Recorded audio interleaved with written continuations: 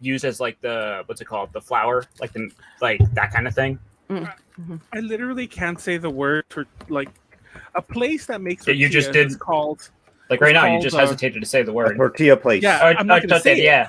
Yeah, okay, there you go. Yeah. I can't say that word. I say tortilla, and everyone makes fun of me about that. Like, what did you say? What did you just say? You can't say Tortilla.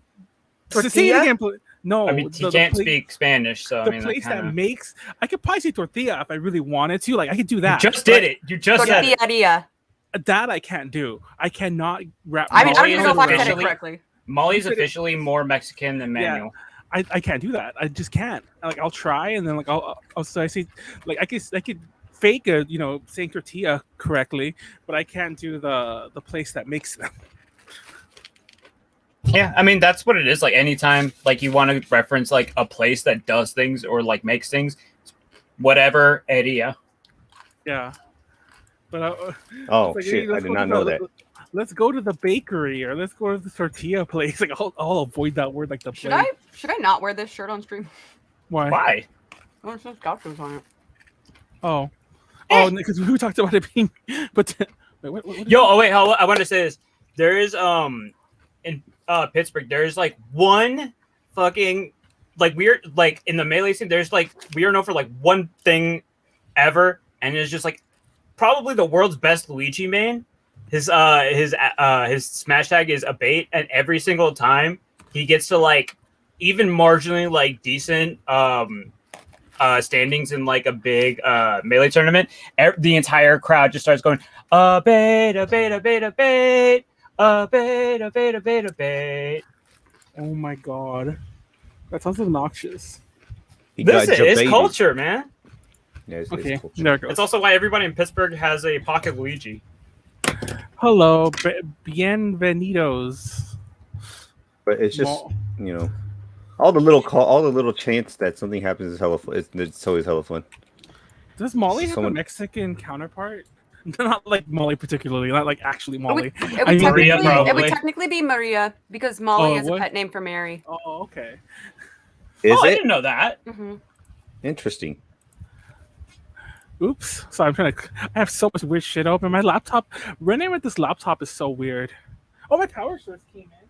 It's like, you should have seen how Amazon sent this. Like, they literally just sent it to me, like, wrapped, like, there's no packaging. But was it like one big old just fucking bubble envelope? Yes! Yeah. It was. Yeah. And, I'm like, this wasn't like, what do they call it when you buy, like, this was supposed to, I paid a decent amount for it, and it was new. I guess it's new, but. Guess it's new. Anyway. Wait, you have this running off a laptop, so you have a different computer today. Oh, well, yeah, and that's what, I don't know if you can notice, but like everything's running a million times better. And my camera's actually on a much higher definition now. What the hell is wrong with your desktop? If you're actually operating... She probably just had to refresh herself. She's probably changing. She's probably changing, yeah, exactly. Yeah. I was thinking the same thing. She's probably changing. But... how is it that a laptop is running this better for you than your like desktop? To be fair, the desktop, the desktop is well, that was pretty expensive on its own right. But this laptop is like a $2,000 laptop, and like it's a bit newer. Did you just get it? Did you like borrow it? No, well, I guess honestly, I did get it not that long before the pandemic. Like I only started bringing it to like cons like in 2019, I think. So yeah. Okay, that makes sense. I think I got you might just have a bunch of crap on your desktop that's like taking up process. Yeah. I got it late 2018, early 2019, sometime around there. I don't think I had. Yeah, I didn't have this for ALA 2019, but I had it by Fanime.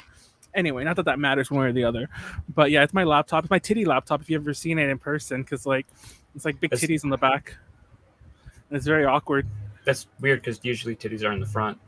Oh, that does make sense. I don't know if you saw, but like I had to take my laptop to go get repaired. I didn't. No one actually asked that, even though I told everyone I was going to get repaired. But they kind of like try to overcharge me. So I'm like, I'll just do the part myself. But if I can even fix it, it might not be fixable. Yeah, I actually cut up a mailing envelope and like taped it over the titties on my desktop because my desktop has actual nudity. Like the laptop just has. So did you just wait? Did you put the envelope like over your screen? No, like because the panel that I don't want them to see it. I'm just gonna put tape. The panel that doesn't come off has a lot of titties, and then the front of it has all the titties too. So I got an envelope and I like cut it perfect size for the front, and it actually was already the size for the entire side, and I just taped it over. Nice. And I'm like, and when I took it, they're like, what is this? And I'm like, it's just they're stickers with like nudity there. If you want to see, you could take them off, but if you want to see, that's like you have to like discount me some because I actually have to pay for some of that. But yeah, I like those stickers, but the stickers on my laptop are different. There's no nudity on them, and not all of them are like bad.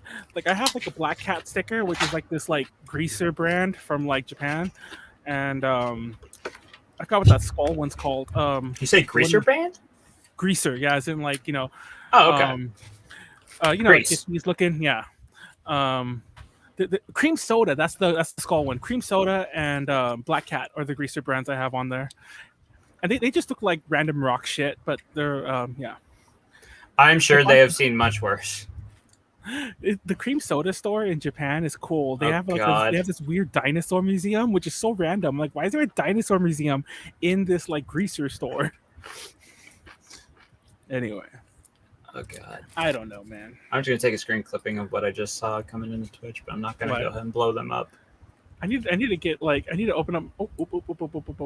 Sorry. But yeah, this laptop runs a lot better, but it is a laptop, and I feel weird like using it like a desktop. I mean, apparently it works infinitely better than your desktop. Yeah. So. It's always my fear that I'm gonna like overheat it or do something stupid to it. It runs so much cooler than my desktop ever did. So I don't know what I'm complaining about. I don't know what the hell you did to your desktop. Like, well, it's probably just that your desktop CPU power, just in general, is like overloaded. Yeah. So like your laptop, that's why your laptop's running cooler. But my yeah, I don't know. My it's funny because I rarely use this. I mentioned this the last time. Like I rarely use it, so this is the most usage it's ever gotten.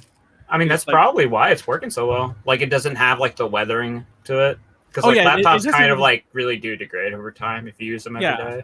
I was about to say, like, I'm pretty sure like I'm shortening this one's lifespan, but then again, like I only ever use it at cons, and at least I'm getting something out of this. Like, why did I buy this expensive ass laptop just to be a con PowerPoint laptop? You know? I mean, like, say like you're in the middle of an event or something, and you have to like post something up that's like breaking.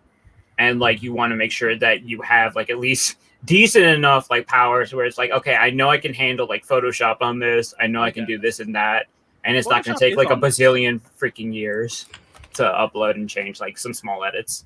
But beyond that, the only thing I ever use it for, and like I mentioned this the other night, like I'll play. We have a decent. Who's in the chat? I want to make sure everybody starts saying weird shit.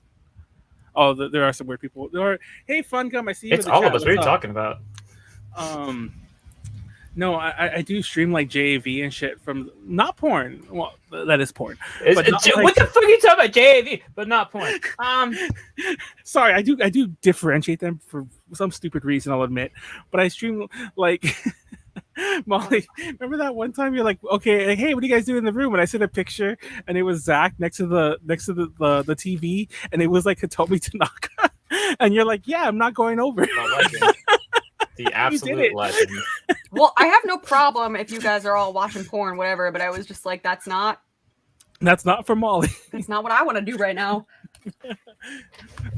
To be fair, I think that was the night that we had a porn panel, and yeah, you were actually researching. Yeah, we were watching it in advance. We were like kind of getting into research. We were getting into the vibe of commenting on porn because. Honestly, I wish we recorded the conversation we had in the room because it was me, Danny, and Rachel, and there was some other people there too. But it was me, Danny, and Rachel like getting ready for the panel, and the commentary we had in the hotel room was much better than what we ended up having live. Not that what we had live was bad. Yeah, because like because nobody has to be afraid of like saying the wrong thing in private. You know, like you could just express yourself, and it's like, there's no shame here. We're all fucking degenerates. But anyways, this is what is the quote of the day? Manuel is so old, and Social Security number is 1. How old is he? Hey everyone. Manuel was also alive when Pangea was still around. I was in the first group of people who walked across the Bering Street land bridge, like came here to the Americas, like, hey, what's up? And actually kept them alive from the flood. Yeah. Oh God. He's like, they're like, we made a grave mistake. He's like, God, we made a grave mistake. He's like, it's too late, bro. It's too late. Get to the high ground, everyone. And me and my homies, I saved them all. anyways. I built another arc, the lesser known arc. Anyway. This is Drink Talk Learn, everyone. The show where we drink, talk, and learn. We all have presentations. It takes about what am I saying? What am I saying? Would you like to explain the rules? Yes, we all have a presentation prepared. Hopefully. I don't know if everyone has one prepared. We all have a presentation prepared. We're going to present it. At the 3-minute mark, we take a drink. We take a drink every minute thereafter. The idea is we get fucked up.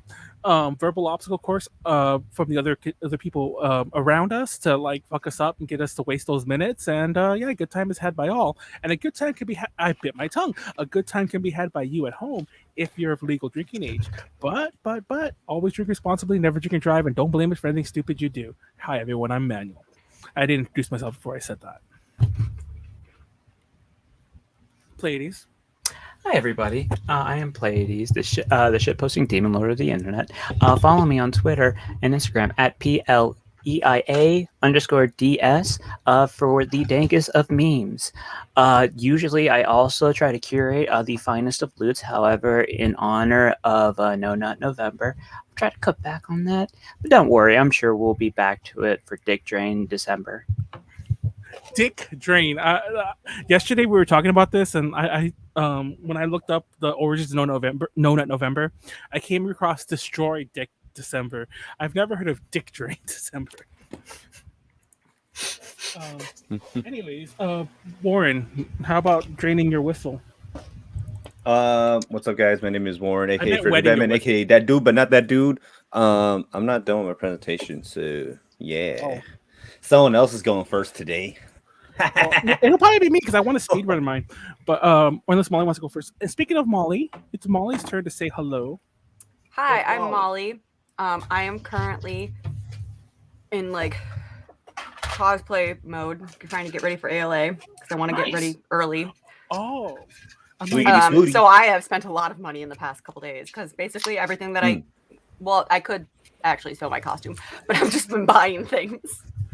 And fun fact, it's a very small part, but this will be, if I can figure it out, my first costume where I use LEDs. Ooh, nice. Because I'm more of like a fabric crafter. I've never really delved into like, I'm not like a big prop person, and this is kind of a prop. It's like a necklace that I need to make it glow. So we'll see if I can figure it out. If I can't, that's the magic of Photoshop. You can follow me at Marisuga with 2 I's on Twitter and Instagram. That's MARII. Let me repeat that. MARIISUGA. And I am currently eating steak. Steak? Nice. Oh, Must be yummy. Nice. I mean, I got is a cup full of peanut butter. I remember like I used to like going to when peanut butter. When I used to work at Party City, there was this Ralph's on the way home that I used to go by every day.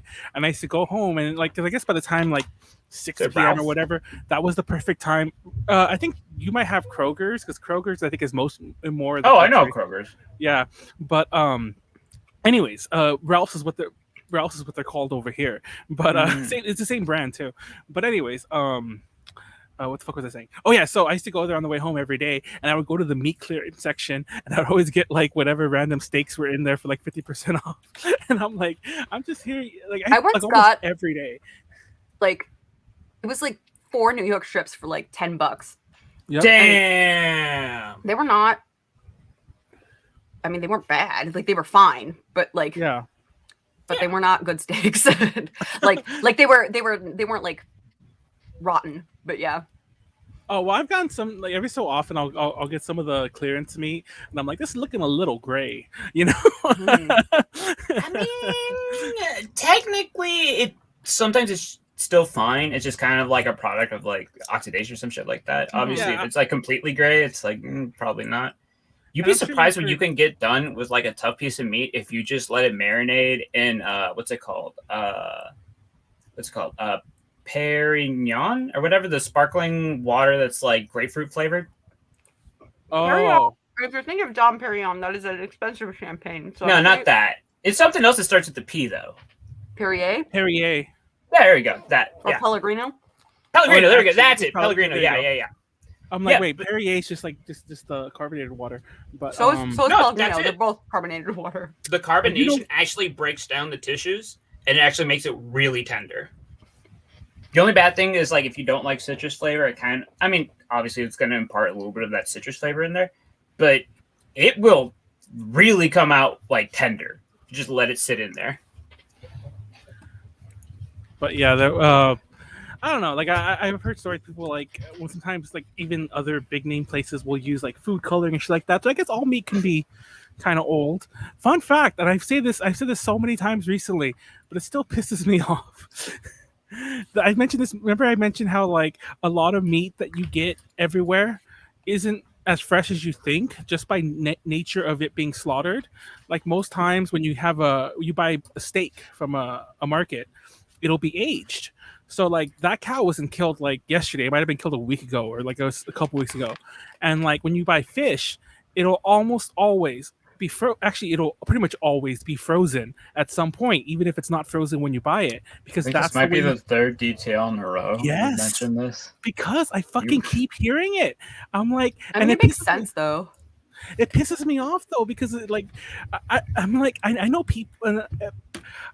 I don't know if Molly's had to deal with this, but like I know people who even work like in food jobs, and they're like, why do like all the cooking shows like the Gordon Ramsay type like rescue kitchen shows or whatever, Ramsay. They're always all like, yes, it's frozen, and Gordon Ramsay's the perfect one because I think most other people they'll cut out the part where the owner complains back, but in the Kitchen Nightmares one, the owner will always be like, no, it's fresh frozen, and they're like, fresh frozen's not a thing, and it's like, it is a thing, maybe not in fucking Britain or whatever, but it's a thing.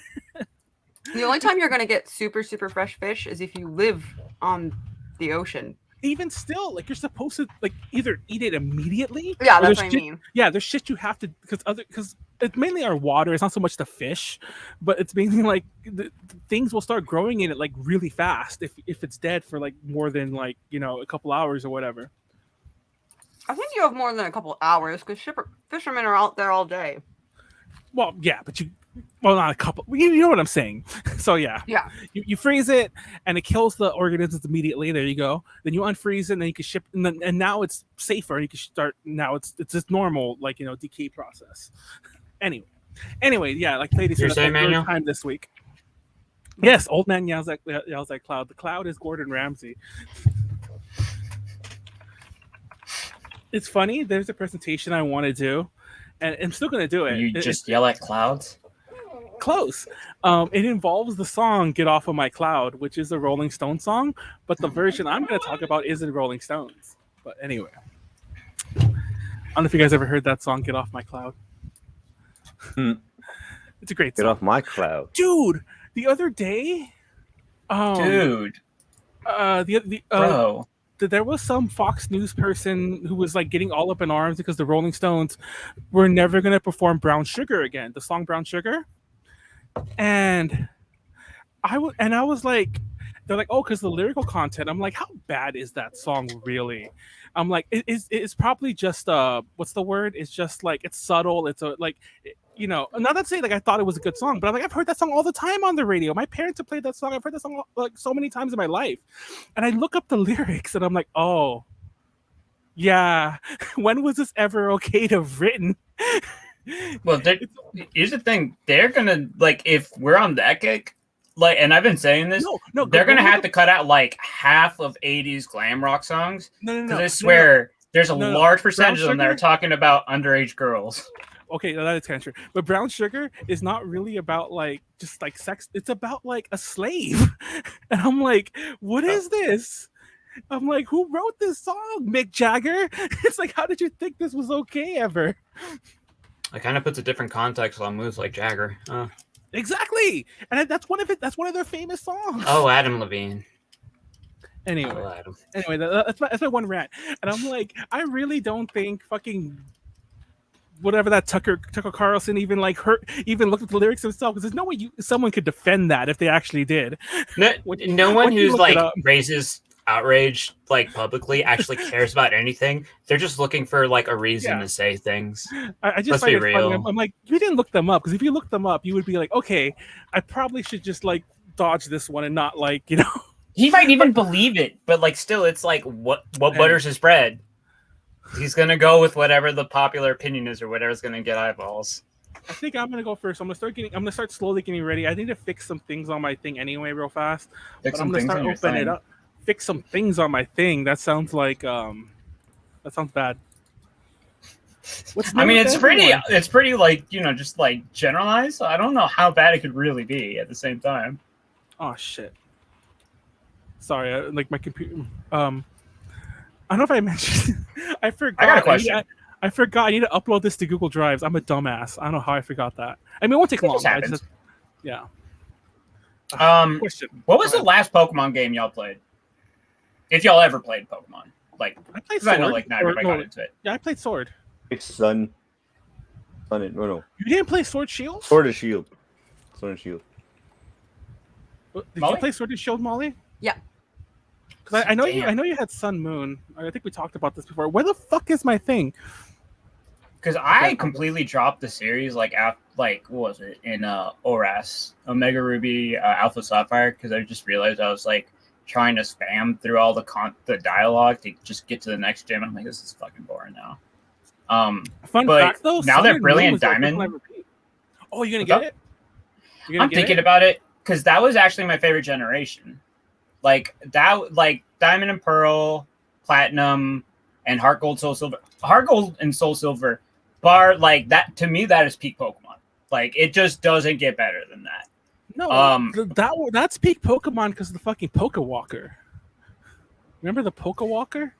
See, yes, but like at the same time, no other game like stuffed in more gyms the way Gold and Silver did. So it's partially nostalgia, but then like it was just fun. It was like really fun. And I loved how like in Diamond and Pearl they like went back to like, hey, all these Pokemon don't have evolutions, give them evolutions. Now they're relevant. I love that. I'm sad that they didn't continue with that, but like I'm seeing it, and like the first trailers for it were like kind of like, okay, it's a chibi aesthetic. I'm like, like seems kind of like minimalist, like lazy. I don't know. Just like when you compare it to like Sword and Shield and Well, honestly, it seems kind of lazy if you compare it to Black and White, just because of like the 3D environments and like how the models are. But I still like it, and it's like I feel like it's not fair to like pass judgment on an entire game without trying. So I'm like, I hope I like it. I hope I like when I get this game that I'm not going to be like disappointed. You know what I mean? And that they add like something special in afterwards, like how Platinum does the Battle League. Like everyone talks so much shit about Sword and Shield, like that had the most negative bullshit because like that was the one that didn't bring over like all the Pokemon like right away. I think it still has it, but it brought over a lot more sense. But it didn't bring them over at launch, and everyone was like, "Oh boy, don't buy it!" And it was like one of the best selling games ever. And I'm like, I had friends. Actually, I'll just name them. Like Tipu and Nestor talk the most shit. Tipu's never been on DTL, but Nestor's been on a crap ton of UPCs since the start of the pandemic, and he's been at shit here and there. They both talk so much shit about it, and not only did they buy the game, both of them bought the double pack. And I'm like, okay, no, that's wild. That's crazy. That's crazy. I don't understand how people buy both versions of a game. Like to me, that's wild. Yeah, I didn't even buy both versions. I only got Sword. So I keep saying Shield. I only got Sword. Do people play both of them? I don't understand. Like it's just I don't get it. I don't get it either. I'm like, don't get me wrong. Like there was this point when I used to like buying the DS games, or the DS or 3DS games, 3DS usually, used at GameStop or on Amazon, and then just return, especially at GameStop, because GameStop they just take it back. Amazon's a bit different, but just buy them used, hoping there's a good save file on there, and just like steal other Pokemon. I got some. I think they're lost now because I didn't pay my subscription like on the Pokebank shit. Yeah, the exact same. You know what? That's the other component to why I just didn't pick up Pokemon again, because I was like, oh, okay, I'm gonna plan to like play the new games. Pokebank, okay, transfer all my like Pokemon that I've had literally since Gen 4, and like I like speed ran Black and White just to be able to transfer them over to get them to X and Y. By the way, X and Y, great generation 2. Love X and Y. And then like I just forgot about like paying the thing, and I thought like, oh well, like I'll just pay for the subscription later on when I decide to get back into it. It's like, no, that shit's gone. Yeah, all those like Pokemon that I spent 100+ hours EV training and like breed spamming to get the right nature and everything, fucking gone, annihilated. Yeah, Rip notch-eared Pichu. Thankfully, I backed up some of my cooler like legend, like the ones that were actually mine. They're still on Sun Moon, just sitting there in a box. Pokemon games, unironically, Pokemon games hold their value like fucking gold. I swear. Oh yeah, like even when I was talking about buying them used or whatever, like I was paying like still the retail price for them, but I mean I was returning them, so it's like I was like losing money per se. It was just a thing I did. This is a long time ago. We're talking like I didn't do it for any game past like XY, and that was like 10 years ago, I think, wasn't it? So yeah. Oh god, that feels so weird. Do you realize Halloween was like weeks ago? We're almost 13 days ago. Halloween was 13 days ago. Yeah. What the fuck? Did you go trick or treating, Molly? No. You're not 12. You have to be either 12 or like 17. There's like this weird thing. It's like once you get. No, I'm just saying. Keep going. Once you get old enough, you can then do it as like an ironic thing, but like in between, there's like this awkward phase where like people won't give you like the benefit of the doubt. It's like, no, you're just like young, but like you're still doing it. Let me see how this works. Hold on, don't show these tips again. I will say, Pokemon Legends Arceus, that looks really good. Even if like the graphics are kind of like jaggy, this looks fun. This is kind of like what I feel like I've been waiting for like, ever since it's been like, hey, new Pokemon. Is the background like a fern? What is that? Oh, wait, how do I show this? Nope. Not that. But nope. Oh, I need to change my background too. Hold on. I have a special background for my presentation.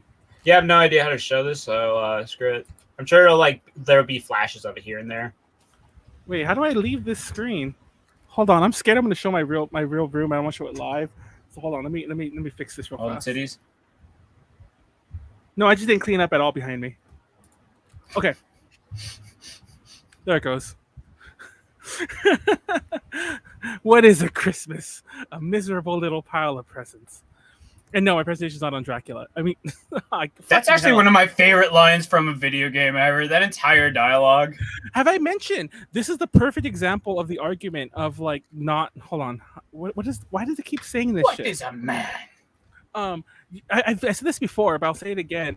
That game, that line, all that voice acting is the perfect example of how I hate the dub situation in the world, and not because they're bad or whatever, but because nobody cares about preserving them. They keep redoing them. That dub only exists. That line only exists in the original PS1 version. If you buy that game in any version since, any version, even like the arcade version for 360, which is like the next oldest one, they redubbed it and they retranslated everything. So that classic line. Which one are you upset that is like being done? Are you upset that like the cheesy first version of it is kind of like being like that's iconic? Not only is iconic, it's also nostalgic for me. It's like, die monster, you don't belong in this world. I cannot tell you how many times people are being like, humans who brought me here or whatever. Every single time somebody, what is man? And I'm like, a miserable pile of secrets. No, you gotta get the inflection. What is a man? A miserable little pile of secrets. But enough talk. And he throws the glass and it breaks. Have at you. And then he's about to that sounds like he's about to get into like this whole fucking long thesis about like why humanity is futile. And then it's like, no, fuck that, fight now. At the end of the game, he has that. At the end of the game, he starts quoting the Bible at the very end. Spoiler, by the way. But like when you kill him, I forgot what it's like. What profit of man if he lives forever but loses his soul? It's like Matthew something. So yeah, so that kind of does happen. And all that's gone. All that's gone. That performance is gone, and it's all been rewritten even. Like, it's not even a new guy saying, "What is a man, Mr. Palace?" It's a whole new line there. So even if it's like more accurate now, it's kind of like. Oh, and also in the original dub, Maria, the character Maria, who admittedly I think is only like supposed to be 15 or 17 in the game. She's like Alucard's love interest, but she has a very Eastern European accent. But she sounds really old though. Whoever the heck's voice acting her sounds like she's probably like in her 30s. Oh, in her 30s, really Eastern European checks out. Too old for it's definitely too old of an actress for the age, and they recast her as somebody who sounds more like the age, but I don't like it. Now she sounds like a fucking ditzy schoolgirl basically. Also, question: Alucard, what's wrong? Does Manuel sound like a robot to anybody else? Do I? Yeah, man, you sound like a robot. Do I really? Let me close a bunch of shit. Like, it was breaking up a little bit, and yeah, it sounded kind of like glitchy. Maybe I was just getting a little too cocky with my computer, like. I'm just kidding, man. You sound fine. I'm getting a little. You ever watch that Family Guy, the Simpsons episode, the Star Wars episode? It's like, don't like it's like that's great, kid. Don't get penisy because they're doing the Star Wars reference. Like, don't get cocky. Yeah, don't get penisy. Pleiades. So so what if they like went back and redubbed Resident Evil, like the PS version? I would be pissed because that's even more iconic. Like, what is it? Don't open that door. You were almost a chill sandwich. Yes. What is it? And you, a master of unlocking, should take it. But Chris is I still love that game though. And I'm sorry, like the opening, even though it's cheesily acted, the live action part, like where the dude lifts up the gun and it's like the hands like chewed up and the dogs are chasing them, that scared the shit out of me as a kid. So I'm like, it worked for me. We need to have a whole like detail themed around childhood trauma at some point. No, there's a scene, and I mentioned this in a UPZ. There's a scene in Child's Play Part 2 where Chucky is like, he's about to kill a teacher. I forgot why he's killing the teacher, but he's going to kill a teacher. Gave him an F. No, she's like an abusive teacher too for like a little kid in the movie, and he's hiding in the closet, and she opens it, and he like knocks her down. He's gonna kill her, and he kills her with the roller. But the scene is he's walking towards her with the roller. You might have seen it because it's one of the iconic scenes that fucking haunted my dreams for more years than I care to admit. I'm gonna go empty my ice chest and Pleiades get a timer going. But hold on. Oh, cool. Yeah. While I'm opening the timer, I will just add, to me, something similar was that fucking dummy from Goosebumps. Oh, yep, that thing scared me. Because like the thing was like, out of me too, dog. All the episodes he was in, all the stories he was in, like he never actually died. They thought they got rid of him, but he came back. Or like one of the kids would like have their heads spin like fucking 180 degrees, and that shit scared the shit out of me because it wasn't like, oh, okay. Scary ant monster, they kill it and it's done. Like, no. You do not get rid of this fucker. What fucker? He will chase you to the grave. Tyrant? Timer, stopwatch. Let me know when you're about to, let me know when you're good. I'll start. Molly's Nemesis. Start! Oh, that went too far back. Okay, tonight I'm talking about Vlad III, aka the Impaler. And I just realized you might want to do the other screen because we're gonna block some of the text. Not that wants to read it, but So yeah, Vlad real history versus myths. Now I'm gonna tell you right away. Actually, this was the first one I wanted to do for Halloween. Like when I was thinking about what should I do for Halloween TTLs, I think I even had this in my head last year, and I was like, I want to do one on this because it's a really cool topic, and I think it's not too well known. But I literally could not think of a way to write it. Just getting through his history of like what the man actually really did was daunting enough. And plus then, his family. Yes, and there's a lot of fucked up shit that happened to him. And I'm gonna speed run through most of his history. Then I want to talk about his legacy and like the lies. Well, not the lies, because he was a pretty crazy person. We'll get there. Exaggerations, but it was complicated. Anyways, it really intrigued me as a kid though, because you know everyone ties him to like the vampire myths, to Dracula, and we're gonna cover that especially too later on. But anyways, I ended up just throwing everything in at once. So the history is going to be a really jump through it. Then we're probably going to do more about the other stuff later. Anyways, I used to love this book. This was Dracula, Prince of Many Faces. It was a biography about him. Fun fact: Radu is also like, obviously it's a modern guy, but Radu Florescu, like Radu is the name of Brad's brother, who actually plays a lot of roles in his actual historical thing. But I threw this book away, like, and not a long time ago as a kid, as in like 2 weeks ago from the storage. You don't say. And I regret it now. Manuel just throwing shit away. I might buy it again. That's how stupid I am. Anyways. That's the equivalent of people like just letting old cheesy dubs die. You were just letting information die to the ages. So I was mildly obsessed with Dracula as a character. And fun fact, I mentioned this before. I mentioned this in passing. My very first Halloween costume was store brand vampire, but it was basically Dracula, like from the movie Dracula, because it was like the Victorian looking thing. And I wore that for like 3 years, basically, like from like first grade to like third grade. And it's funny because even when I was in school, like I had a teacher who showed us the original Dracula. Like, it's not like it's a, you mean like the book? It's a mad rated G movie. It's like it's such nothing bad happens in the original Dracula. Not the original, but the Universal one.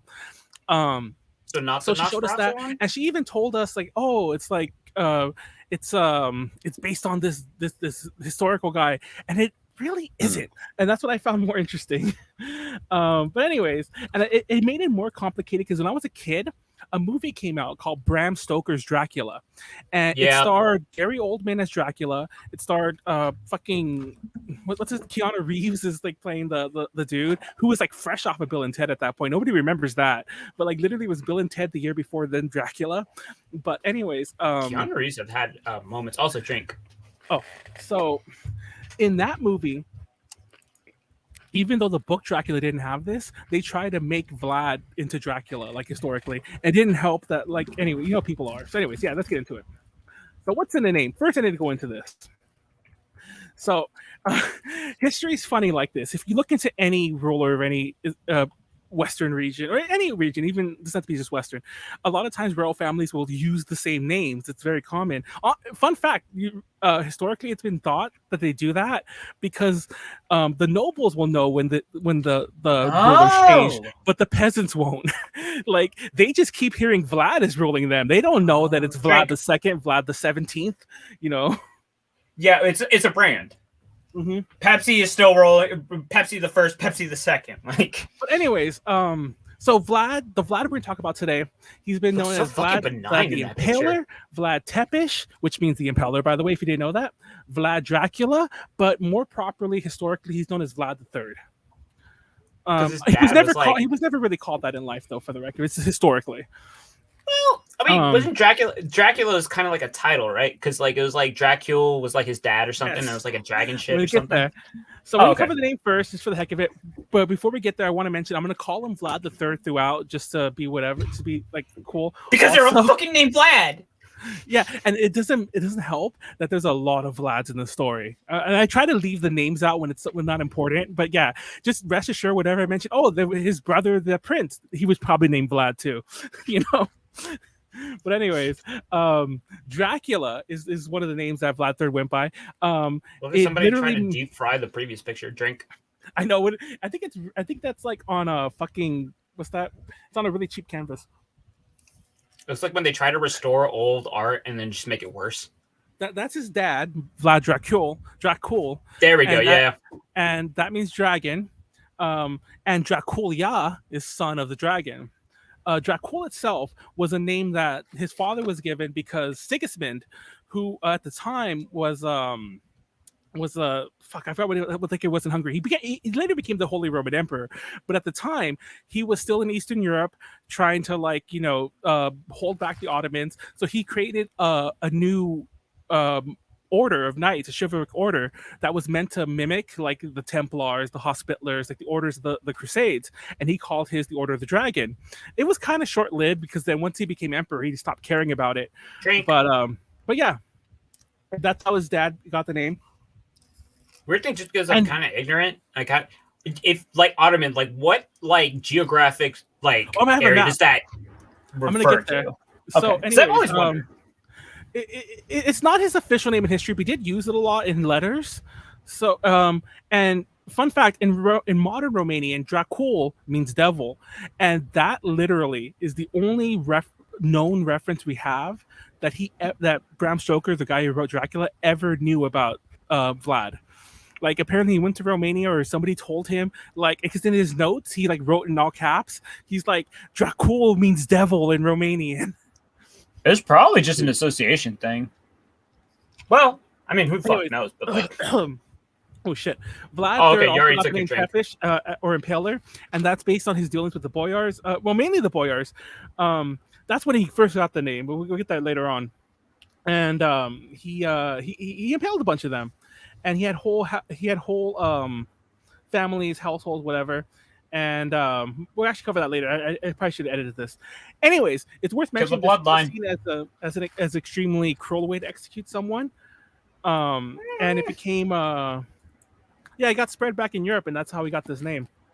It is worth mentioning though that unlike a lot of like names that are used to like defame someone, this was used when he was still in power. A lot of them come later as history, like the oral history, but this one was used like within years of his of him coming to power. So let's cover history real fast. So this is the map that we're talking about right now. I should have zoomed out more if you want to see what the Ottoman Empire actually is, but the Ottoman Empire is basically the Balkans. That's like from fucking The Princess Bride.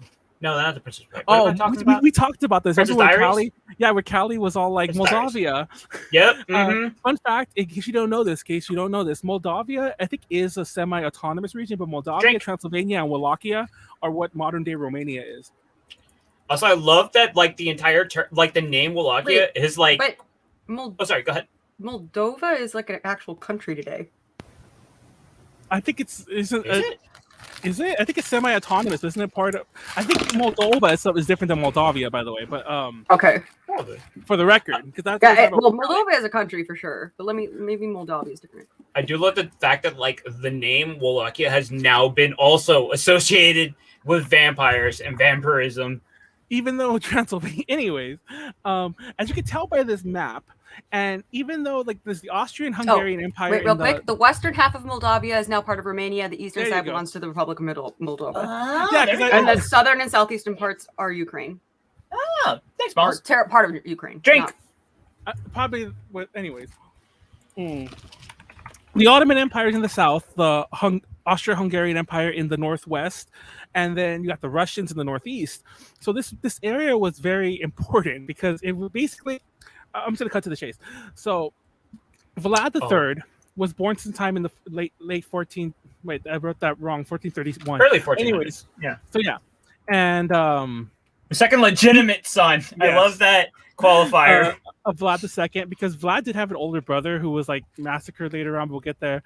Anyways, I'm gonna breeze through this real fast. We're gonna come back to the complicated setup of the politics here, but we're gonna come back to that later.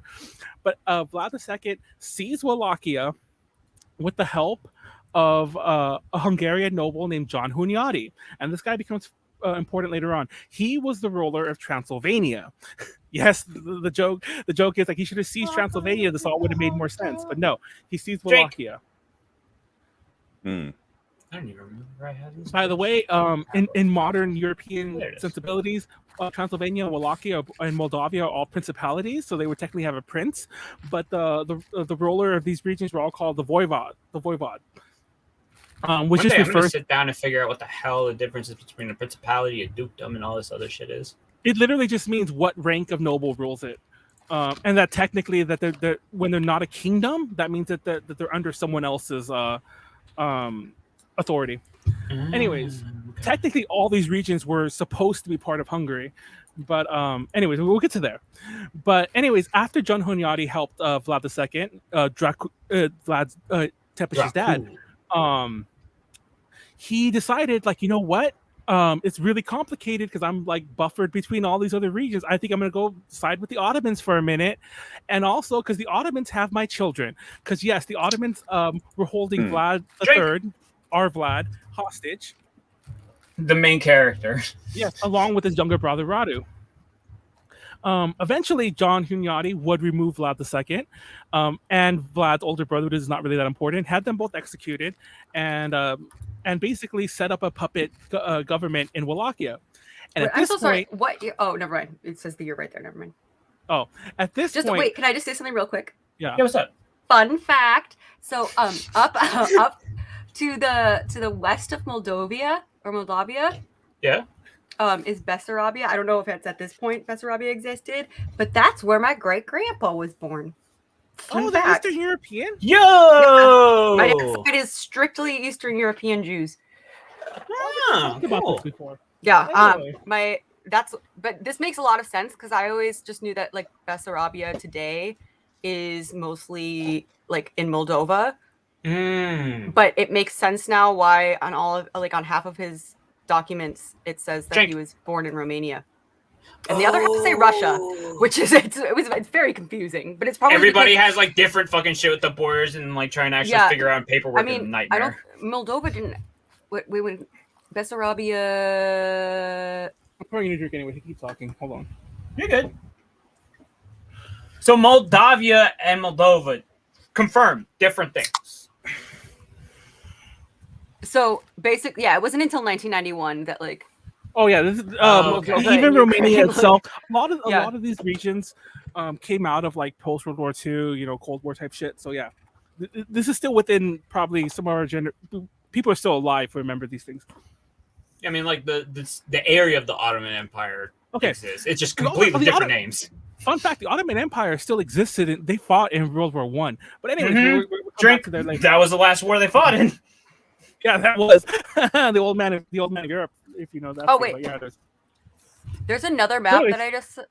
Sorry, there's just another map that I saw that's literally on the Bessarabia wiki page that looks almost exactly like your map, but Moldavia just extends further. So apparently, guys, I'm Moldovan. Maybe that map was made by Moldovians, and they're like, no, we actually have more land. They am Dracula. Part. You are Dracula, yes. It would make sense. John Hunyadi and yes, Vladislav II. That's the puppet ruler he put in Wallachia. They went to go fight a war against the Ottomans. And meanwhile, while they're fighting a war against the Ottomans, Vlad III is like, hey, now's a good time for me to take my Ottoman army and go rise to power. He did. But because he went there, and mind you, John Hunyadi and Vladislav lost their war, and everyone thought they were dead. But guess who showed up with his army? Vladislav II. So Vlad had to leave. Vlad eventually went back to the Ottomans, and the Ottomans didn't want him anymore, so he had to go to Moldavia. So who knows? You're probably descended from him. Anyways, but in mid 1456, Vlad III would invade Wallachia. He had Hungarian support because at this point, like there was a push. I don't want to get too deep in the weeds here, but if you know your history, you know that in 1453, Constantinople finally fell, and basically Istanbul. Yeah, the Ottomans are basically literally like their power extended right up into Wallachia, like that was the border, and the people in Hungary wanted a nice buffer state, so they wanted Vlad in power. That makes sense. And at this point, Vlad was against the Ottomans, even though they set him in power the first time. So, anyways, he's there. And now that he's in power, he decides I'm not gonna lie. I was thinking about Joe. I'm like, that'd be too easy. I'm like, you know what? It has to come out at some point. Fun fact: that's a statue of John Hunyadi. I had a lot more on him, but TLDR, he was the villain in the first half of the story. He blinded Vlad's older brother and then buried him alive. Do we know for a fact that they buried him alive? Yes, they wrote about it. This isn't like Vlad writing about it. They're like, I just meant like sometimes like you bury them. It's like sometimes they're dead, sometimes they're not. Talk about this. There's a ton of stuff that I skipped out here, but as you might have noticed in that map, Wallachia literally is on the border of the Ottoman Empire, and at this point, this conflict with the Ottomans would eventually be the reason. This would literally be the reason why Christopher Columbus set off on his journey. That's a whole thing for another day, but this is literally the start of all this. So what you're saying is Columbus Day is actually in tribute to Dracula. Oh, don't go there. But basically, the last vestiges of Rome, aka the last vestiges of Europe, were now being wiped out, like, in the East. And it's like, okay, and it's like, we need to do something about this. So basically this was both sides, both the Ottomans and the Hungarians, basically kept using power struggles to get like fucking Wallachia like in their power. And I didn't mention it, but up until this point, up until Vlad came to power the second time, including when he came to power the first time, nobody in Wallachia ever ruled the region for more than 3 years. And that was like the big time they ruled 2 or 3 years. Most of them ruled it for months because just the way the power struggle was there. Assassinations. And also I want to talk a bit about medieval cruelty here. Now, you know where this picture's from? Well, there's a reason the whole term is like it's about to get medieval on that ass. There's a reason that term exists. I don't want to. I want to paint the picture before we go into like some of the crazy shit Vlad did, because he fucking ran with this. But this is not Vlad's shit. This is outside Constantinople. Not Istanbul. The Ottomans did this to the people who were besieging Constantinople. They impaled them so that people did this. It was cruel, but they did this. Also, it was very common in Europe at the time to behead people and put their heads on stakes, be they criminals, be they political enemies. It was very common that if like somebody rose up against power against the king, they would behead everyone and line the road with their heads. I wonder if this came out as like a more efficient way of doing crucifixions. And I did want to mention that Vlad did live in a crazy, wild, violent time, but he was particularly cruel. So I did want to point that out, though. It is kind of so that's why some people like to. Anyways, first it was the boyars. So I mentioned this for decades. There was no big ruler. This is basically thanks to the boyars, aka the noble class. Vlad's like, I'm gonna fix this, and it started because one boyar got a mercenary army and rebelled against them. You know what Vlad did? He had them all impaled. And then if I had to guess, he invited all the boyars to like a dinner, and then when they showed up, all the ones who didn't support him, like they were all like, "Yeah, we're fine now, right? Yeah, we sorry I cut out your brother's eyes." And he's like, about that, yeah, we're gonna impale you. And he impaled everyone. Red wedding. He impaled everyone who didn't support him. I think the ratio was like for every boyar, like every 8 boyars, like 2 lived. And then he replaced the dead ones with people loyal to him, like other lower ranking nobles or his own people from like Moldavia or Transylvania. Drink. Anyway, back in those days, accepting any sort of like dinner invitation from an enemy, fucking don't. That was a horrible fucking idea. Then Vlad secured power in Wallachia. Now he's all like, guess what? It's time for me to go against those Transylvanians. Because Vlad had been feuding with the Saxons. If you don't know, Saxony is a region in Germany, like a Germanic region. Anglo-Saxons. I mean, that's why the Roman Empire fucking fell. So Vlad was feuding with the Saxons in Transylvania, particularly like a specific group of people, and he had a treaty with them that if he ever needed to flee anywhere, because that's the state of Wallachia, that he would go to this city that was like held by the Transylvania Saxons, and they're like, nah, bro, we're not letting you do that. And so when it kind of came time where we had to do that during a particular siege, he's like, you know what, I'm going to destroy your town and kill everyone. Drink. But more importantly, more interestingly, like the part that everyone talks about, is he went to war against the Ottomans. He invaded the area of the empire closest to him, like northern, like the Balkans, across the Balkans, and basically this turned out into, like, because Wallachia is a small country, this turned into a drawn-out invasion where Mehmed the Conqueror, the guy who literally just conquered Constantinople, came himself and invaded Wallachia. And basically, Vlad would eventually lose this war, but along the way, he would use guerrilla tactics where he basically drew this out for a very long time. And it ended in a very famous scene where eventually where Vlad left, he left Wallachia, went to Moldavia, and when he left, he's like, you know, all the years of war I've had against you guys, well, here's all your prisoners back, but they're on stakes now. But they're on stakes now. Here you go. You can have these back. I'm done with them. He's like, yeah, so here you go. He massacred 20,000 Ottoman captives, men, women, children, all of them.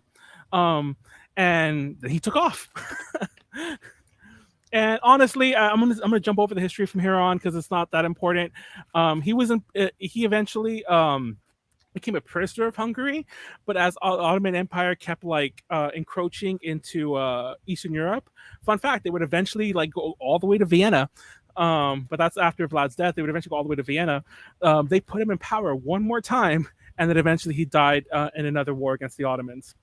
But yeah, I love this meme. It's like, close your eyes, bro. Okay, bro. What do you see? Nothing. That's a tribute. That's a tribute I pay you. Also, Anyways. I do love just as a the thing. My favorite Vlad meme is definitely Vlad the Impaler.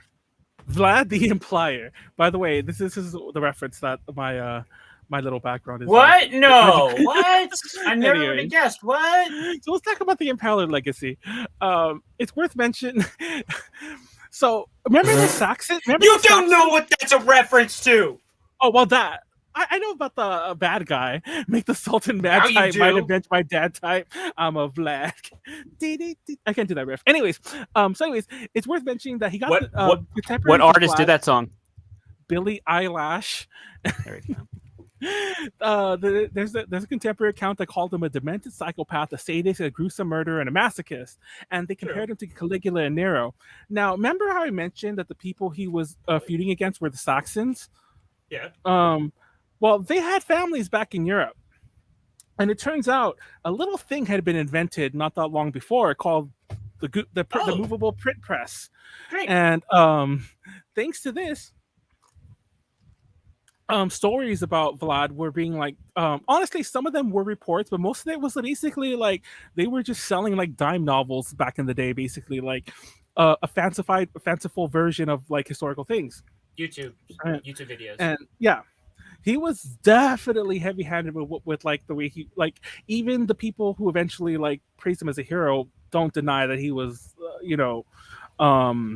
very ruthless, but basically people like, who knows how much of it sensationalized or exaggerated. And most of the accounts we have of like the stuff he did are either from the Europeans or the Ottomans, not a whole lot from like the oral traditions in Wallachia.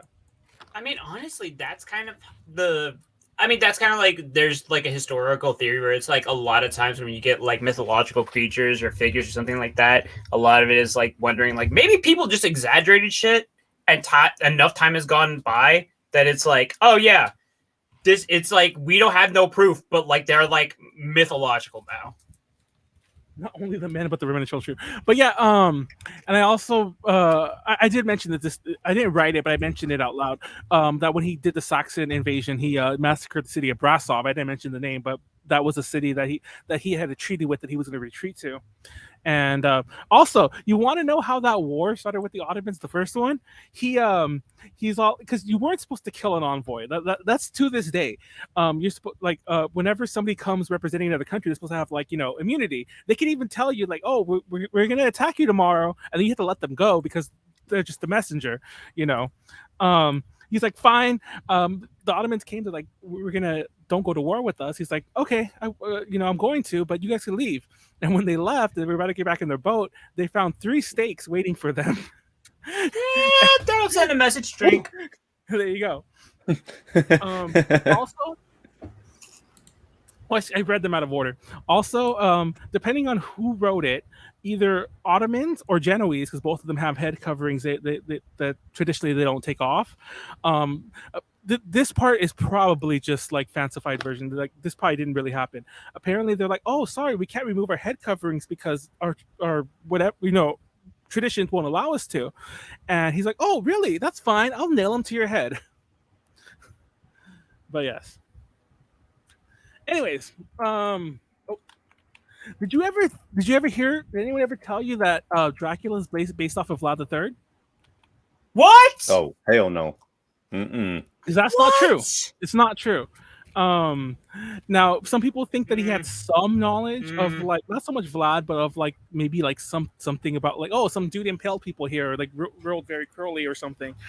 But honestly, if you ever read Dracula, like the actual book, like not like people who knew about it later on, like, oh, Vlad, some Vlad stuff in my movie or my TV show. He doesn't mention any of the actual historical stuff at all, except that it's in Transylvania, even not in Wallachia. Wallachia is not mentioned, and And I mean, like, what's it called? Like, it's kind of like the romanticized shit, kind of. also, everyone notes that like literally somebody must have told them that Dracula means devil in Romanian, which is how he came up with the Dracula thing. Because originally in the original uh, draft of the novel, it was Count Vampire. But yeah. Anyways, there you go. It's gonna keep moving on. Worth mentioning. What was I gonna say? The Bram Stoker's Dracula, that movie I mentioned. That complicated things when I was younger because I think that's why my teacher was all like, "Oh yeah, this is like based on Vlad," because that didn't help shit. And it was very sexy vampire movie. Yeah, it definitely was. Because before we had Twilight, which made it more emo, like we had the Vampire Chronicles, and eventually that became a movie, Interview with the Vampire, Queen of the Damned. But for a while, it was just like, oh, these vampires just have sex. Sexy vampires. Anyway, yeah. It's worth mentioning. Well, I like that. Like, I like the Castlevania series because specifically the Castlevania series does have an origin story that takes place like in 11 something, and it doesn't involve Vlad. Like, so their Dracula is just a guy, you know. But it's worth mentioning that the castle in Castlevania is modeled after Bran Castle, which is a castle that everyone calls Castle Dracula these days, even though it wasn't that strongly associated with Vlad. That's it right there. Apparently it was for sale a few years ago. You could have bought it for like $60 million, which sounds insanely cheap. But depending on how much land grows with it, like, yeah, I'm pretty sure you don't own that mountain, but yeah.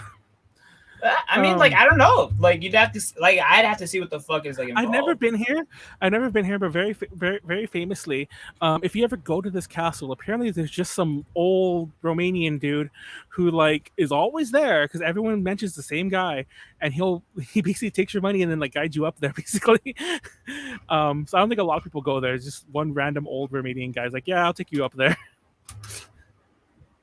Anyways, national hero. Honestly, it's kind of a complicated topic. I didn't know how to cover this because I'm not Romanian, but and also there's some controversy surrounding this because whenever a country goes through its nationalistic phase, they need heroes, and sometimes they're not always the good kind. So maybe it's that. Maybe he was a kind of good guy, but I mean, that's what I always wondered. Like, how did his people see it? Because like. Well, I'll tell you pretty much directly to the people in modern Romania and even people in Wallachia at the time, but especially modern Romania. He was a person who was at the very least briefly able to fight off all the people who were trying to control Wallachia. Yeah, he's all like the Moldavians, the Transylvanians, the Ottomans. He's like, bro, we're our own country, and I'm gonna it's gonna be ruled by Wallachians in a Wallachian way. And didn't really succeed, but he was able to like for a brief time like stave off all like the nonsense going on around him. From what I understand, it's kind of like dude took very seriously the idea of like if I just fucking like drop the fucking orbital satellite cannon and scare the shit out of people and intimidate the fuck out of all these nations, they won't do anything. And just be as fucking brutal as possible. I kind of mentioned. I don't remember if I mentioned it or not, but the boyars were most of the boyars, especially the ones he had executed. A lot of them were Saxons too. And in case you didn't catch my thing about where Saxony is, it's not Eastern Europe. So a lot of people were like, "Oh, even the people ruling us, even our nobles, are like quasi quote unquote invaders." So it's this whole thing. But I mean, we all are technically. There's much to read into it, and so on. By the way, there are a lot of like, stuff, but there's a lot of them are Romanian. A lot of the good stuff that like is about Vlad is a hero or Romanian. There's not a lot of English stuff. I'm trying to say. I did find this movie. Yeah, probably not because of the English. Probably was the complete opposite. I watched it in preparation of this. It's a good movie. I'll have a link to it on YouTube. You can watch it for free subbed on YouTube. I'm sure it's an illegal upload, but yeah, it's subbed in English and it's on YouTube. So yeah. But But yeah, it's a good movie. I'm not gonna lie. When I started watching, this is gonna be boring. It looks kind of. I'm not like against old movies, but like this is gonna be boring. It's an old historical movie, but no, it was actually really good. If you go back even just like 10 years, the pacing for everything is completely different because our attention spans have been fucking ruined. And I originally had a whole thing about the references of Vlad in other media, but I took it all out. But I did want to mention that there is Castlevania has it obviously, but there is a Vlad in the Fate series because everyone apparently in history has a Fate counterpart. I don't know how that series works, but that's Vlad Tepish in Fate. Literally, the premise in Fate is historical legends get summoned as like whatever is the idealization of them in like the public historical record. Well, I think this presentation got a little off the rails for me. Sorry, I wanted to edit it, but I mentioned earlier. There's a lot to talk about with Vlad. To be fair, that's kind of the problem. I hope I did an okay overview at the very least. It's an interesting topic. Honestly, if I did anything, I hope that I at least intrigued you to find out more on your own. That motherfucker disguised himself and then like snuck into the goddamn Sultan's army to figure out where the fuck the Sultan lived. Oh, the dude's a goddamn Chad. I didn't even mention this. Yeah, there was this part where he almost killed Mehmet the Conqueror. He got up to his tent and like burst in, ready to fucking kill the guy, and he wasn't there. And the Sultan was not there because he knew about it. It was just pure bad luck. Like, mind you, the fuck at this point, this is the point where the Sultan had it up to it, and like he literally pulled out every single stop. He fucking got all the mercenaries, all the like armies. He got hoes for the fucking soldiers, leagues of like prostitutes just to make sure the soldiers would be good. Because it was like, I don't want to like have a 1% less chance of killing this fucker. But yeah, I did want to mention that this was the whole history of Vlad Dracula connection was a big love of mine when I was younger because it mixed my two things that I loved back then. I'm not as big of a horror fan as I am today, but back then I was, and I love history, so it mixed them both together kind of. And yeah, then I found out a lot of it was fake. But anyways, it's a complicated figure. Vlad is not a vampire, and nor was he the initial inspiration for Dracula. Hopefully I got those 3 points across. If not, then I tried. I did want to point out that I used to have this board game. That this is based on the book. This is based on the movie. Sorry, Bram Stoker's Dracula. I bought it at a Pick and Save, which eventually became Big Lots. But I bought it at a Pick and Save. And it was the most confusing board game. If you look at this and you don't know how to play it, I didn't either. You punch out all those thingies, and that's the board with little squares on it, and I never figured it out.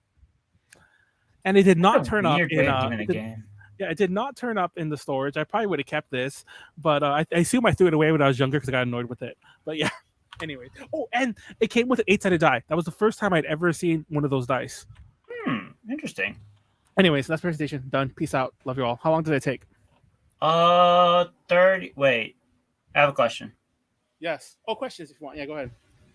Okay.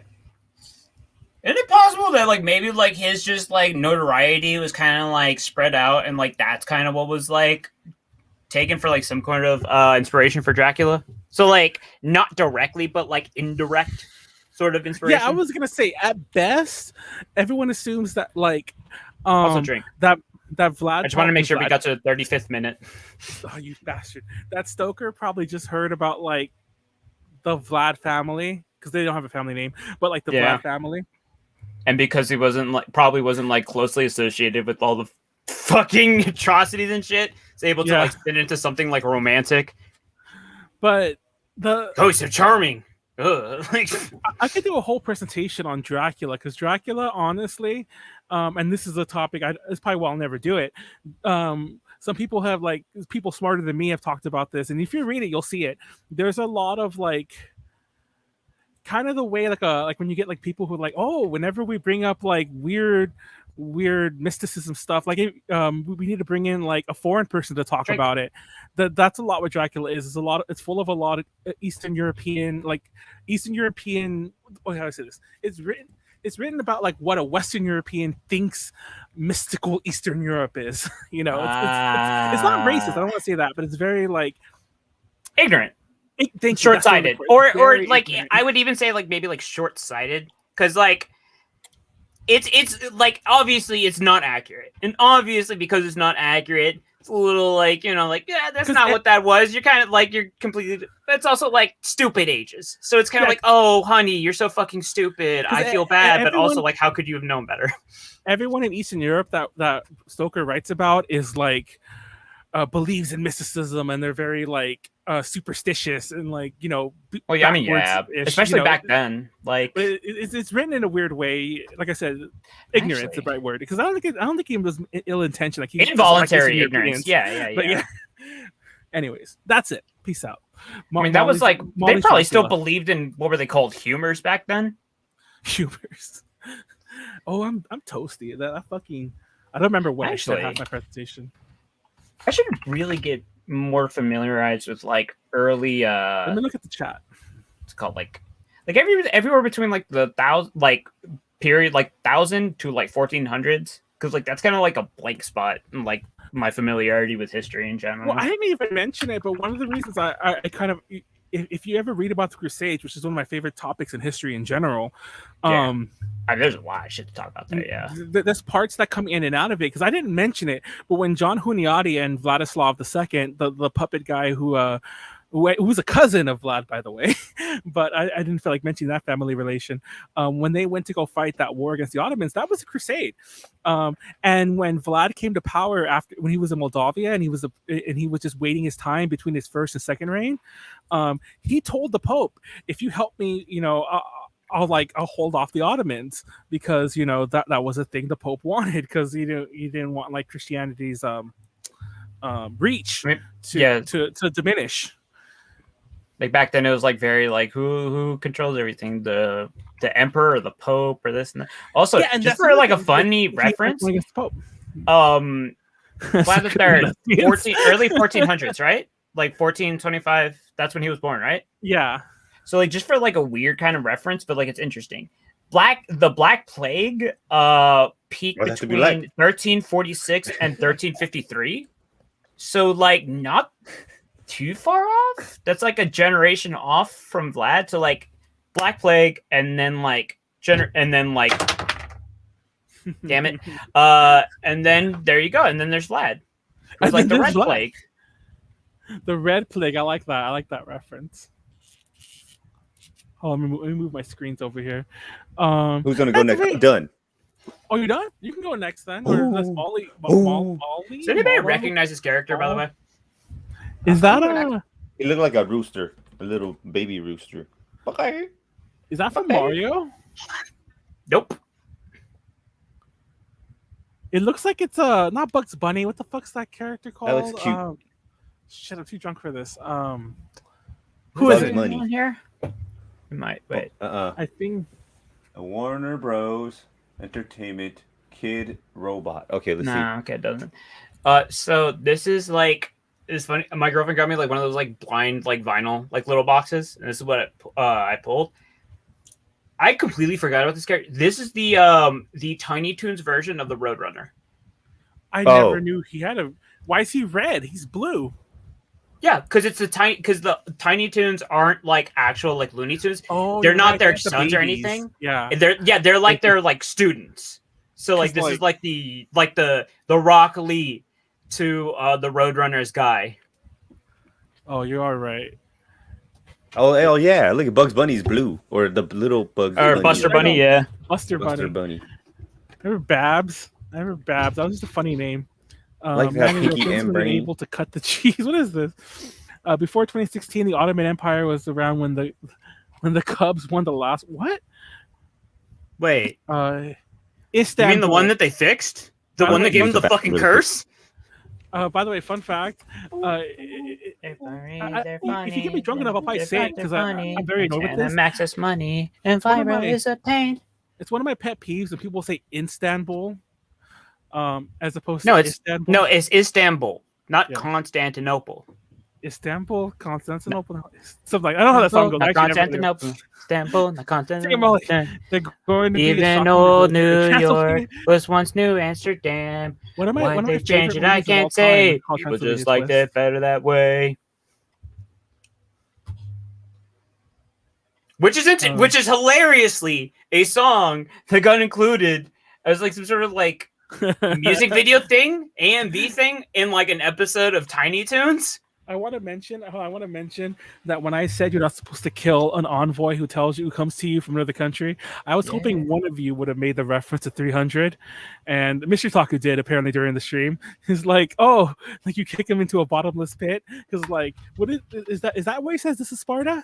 Is that the this is Sparta line? But I haven't seen that movie since it came out. But yeah, he kicks him into the pit. You don't do that, even though everyone does it at some point. You're not supposed to kill the envoys. You're not supposed to. That's kind of it's one of those rules where it's like, yeah, and like in rat beef, you're not supposed to like call out somebody's family, but like people still do it because it's like, oh, now it's real. Now this is when shit gets like turned up a notch. Okay, now I have to try. Anyone famous enough to have legends about them as a servant version? Also, I just dropped a link in the Twitch chat. That is literally the song adapted by Tiny Toons. Oh, that's weird actually fucking where full circle thing. That's the first time where I heard that song. Actually, same. Yeah. And then I found it was like a real band. Yeah, because then that same band was like featured in what's it called, Kablam. Oh, Babs is a nickname for Barbara? I never knew that. Yeah. Hey, is that bunny called Barbara Bunny? Yeah. Mm-hmm. No. Mm-hmm. I was just mildly obsessed with like the mouth feel of the name Babs. It's such a weird. I'm sorry. Could you repeat that again? Mouth feel. I don't know why I use that term. Did you like pronounce things like they're wine? Like Babs. Don't you ever say things and you're like Babs? Like that's. I swear. No, but I did have to write the word or type the word scratch today, and for whatever reason I blanked, and then I'm like scratch, and I was like. And then I looked at it, and I'm like, that doesn't look right. And I searched, I'm like, no, yeah, that is SCRATCH. It's a really weird word. Also, I'll say this. Okay, the thing about pancakes, waffles, or French toast. Here's the thing. Pancakes are really hard to fuck up. They really are. Like the first one in any batch that anybody makes is shitty, but like you could go to any place and like get at least decent pancakes. That's one thing. Yeah. Waffles, if they're like waffles have like a higher ceiling than pancakes do. Far higher. Like if you get good fucking Belgian waffles, that shit will knock you off your ass. It is oh my god. It is. There are some waffles that I've had, and it's not that they're not fresh. I've had waffles that come off the maker, and I'm like, what did you do to this mix that somehow it never got crispy? Like the waffle will be soggy off the thing, and I'm like, how did you do this? You have to have the right kind of fat in like mixed in like when you're doing it. Sense. Yeah, like you probably didn't spray anything with like a ton of butter or something. No, butter, because that's the thing. Butter is a saturated fat, and if you try using vegetable oil, that's not going to solidify at room temperature, so the consistency of the waffle is going to be completely different. Molly, do you like pancakes or waffles? But I don't know. You strike me as a waffle person. And here's the thing about like French toast. I've always thought of French toast as like you don't set out to make French toast. You just happen to have stale bread.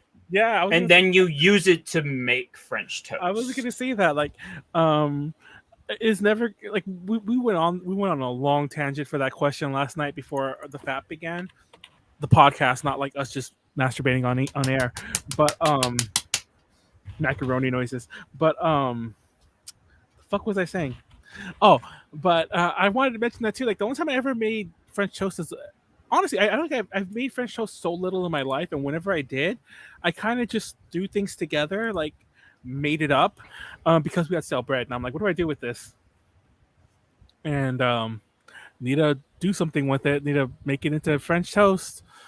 Throw it in an egg and like some sugar and like some flour. No. That's where people fuck up. Do not put flour. Do not put flour in your mix for French toast. Don't need it. Just eggs, vanilla, cinnamon, whatever. But like, here's the catch-22. The thing that really determines if you have like really good French toast versus mediocre or like okay French toast is the quality of the bread. That is true. If it's really good bread, you probably aren't gonna leave Make it French to toast get with stale it. enough Yeah. to like get French toast, because by that point the bread isn't as good as it was at its peak. And if it is, it's kind of like, why are you? It's like it's making lemonade with lemons, but like that's not the point of this dish. You're never gonna wind up with optimal French toast, and if you do, you're a fucking weirdo. Although I love French toast at the same time, so.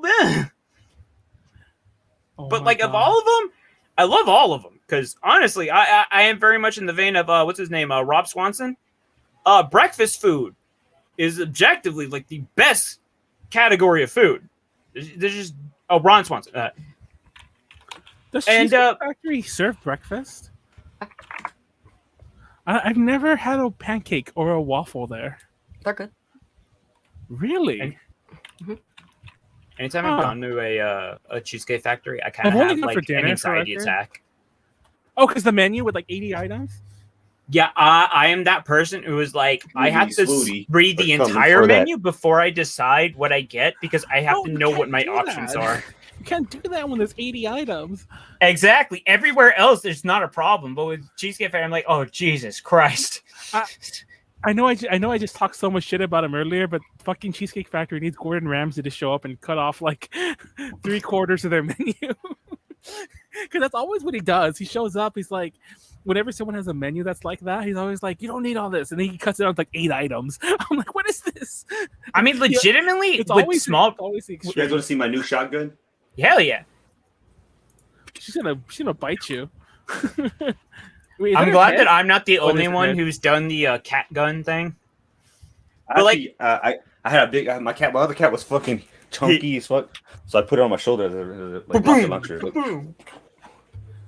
I will say, like, for smaller restaurants, it makes sense to have a smaller menu because, like, you don't have like the resources to like keep all this shit in stock and make sure all of it's gonna like sell for food.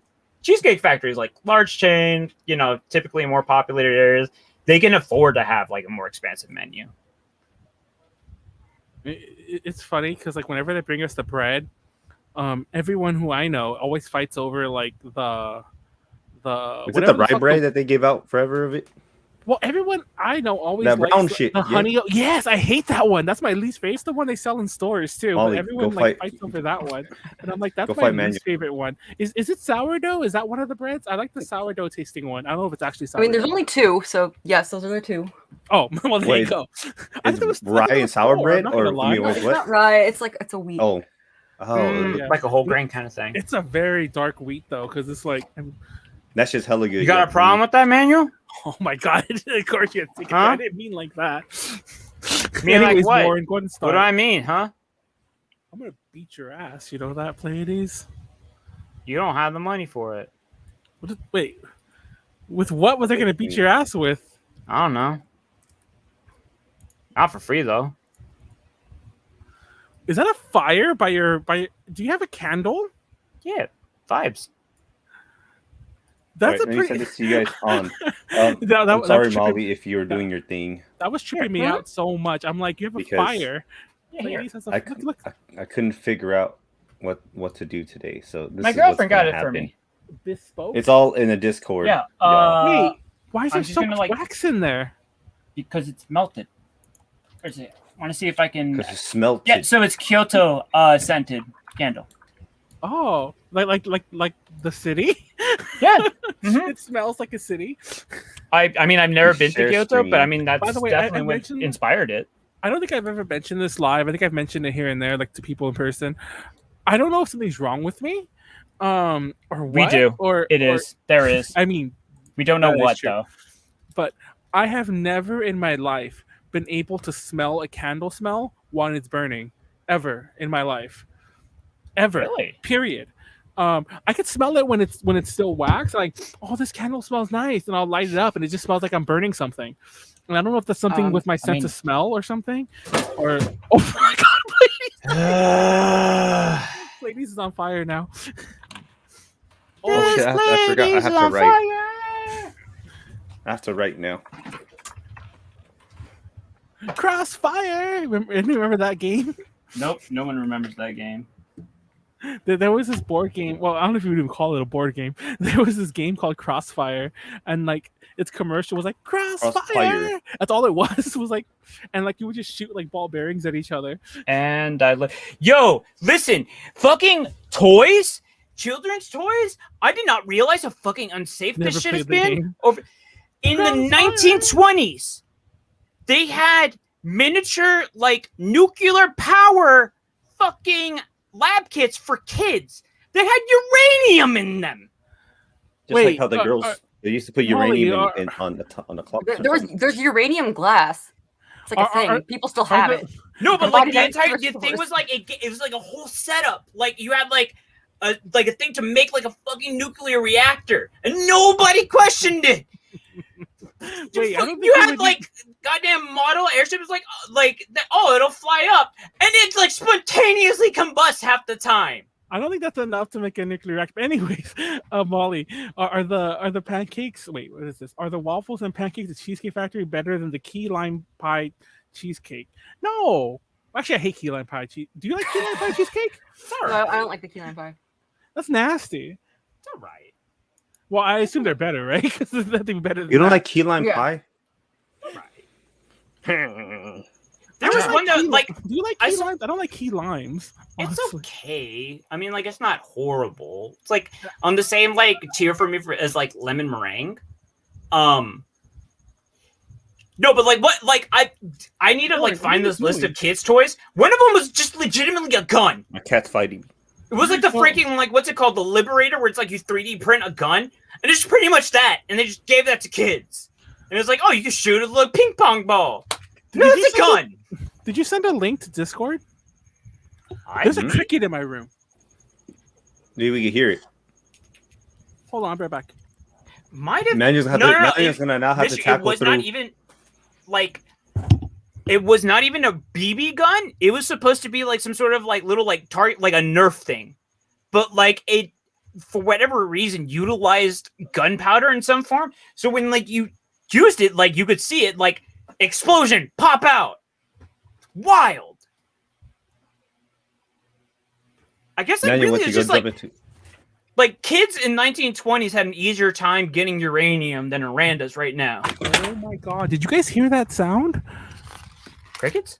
There was like a cricket freaking out in my room. It was like, it's not, I heard it, yeah. I mean, that was just a cricket. I didn't even think about it though. I was just like, oh, cricket. Yeah. I kind of liked it. I was like, no, it was like, but it wasn't a normal cricket sound. It was like it was freaking out. I never found it. I heard it was coming from a corner of my room, and I literally just threw a box into the corner, and it stopped. There you go. Just throw a box. That'll fix everything. But that cricket was pissed. That cricket, I've never heard a cricket that loud.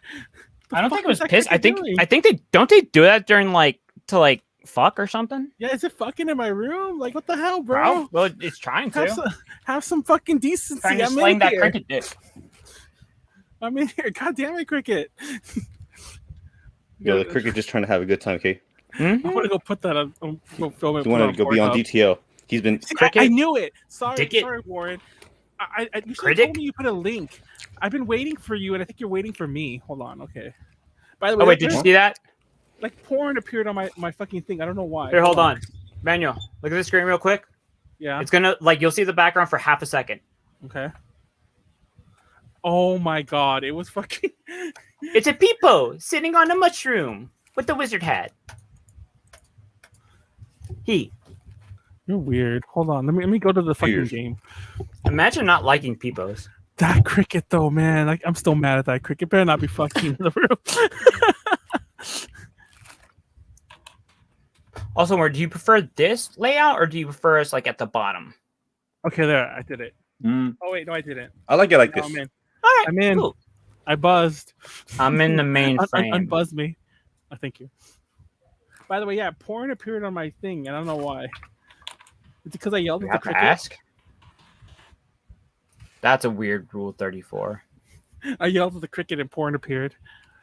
I did make a joke that I was going to film it and put it on Pornhub, the cricket, like fucking or whatever. Anyway. I found the one safe for work channel on Pornhub. Cricket, hold on.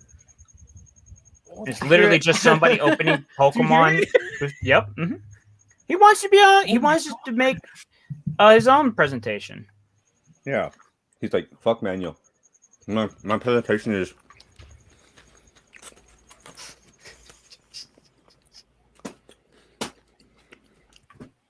Is this guy slapping his?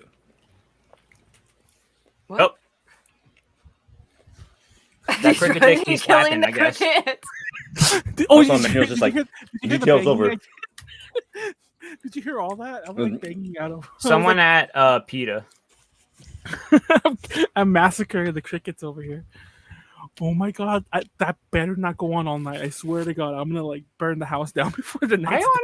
Honestly, I don't even like think it's a problem. I kind of think it's kind of like what's it called, cathartic. Honestly, okay. Like white noise. If the mic is picking it up, that thing's you have no idea how loud it is. I can hear it over my earphones. That's the weird thing. I'm like, how? And then when I take them off, it sounds like something's broken. It sounds like there's like a record skipping, but there's no record. It's a cricket. It just seems like a cricket to me. Oh, that fucker better not be fucking. Anyways, let's go. Well, you know he's trying to. I'm out here cock blocking the cricket. See? Okay, Warren, go. Ooh, reset. Start. Wait, there are shots? Shot. Wait, are we taking shots? Wait, we'll do it after. Who the fuck did? Wait, what the fuck did that come up? God, keep track of it, mystery. I didn't see it. But we'll come back. Oh, what the fuck? Why did you do 3 of them? Anyways, we'll come back to that. What? When did this happen? Okay, I don't want to die yet, so we'll do one after each presentation. But anyways, go ahead and start, Warren. You know what? I'm gonna get one. I'm trying to right now. I already have it going. Okay.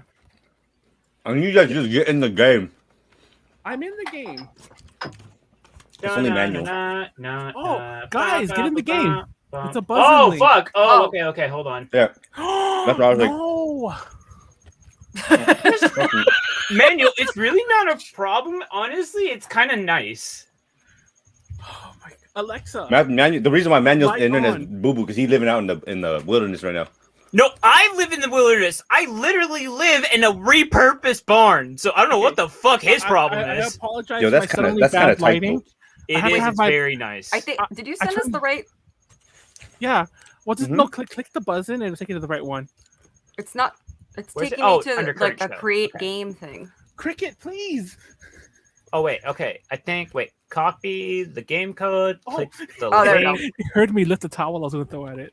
It's all right. So. Oh wait. Oh fuck. Oh okay. I think just click on the thing and then. Oh, okay. Click on the header and then do the thing and then pop in the game code. That fuck up. And then the nickname. Yeah, you sent. You said. Oh, I'm sorry. The host. I was like, I'm sorry. Yeah, it's fine. I apologize. No problem. When I find that cricket, I was like, that's the DTL. You get to make that. I'm gonna bust. Damn it, Warren. I'm gonna bust the Vlad the Impaler on that cricket when I find it. That fucker's gonna be. Right. I'm gonna pill him on a toothpick for the other crickets. You're gonna have to have some really good aim. I'm just gonna start off. Yeah, more than likely the crickets just get away. How many? Okay. Also, who redeemed these goddamn shots? Huh? Who did this? He did, and he gets free ones. That doesn't count. We're only doing one, and we'll see. We'll do them later. Anyway, yeah, you can't do that. No. I'm taking mine now. Start, Warren. All right. Okay. So TLDR. I'm sorry, guys. I don't have a presentation because I was raiding all day. Warren, I'm dying. So today we got Warren's random trivia tray, aka number 3 or thrice or trice. All right. Our contestants today is still Manuel and still the star, our galactic pretty boy Pleiades and MDMA, aka Molly. That's a funny one. MDMA. All right, motherfuckers. Oh, that's why you asked me who was on. Yes. Oh. Okay. So now so today's topics. NA is not one. Okay, I just didn't do it, and I just had to do this fast. So who's that white-haired boy? All right, 3 fast, 3 food. Know your lyrics, show me your moves, and band logos. Band logos. Oh wait. Who took his poop recently? Oh man, if it's me, then Okay, it was probably me. I'll go. All right, Manuel, go ahead. It was like not long before we started. All right, Manuel, you get your first pick. What are the rules for like buzzing in? Let's set that now. Oh, finish the question. I'll finish the question and then you. Oh, actually, I have a 5-second start, like a timer here. Oh, okay, there we go. Okay. So I'll pick it and then I'll press the start button I'll just press the start button and then it'll have 5 seconds to buzz in. Okay. So which one do you want, Manuel? Band logos for 1,000. Okay. Frank. What the fuck does this say?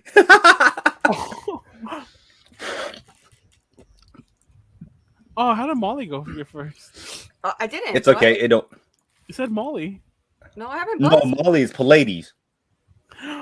Pleiades, did you call yourself Molly? No. I don't know All why right. you just do He that. has to give it a shot. Okay, That says. All right. Go Wait. Pleiades. Okay, wait, hold on. I'm trying to fuck up my vision. Okay, that says. This thing fucked me up too. I couldn't even read it.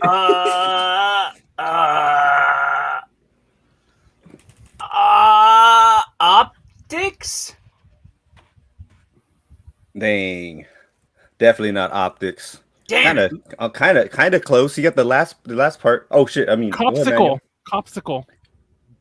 No. Where did you find that? Molly, do you want to throw? This is just some bullshit. I threw. It says cryptic. Uh-huh. I can't. Is that an E or a C? Okay, cryptic. This thing's. You know the shirts that have like big top font, big little font, big bottom font, and then like in between there's like a small like phrase, and it's supposed to be like, oh, you read the big text first and then the little text, but if you like read them all sequentially, it makes no fucking sense. Wait, I think we should have a timer for how long we take. Because Molly just guess my. It's all right. Here you go, Molly. I can't tell what letter that is. It looks like a person running with no arms. Cryptic. This looks like one of those. H. All right. This looks like one of those mazes they had on the placemats for McDonald's. So I'll give everybody like 10 seconds to do it. So Molly, yours is actually you're the most correct. It's actually cryptic shift. It's cryptic shift. You're hell okay. So I'm just gonna give it to Molly because that was pretty. I didn't think anybody was gonna get this. Hella good. I got the cryptic. It's cryptic shift all in one letter. Whoever designed this if they're a graphic designer or like an advertising, they need to be fired immediately. All right, Molly, I'll let you since you won that one. I'll let you go first. Who's that white-haired boy for 200? Wait, reset. Oh, okay. Unbuzz. Oh, I have to reset you guys. Okay, ready? You guys ready for who is the? Yeah. 1, 2, 3, go. It's Frog. Go, Molly. Hold on, it's Molly. I mean, not Molly. Oh shit, ladies. It's. That is fuck. Is it fuck. 5. From that anime that went on way too long and should have had more antagonist. That's a Shomru. Bam! This man is correct. Oh, I thought it was Frog. Like as if no, what? Frog? I know he doesn't have white hair. Like from he doesn't have white hair. Trigger? Chrono Cross. Anyways, keep going. Wait. Was it Chrono Cross the one on no, PSX? the one with the white hair is Magus. And Chrono Trigger. And the Chrono Cross is... But Frog is in Chrono Cross, though, right? Chrono Trigger and Chrono... And wait, no. Chrono Trigger, Frog is in there. Cross does not have Frog. There we go. Okay. I like how we're clearing this up. All right. Go ahead. You choose whichever one. Except for 200. 3 fast, 3 food for 200. All right. What the fuck is that? Oh.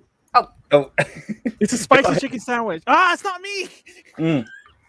Go Pleiades. I believe that is what they call a spicy chicken sandwich. A spicy chicken. Correct. Yep. Bam, Manuel. You're next. Oh, it's not correct. It's a chicken sandwich. A what? It's a chicken sandwich. Okay, but what kind? Okay, that's it. Classic chicken chicken. sandwich. Is that your final? All right, bam. No, you're incorrect. Molly, Oh. it's your Wait, turn. hold on. Real Molly. Well, I guess I don't know the real name, but that's the chicken sandwich from Burger King specifically, right? I know. I have it no now. idea. I need you to say. I need you to be with the most confidence when you answer this. So yeah, just give me this one. So The chicken sandwich from Burger King. I don't know. It's a okay, chicken sandwich all right. from Burger King. That's incorrect. That's a McChicken. That's what I said. Is that really No, a you chicken? didn't. Yes, it did. You Check said it's the spicy legend. chicken. You And said then a I spicy followed chicken up with that as sandwich. a spicy McChicken. Doesn't count. Although also they Anyways. never put that much fucking lettuce on the spicy McChicken, despite the fact that I it don't know. is I didn't want to objectively get a this better photo, dollar okay? menu choice than the McDouble. Even though that's not even a fucking dollar anymore. Here, Pleiades, you said McChicken. All right, give it to you. All right, pick the next one. Know your lyrics for 200. Oh, she. Okay. I'm bust. All right. Bust. Oh, hell no, y'all don't know. All right. No, So let me welcome everybody to the Wild Wild West, a state that's untouchable like Elliot Ness. The track hit your eardrums like a drum to your chest. All right. Wait, Molly. Go. Oh my God, Molly! I'm gonna kick your ass. It's not Molly, it's Pleiades. All right. That's what I mean. Pleiades. It's Next time, I need Wait, you what are guys we to wait supposed until to I answer? finish. What's the? How are we supposed to? Oh, sorry. I was supposed to say what song is this, but so let me welcome you. Okay, since you buzzed in, Pleiades. What is Wild Wild What West song is by it? Will Smith? Okay, Nope. incorrect. Manuel. California Love. Yay! Oh shit, you're right. That's right. Yeah. That's No, California Love. Yeah. Went to the state. Who's Elliot Ness? Anyways, Are I you don't know. fucking serious? Go ahead, Manuel. Elliot Ness, who fucking like broke down all the bootleggers. know your lyrics. 400. The Untouchables. Oh, yes, I'm hella dumb. I just seen this whole other scene. Here. So you guys wait until I finish it, and then you guys can buzz in. Okay. Okay. So it's been no bed of roses, no pleasure cruise. I consider it a challenge before all human race, and I ain't gonna lose. Go ahead. Okay, Pleiades. We Are the Champions by Queen. Dang, see. Oh, I remember that too. All right. Now, because you Freddie Mercury. Listen, my mom like fucking Your mom loved was Freddie Freddie Mercury, and I inherited that love.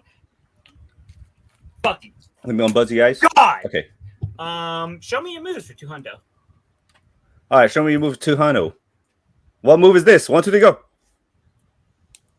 Or what is he trying to do? Okay. I got it. Venus, what is it?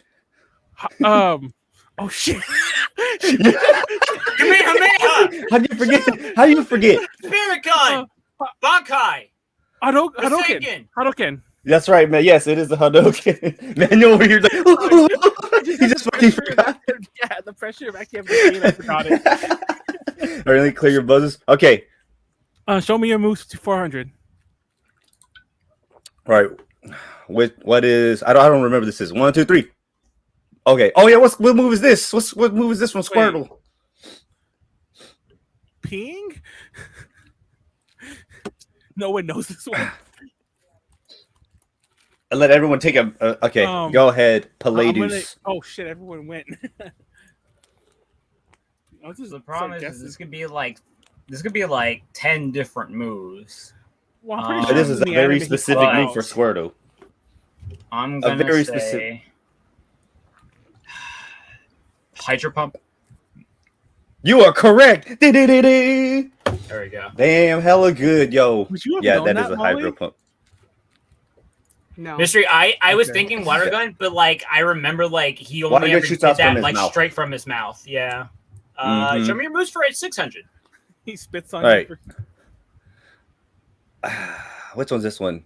Oh, okay. Tell me what move this man. Tell me what move finished this man.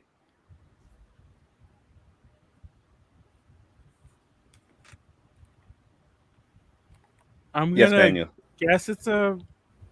Oh shit! Actually, is that just Hurry a up, roundhouse? Manuel. It's so easy. I don't know. Is it a roundhouse, Manuel? I need you to Yeah, tell is me that with a the utmost roundhouse? confidence. Oh, wait, Correct. I said it the same way again. All right, Pleiades. Oh, what's wrong? A high kick. Yeah, you're pretty. Or you know what? Hold up. Okay, let me. Molly. If you just give an educated guess, in which and how this man got knocked the fuck out. A head kick. Molly is correct. Are you serious? It's called a head kick. I just wanted to see because I was like, I kind of wanted to see who would get it for because I was like, I'll take be closer. As long as I respect that. I respect that. Sorry, it's your head. Oops. Anyways, keep going. All right, Molly, you just choose some random stuff. I'm Buzz. Oh, my bad. Dude, I'm like drinking my stuff without actually drinking. Fuck! I need to be keeping track. I already drank my whole first can. First can. Oh shit! I'm getting like fucking like. Damn. All right. Who's that white-haired boy for 400? All right. Oh god damn it! Where's my buzz? 1, 2, 3, go, boys and grills. I actually know this one. Just buzz it. All right. Molly, real I Molly. Get this because is it Bakura from Yu-Gi-Oh? Yes. Oh, or fuck, Johnny Bakura specifically? I've never knew that. Damn. I've never seen him. It's okay. No, I thought that was a Danganronpa character. So this is like there's Yami Yugi. The only reason why I had to choose form. is because his hair is kind of so it's kind of like noticeable. All right. Which one would you like next? From Danganronpa. I was like, I thought Pleiades was gonna get it. Who's that white-haired boy for 600? All right, one. Actually, clear guess. 1, 2, 3. What? Wait, all right, Pleiades. Oh, I know this one too. That looks like L, but he's not white. No, I'm pretty sure. I think this has to do with robots. He might play piano. Manuel now knows just how much I know. I think Kowdu. Oh, we're about to say Kaiba. We're just gonna start saying all. You are correct. Oh god damn it! That's not who I thought it was. I was gonna say it was Ray. Yeah. Okay. I couldn't choose a picture, but I was like, oh, you're right. That's the thing. It's like the white-haired boys. I just said anime boys. Okay, Pleiades. Let me clear. We done 3 fast, 3 food for 400. I think we know we only did 200. Yeah, so 400. 400. All right, 3 fast, 3 food. What is this? You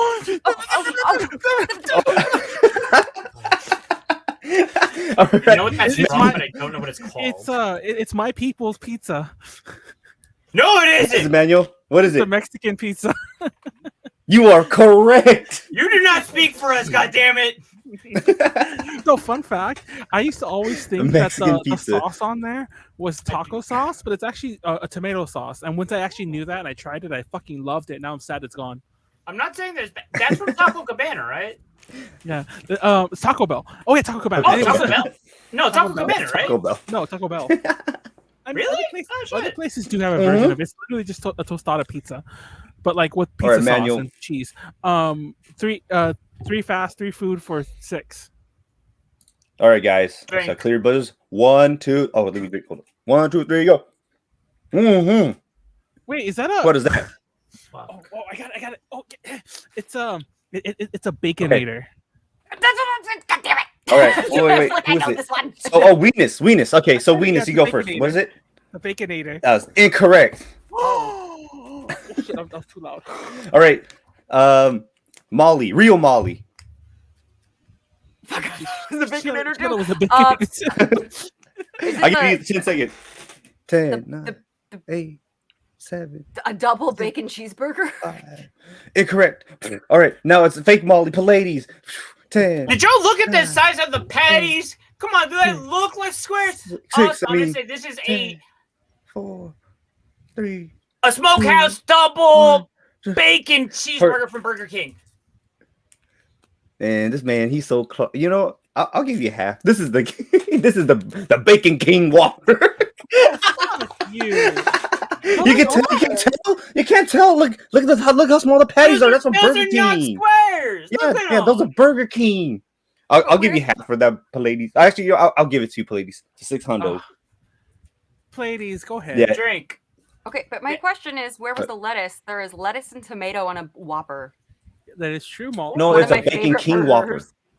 No, it's a Bacon King Whopper. I searched it up on Google. Okay, that's where I got the photo. Watch, look at the Bacon King Whopper. Okay, no, I believe you. I'm just saying. Why wouldn't they? That's a misnomer. They could have called that the Bacon King Whopper. Remember that one time when I said it? Nope, I don't remember shit. What was that burger? I think I it was a Western bacon cheeseburger. Double Western bacon cheeseburger. I said it was a Western bacon cheeseburger, and you're like incorrect. And I'm like, what do you mean? It's like it's a double Western bacon. And I'm like, fuck. That sounds like a new problem. This is what I get points out now because Manuel over here he was getting so mad at a game that don't matter. Not forgotten. Let's go for Pleiades. Band logos for Hundo. Band logos for Hundo. Okay, let me clear you guys. All right, okay, 1, 2, 3. Oh shit! Hold. Go. Oh wait. Go. What does this say? I'll give everyone like 5. Like I'll give everyone 10 seconds. All right. Okay, so go Venus. 10. 9, Ella 8, Muskin. 6, 7. Okay, is that your final answer? Alamoto. Okay, all right, that's done because I counted 2 steps. What is it? It's hemotoxin. What is it, Manuel? Okay, you know what? Yeah, Manuel got it wrong. Anyway. Yeah, it is hemotoxin. Damn, what the fuck? Molly could actually. Molly's in a metal band. This is the worst fucking strat for like just graphic design and advertising. I hate this. Just give me a fucking stroke. Okay, Molly, go ahead. You can choose. I think we have everything for white-haired boy for 800. 800. All right, let me clear you guys. 1, 2, 3, go. Who the fuck? Oh shit! I know. I've seen this character, but unfortunately, I haven't seen the series. Yo, it's too old. Okay, I'll give you a 10, 9, 8, 7, 6, 5, 4, 3, 2, 1. I'm just calling people out. Bam! Go ahead, Pleiades. Who is it? Hold on.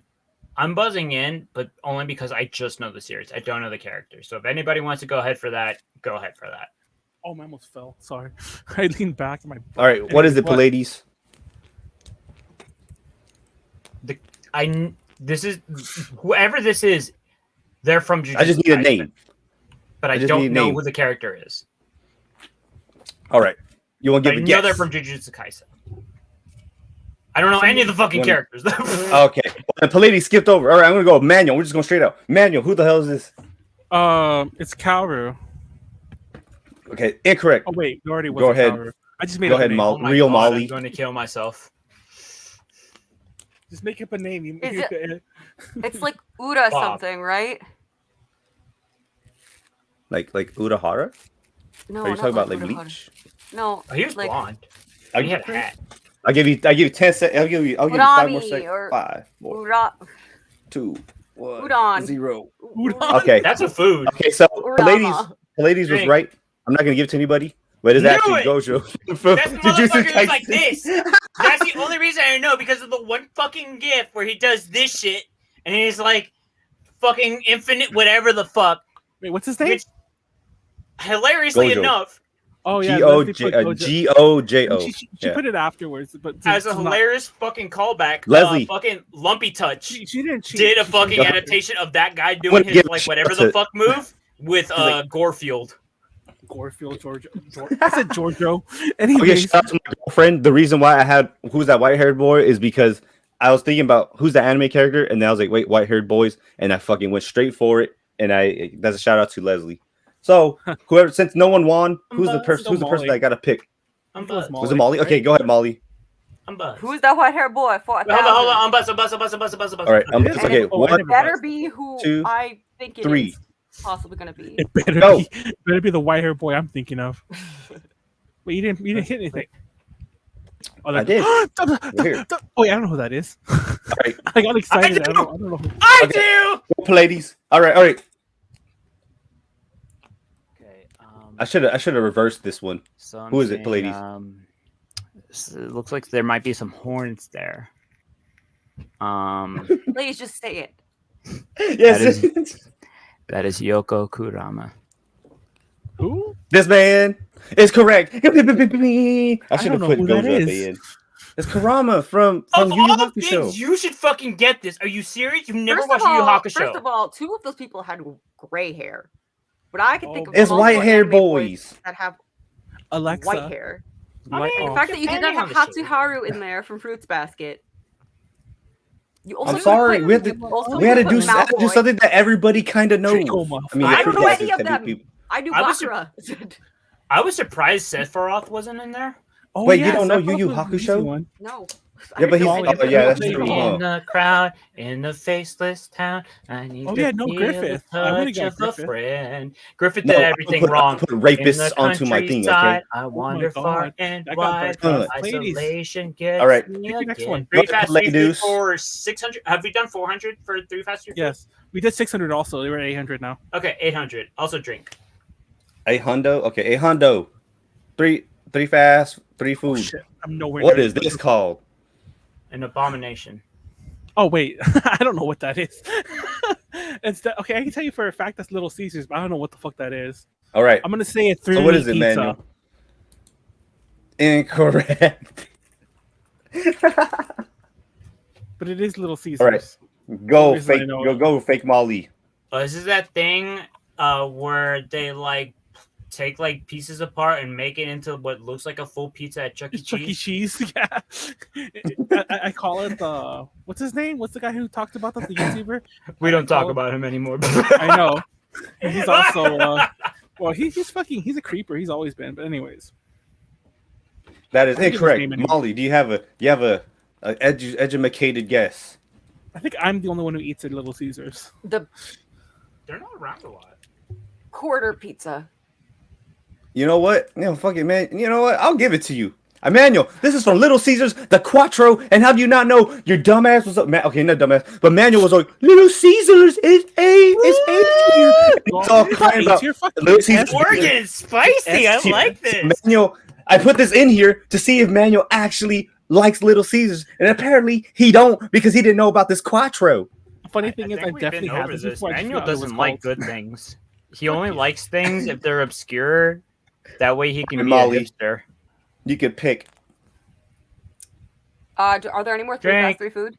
The last one. 1,000. Yeah.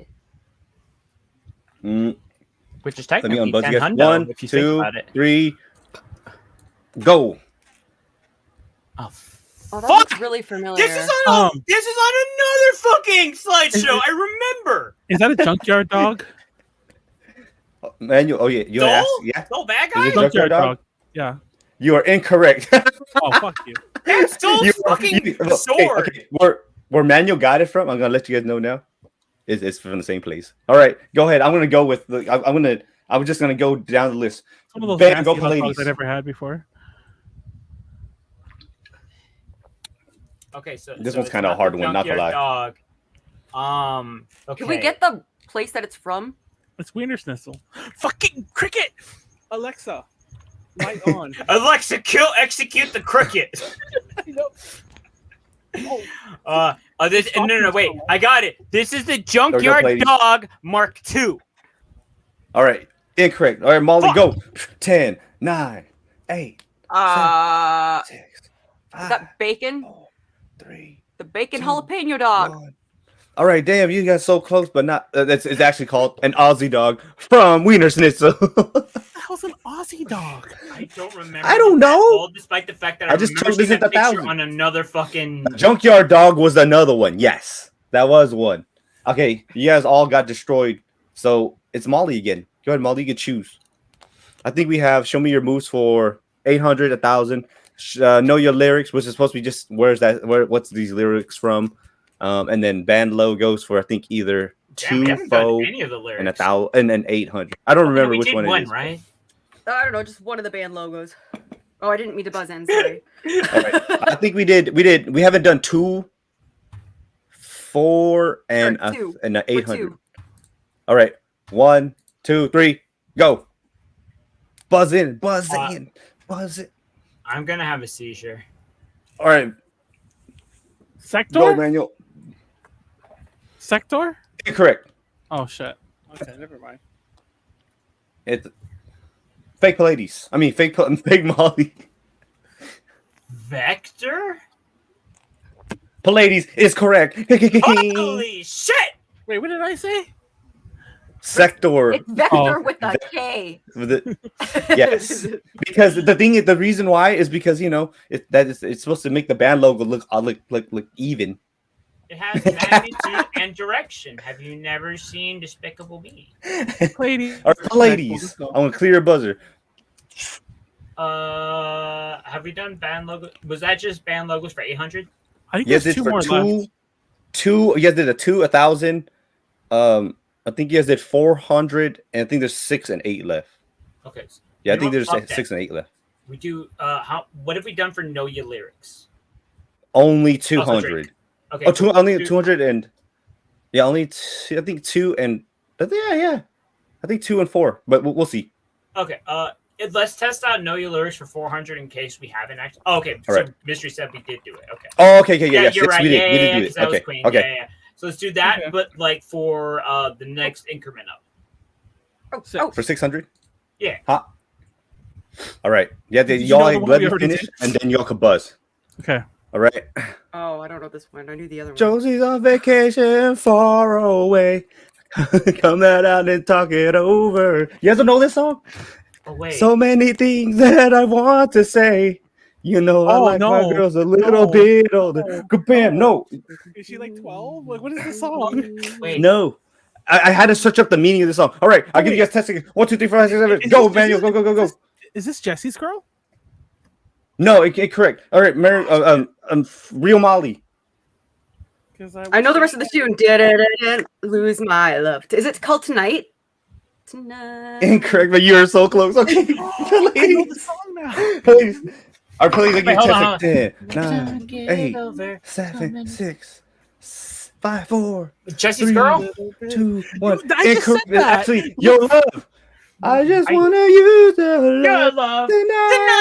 tonight. I don't want to Is that what it's called? your love No. tonight. Yes, it's your love. Oh, Your Love? Oh, Yeah. really? It was the lyrics It's right before what I said. This is the first, actually, this is the first, like the very first verse of the song. Drink. Who said Damn it, that? 'cause I was like, if I just roll this over in my head over and over again, the I'll eventually get it. outfielders. The outfield. Is it the outfield? I think it's the outfield. The Well, let's outfield. speed it up a little Yes, bit. the outfield. Let's go. Okay. All right. We're going. Go. All right. Molly's still picking. Oh, it is. The next Know Your Lyrics. All right. I have to remember this song. Okay. Oh fuck. Is that it? Oh, hold on. What kind of lyrics are those? Oh, you're calling to me. I can't hear what you said. You say go slow. Come on, guys. And I fall behind. The second hand unwinds. Okay, go ahead, Mary Suga. Time after time. Yes. Oh, Oh my I god. should have known that. All right. Time after time. Go ahead, Molly. Lauper over here. The next, show me your lyrics or Know Your Lyrics. Okay, all right. Show me your lyrics. All right. I was in my room and I was just like staring at the wall and thinking about everything, but then I was thinking about nothing. And then my mom came in and didn't even know she was there. She called my name and I didn't even hear it. And she started screaming, "Mike, Mike!" And I go, "What's the matter?" And she goes, "What's the matter with you?" And I go, "There's nothing wrong with me, Mom." And she goes, "Don't tell me that. You're on drugs." And I go, "No, Mom, I'm not on drugs. I'm okay. I'm just thinking, why don't you give me a Pepsi?" And she goes, "No, you're on drugs." And I go, "Mom, I'm okay. I'm just thinking." And she goes, "No, you're thinking. No, you're not thinking. You're on drugs.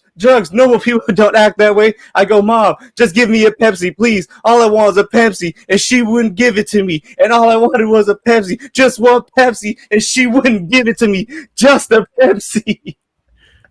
You know what it's called, Molly? Okay. Oh, I forgot. Wait, we already Okay, buzzed. did we go? No, Molly buzzed. Oh. Oh, wait, no. Molly buzzed in early already, I think. Oh, She did. She buzzed first. I buzzed It was last. Molly go, then go, me. go. Yeah. Wait, what? No, Come on. mine. It says that I buzzed, but then it also is giving me. Oh, Molly's is Pleiades. That was it. Okay, Okay, sorry. go Pleiades. Go. Oh, I thought we were going past like the other 10, one. No, we did. We buzzed 9, already. 8, Oh, this 7, is "Lose Yourself" by 6, Eminem. 5. Okay, incorrect. No. Go ahead, Manuel, or whoever. Mari Suga, go. 10. I don't know, some 9, other song by Eminem, I'm 8. assuming. Manuel. Institutionalized. Yes, It's lies. Eminem song. I'm like, It's not Eminem. Dang, Manuel. Yeah, it's not, but it by sounds like it. What's the band It's called? either Eminem or Weird Al. There's no in between. We did this in karaoke, and he fucking said the whole entire fucking thing. Wait, who is this All guy? right.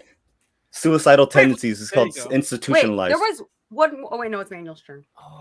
Show me a move 600. Right? I think. No, wait. I think 600 no, was we already Cardinal, I did think. 600. Drink. Eight. Okay, we did 800. 800. I'm buzz. Buzz. 800. Okay, 1, 2, 3. Oh, why is the name of that sandwich? This supposed to be show me your moves.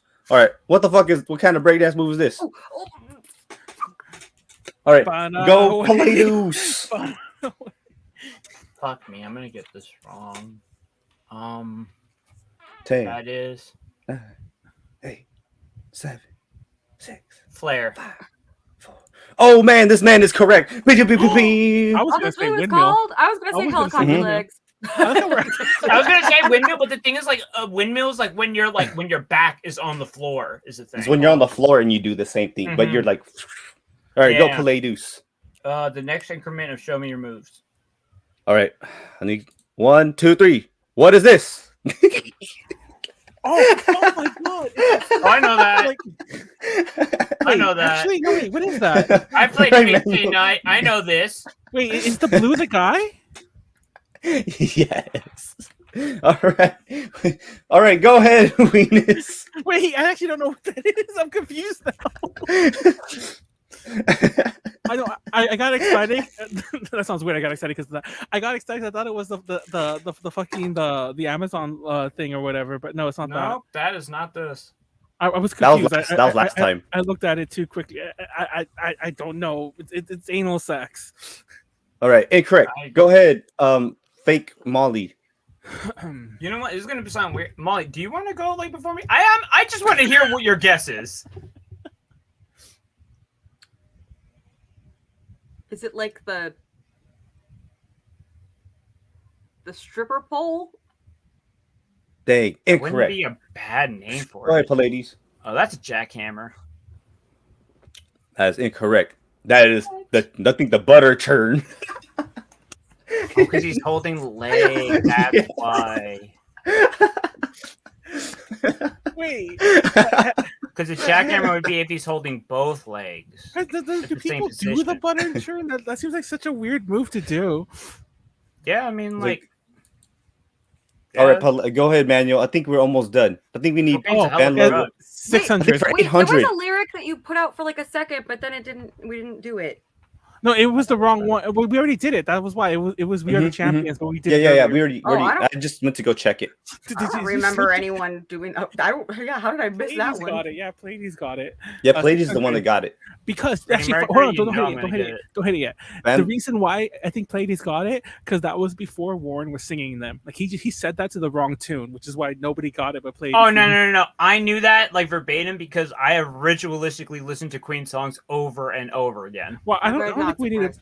I don't think we need to pick them anymore because there's only 2 left. So 6 is band logos. The 800 afterwards. All right. Wait. Do we do this one? Okay. Oh shit. Ooh. Okay. 1, 2, 3, go. Band logos for 600. All right. Go Pleiades. Oh shit! Megadeth? Are you serious? Incorrect. This is Manual. the easiest one. It's Mayhem. Oh damn, Manuel. No, this is the only one I can read. Wait, what does it say at the top? The Mayhem. something. No, in the mayhem. middle, yeah. The The- time I don't fucking The remember. time, yeah, it kind of looks like the same. The time. Mayhem. Okay, 600. All right. Do you We have have the to do this quick so time? we Yeah, it's Mayhem Alright. o'clock. I'm Buzz. Last one. for the last one right here. Manual. 1, 2, 3, go. Go guys. Oh, All right, Weenus. 10. Fuck. Grave 9, decapitation. 8, Incorrect. Okay. Oh fuck. Go ahead, Marisuga. Crap. Is it 10, 9, 8. something me 6, decapitation? Eat me 5, decapitation? 4, Eat 3. decapitation. Oh, I know what it is now. I think. Incorrect. Incorrect. All right, Matt. Pleiades. 10, Matt Pat. 9, 8, 7, 6, 5, 4, 3, 2, 2. 1. Carnal Wait, decapitation. I want to try to figure it out. Okay, that's All right. How about this? Charred decapitation. Okay, I know I thought. Okay, my just what guess is it? Yeah, what is carnal it? What is it? decapitation. it's cattle decapitation. Okay, I knew that was an E at the end. Oh, like an alien. I was Alright, close you know with what, Eat Me. Actually, I was closest with Eat Me with letters. Count it up. I'm gonna go pee. I'll be right back. We're done. You know what? I'll give you guys Wait, we both. did 'em all? Yes, all. Yeah, that's it. That's some bullshit. You guys are. I think that's it. I think. Wait. Oh yeah. You guys did. My bad. Okay. Hold up. I gotta do my math now. So Pleiades. Where is it? Oh, where's okay? Pleiades is 222. Oh, you know what? 2 plus 2 plus 4 plus 4 plus 6 plus 6 plus 1 10 plus 2 plus.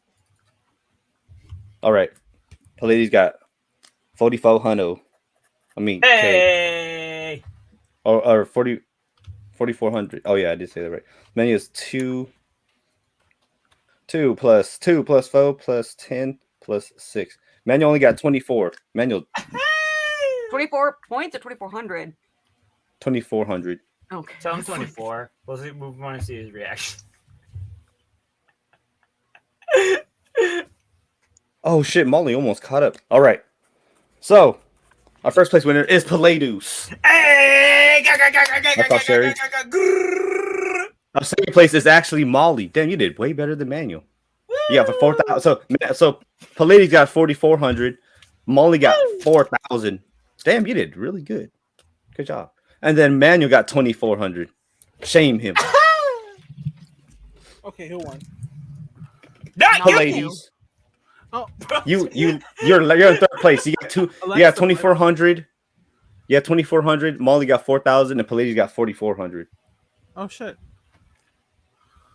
Good job, guys. Sorry for the just the most randomest shit. I just couldn't. No, that's fine. That's fun as fuck. Wait, my thing's upside down.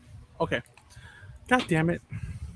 I'm I upset. didn't mean to go for so long. All right, I came in next people. third. 50,000 on your head. Well, we got a crap ton of viewers during that for some reason. That you had to double check. Oh yeah.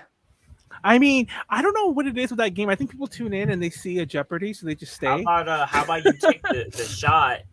Oh yeah, that is true. Hold on, I actually washed. It's sad. This is something I have to clarify and be almost proud of. I washed my shot glasses before we started today. Lame. They're no longer covered in that's kind of gross. And I threw away the That's whiskey. kind of gross. I threw away the whiskey that I've been drinking that I have under my computer because last night I realized I think it went bad because it came to my realization. How the fuck did your whiskey go bad? Well, I've left. It's been under there since like probably the first one of the first-ish DTLs, so it's been under there for a year and a half. And Yeah, it has alcohol content. it does. Once you open it, it's supposed to like either store it in a decently temperature controlled place or it goes bad like in a year or two, something like that. Oh, well, I think it could be indefinite if you have a good. It's never cool in this room, so yeah. I'm just gonna go ahead with my surviving theory. You are wasteful, goddammit. I mean that probably is true as well. Manuel, like something was too dirty and he just fucking threw it away. To my homie who never got a Pepsi. Oh, that. Mike Meir, who didn't get a Pepsi. Yeah, I'll take a drink anyway. He's the singer of the band Suicidal Tendencies, which is basically him asking. Sorry. Oh. Yeah, Molly has to. Molly hasn't gone yet. I forgot actually. Oh, let me go get a drink. Well, hold on. Molly's getting a kick. Oh, that fucking chicken! I thought he was gone. Nope, he's here to stay, Manuel. Do you hear that? You hear it, right? Yes. Hey, your camera's hella clear. Well, because earlier I had my light on because the cricket doesn't want to come out when the light's on, so I'm gonna do it again. Alexa, light on. Where? I thought you killed it. I tried and it got away. By the way, that fucker's huge. The fucker's like the mother of cricket. It's like a Godzilla cricket. I saw trying it. To whip his ass. Wait, it was like are you actually? Did you kill it? No, it got away. It's like I Manuel. want to leave some alcohol over there because apparently if you leave alcohol, I found this out thanks to another streamer. Apparently, if you leave alcohol by a bug like that, they'll drink some of it, and then first of all they'll probably die. But if they don't die, they'll literally get like drunk. Well, something will happen. Well, they're probably dying, and they'll just stay there, and I'll be able to kill it. You know what? I think I'm gonna leave a shot for it over there. Like, here, buddy. Here you go, buddy. I want you to die, but Here, buddy. I want you to die, but it's cool. Question for our panel: what time does it start for the D&D panel? Fun fact: I did want to start promoting those here and there on the stream. Also, fun fact: everything I just ended up working out time wise. I know the funny thing by the miracle of before I even look it up, I don't think Molly had told me. I guess she just assumed I would have known. I think you did mention it at some point. You were going to judge it. I mean, yeah. But TLDR, when it came time to submit the panels, I had asked everyone what their conflicts were. I did ask everyone. You didn't say anything. And Angie actually messaged me, and she gave me the Dempop time. So all I knew was it was Dempop time. And I put that, and thank God they didn't fuck that up. But what they did do was they put it on the same day as the contest that Molly's judging. It turned out that was fine. But they had the D&D panel and the Idol panel overlap for like 15 minutes during the panel, and I'm like, that means I have to leave the D&D panel a half hour early, set it up, then be like, okay, guys, like as in Molly and Tiffany and Angie, like entertain everyone, like just start the panel and I'll be back, and then just go back to the other room, finish up, and then go to the back. But no, they fixed it, and now the panels are back to back in the same room. So that means I'll like pretty much me and Molly will be living in that room because I don't know if Warren will stay or if Andy or Tiffany will show up to the other one. We'll do, the thing Josh is that he's gonna message you. He's like, I could talk the whole time. Oh yeah. He honestly can. I haven't. I've been taking the panels like one at a time, and I kind of have an idea of what's going to happen with the horror one, which is the one that no one on the stream right now was involved in, except for myself. And now that I have that squared away, I'm going to start thinking about the D&D one especially, because the Idol one, worst case scenario, we can slam that together pretty quickly. Where is the fucking notes? Hold on, sorry, I'm trying to read what times we have. I should have wrote this down somewhere. Oh, I found it. Never mind, I'm stupid. Okay. So the D&D panel, it's called I'm not gonna lie, I don't remember calling it this. Mainly I don't remember the subtitle. I swear they added the subtitle, not me. Dungeons and Dragons for Weebs, crafting campaigns and characters. It's live programming 3, and it's from 3 p.m. to 4:30 p.m. on Friday, January 7th. So it's Friday at 3 to 4:30. And then immediately it's a 15-minute break, but immediately following that panel, 4:45 to 6:15 is the y'all ever feel like a happy hour. Wait, so we're starting early? He said. Say that again. No, sorry, at the same time. I mean, we're fine. 3 to 4:30. No.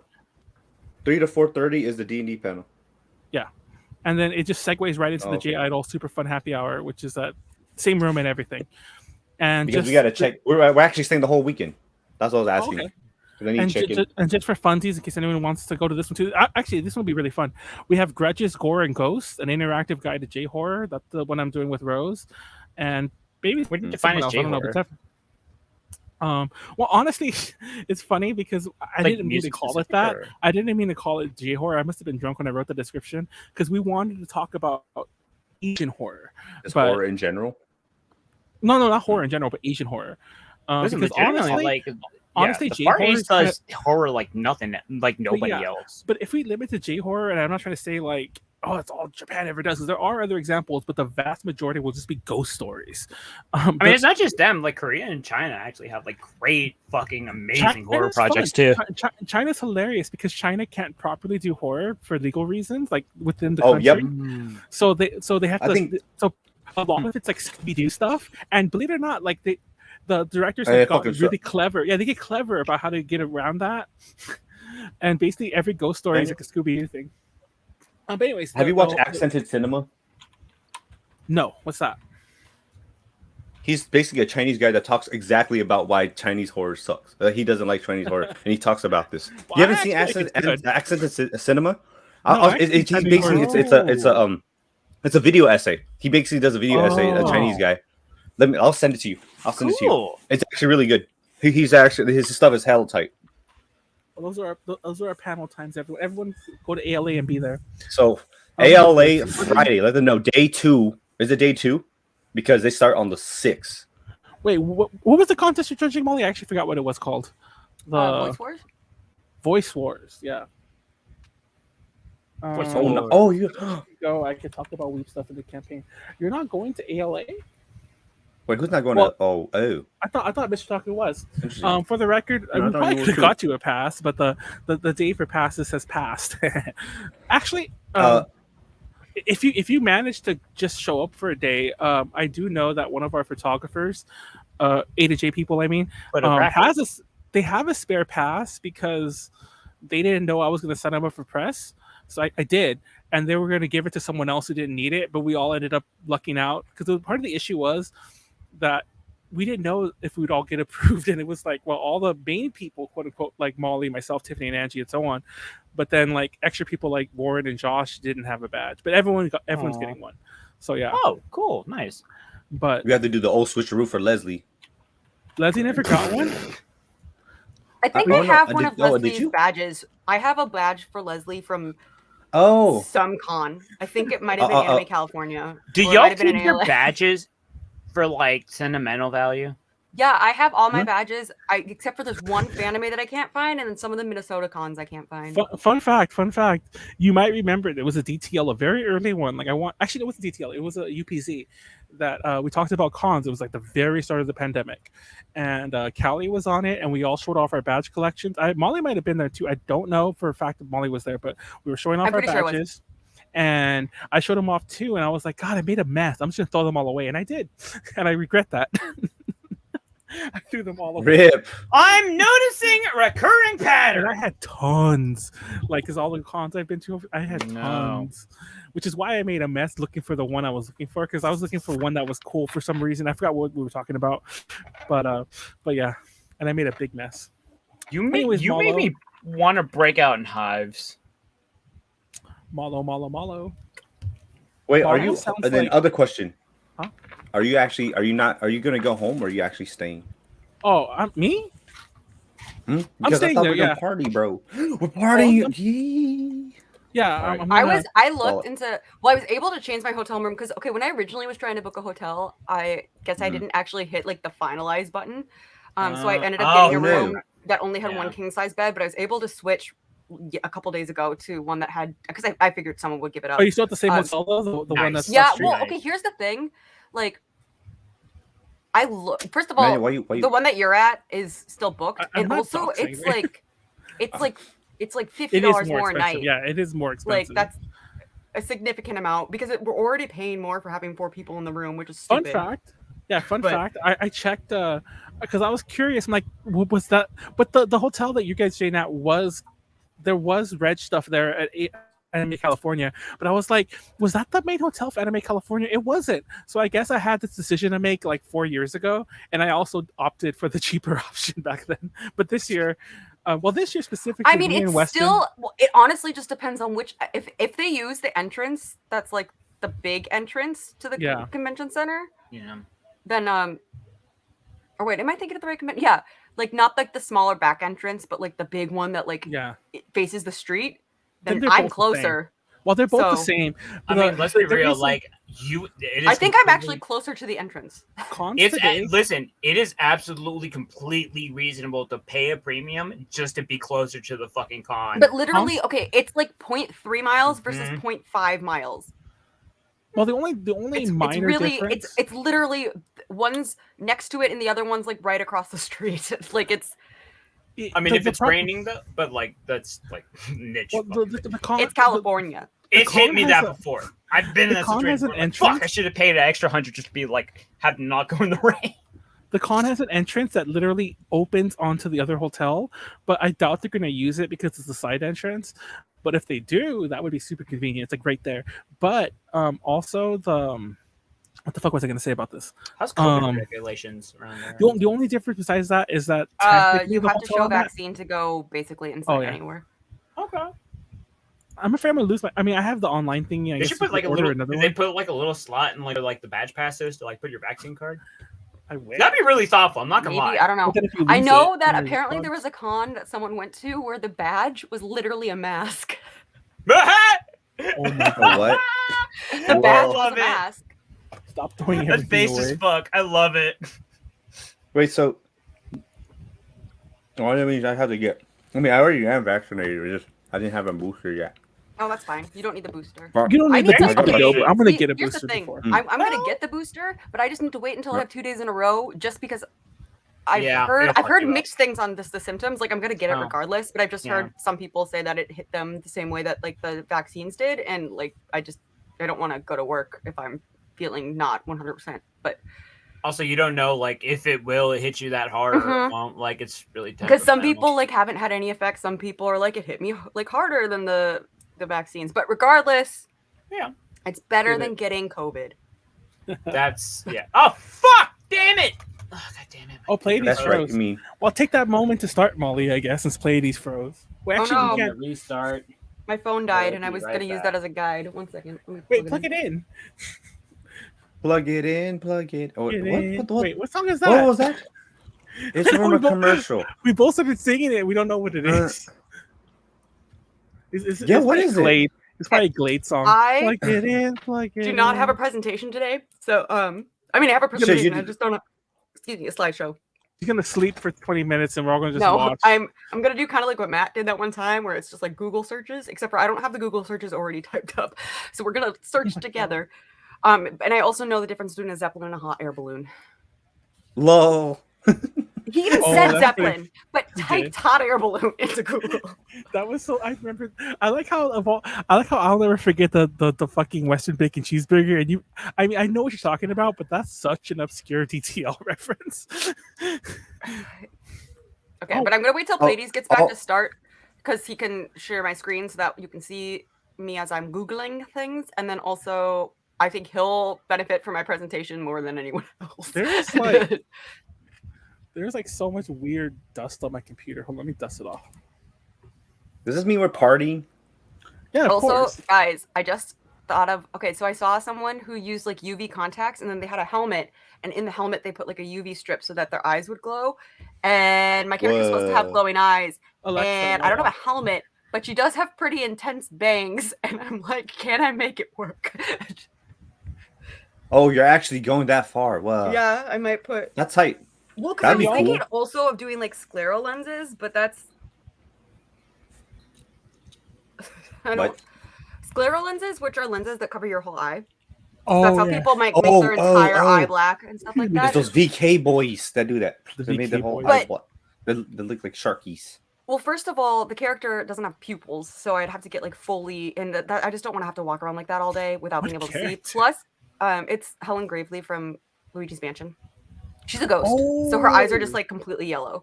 Wait, so does that mean Josh is gonna be Luigi?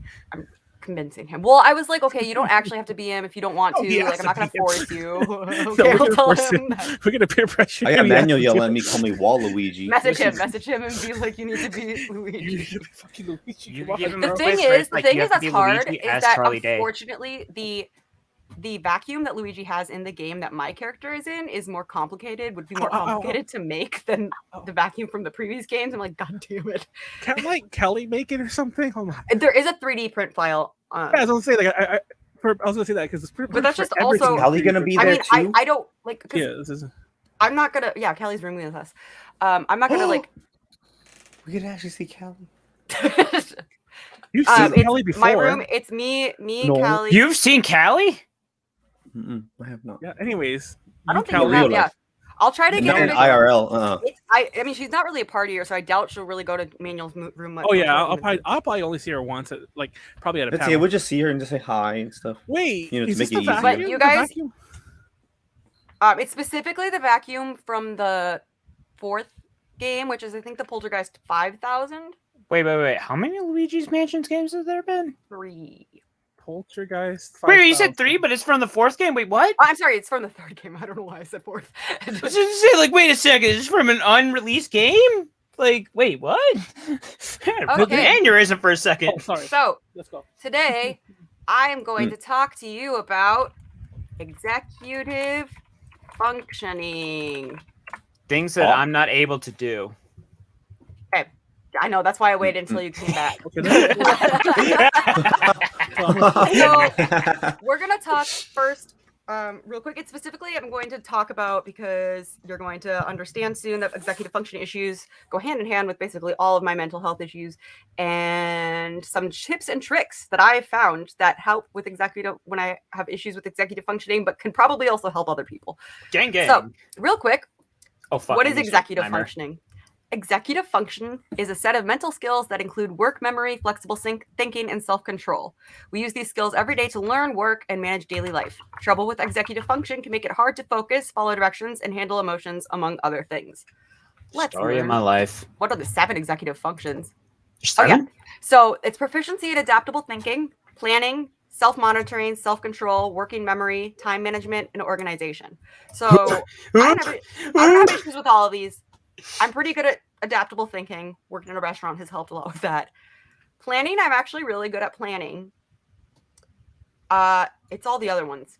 It's the time management. I'm really good at the planning, but not the actually following the plan. I'm good at self-control with some things, but not others. Working memory, I forget where things are all the time. And time management, I don't have any. And Here's a question. I actually am fairly organized, though. How is your so that's short-term memory, right? But how's your long-term memory? I mean, it's good. My long-term memory is really good. Isn't that wild? But like, it's just like if I put something down and don't actively think, I put this down here, I will literally have no idea. Yep. What it is. Mm-hmm. I lose my vape and my phone at least 5 times a day. The shit where it's like where's my whatever, and it's like it's in my hand. I literally once thought I flushed my phone down the toilet because I was like, I can't find it. That's the only possible place. 2 things. 1, didn't you flush your switch down the toilet? And 2, did you start the timer? No, I started the timer. That's a big fucking toilet. It just fell into the toilet.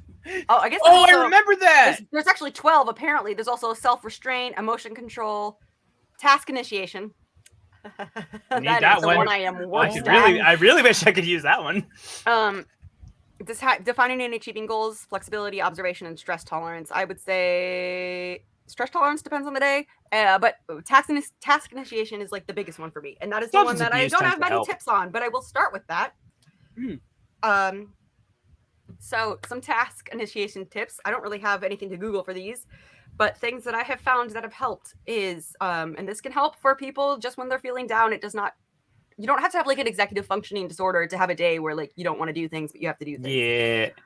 Manuel had a day like that. One super thing normal. that I will say we all do. Yeah. Just tell yourself, I'm just going to do the first step. Even if that first step is literally just putting your phone on your nightstand. Like, I'm not on my phone anymore. Even if that first step is literally just, I'm going to open my eyes. Like, a lot of times we tend to be creatures of inertia. And once we get started, it's a lot easier. It's going to be a lot easier for some people to do that first step than others. And sometimes you might find, as you do this more and more, you might find like, okay, doing like that little of a first step isn't actually enough for me. I can't just like open my eyes. I actually like getting out of bed has to be the first step for me. But then there are days where, whatever. Another thing that I have found that helps, at least for me, because I'm a very verbal person, I process things by talking, if anyone can't tell. Drink. And yo, deadass, getting out of bed is an accomplishment. One of the things to do for that I do is if I actually say I'm going to do something out loud, I am like way more likely to do it than if I just think it. So I'll literally be like, after I win this level, I will like go to sleep. Okay. So you set like a thing for yourself. Yeah, because otherwise, if I enjoy what I'm doing, like unless there's an external factor, I will just keep going. Yeah. That's basically my thing. Internal motivation just like doesn't exist for me, unfortunately. Like it's not like okay, yeah, you could say I'm unmotivated, but it's not like it's not that I don't have wants. It's just like unless there's an external factor. Do you have to like do you have a thing where like you have to kind of like feel like you're almost like at a deadline or like something like that to like feel like you can actually like ask yourself into doing something like it depends. Effective amount of depends effort. on what it is, and it depends on the day. But yeah. Okay. Also drink. Also, real quick, some signs of poor executive functioning. Let's look at this because we're going to learn all about executive functioning today. Woo! This is okay. Oh God.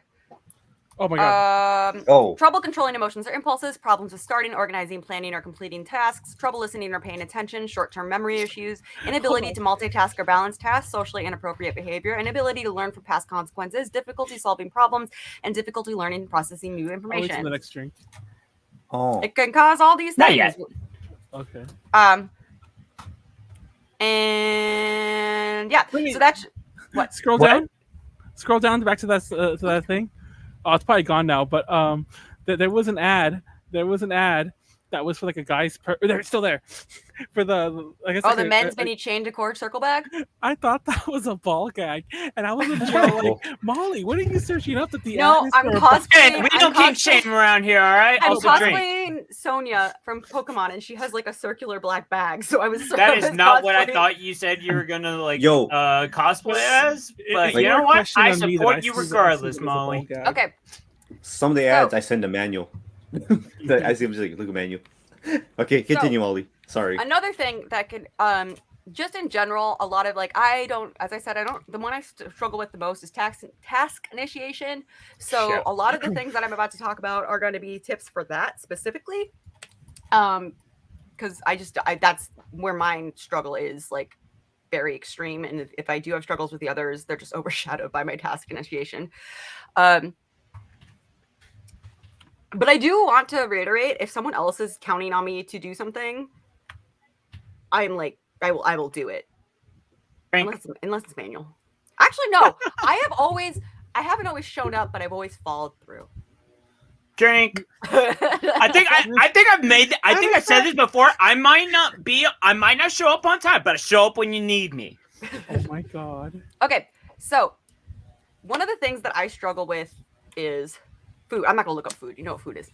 Wait. I think we need a definition here. Can anybody provide a definition for food? Food. Yeah, that tastes good. Lemonade restaurant. That's like doxing myself of where I live. Oh, it is. Oh my God.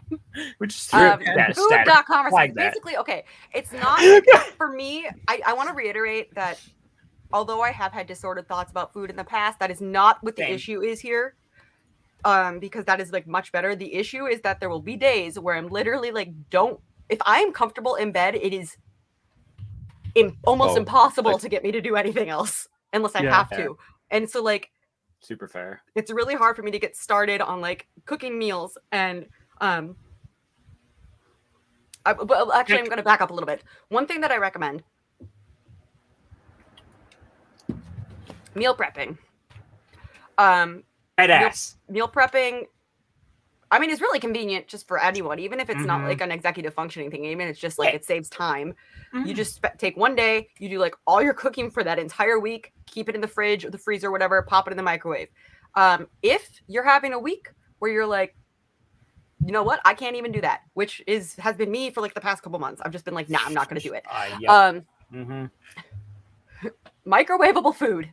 It may not be the healthiest, but it is so much better than just eating an entire bag of popcorn and that's all you eat all day. And then the next day you have low blood sugar, which is something like I'm literally going to get a blood sugar monitor for myself because like I've been having weird symptoms that I think might be like hypoglycemia. So, oh no.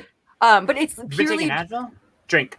No, it's purely just because like there are days where like the reason I mention that is because like I barely eat anything, and it's not because I'm trying to lose weight. And just like you just don't have time, you forget about it. It's not that I don't have time. I just don't want to make food.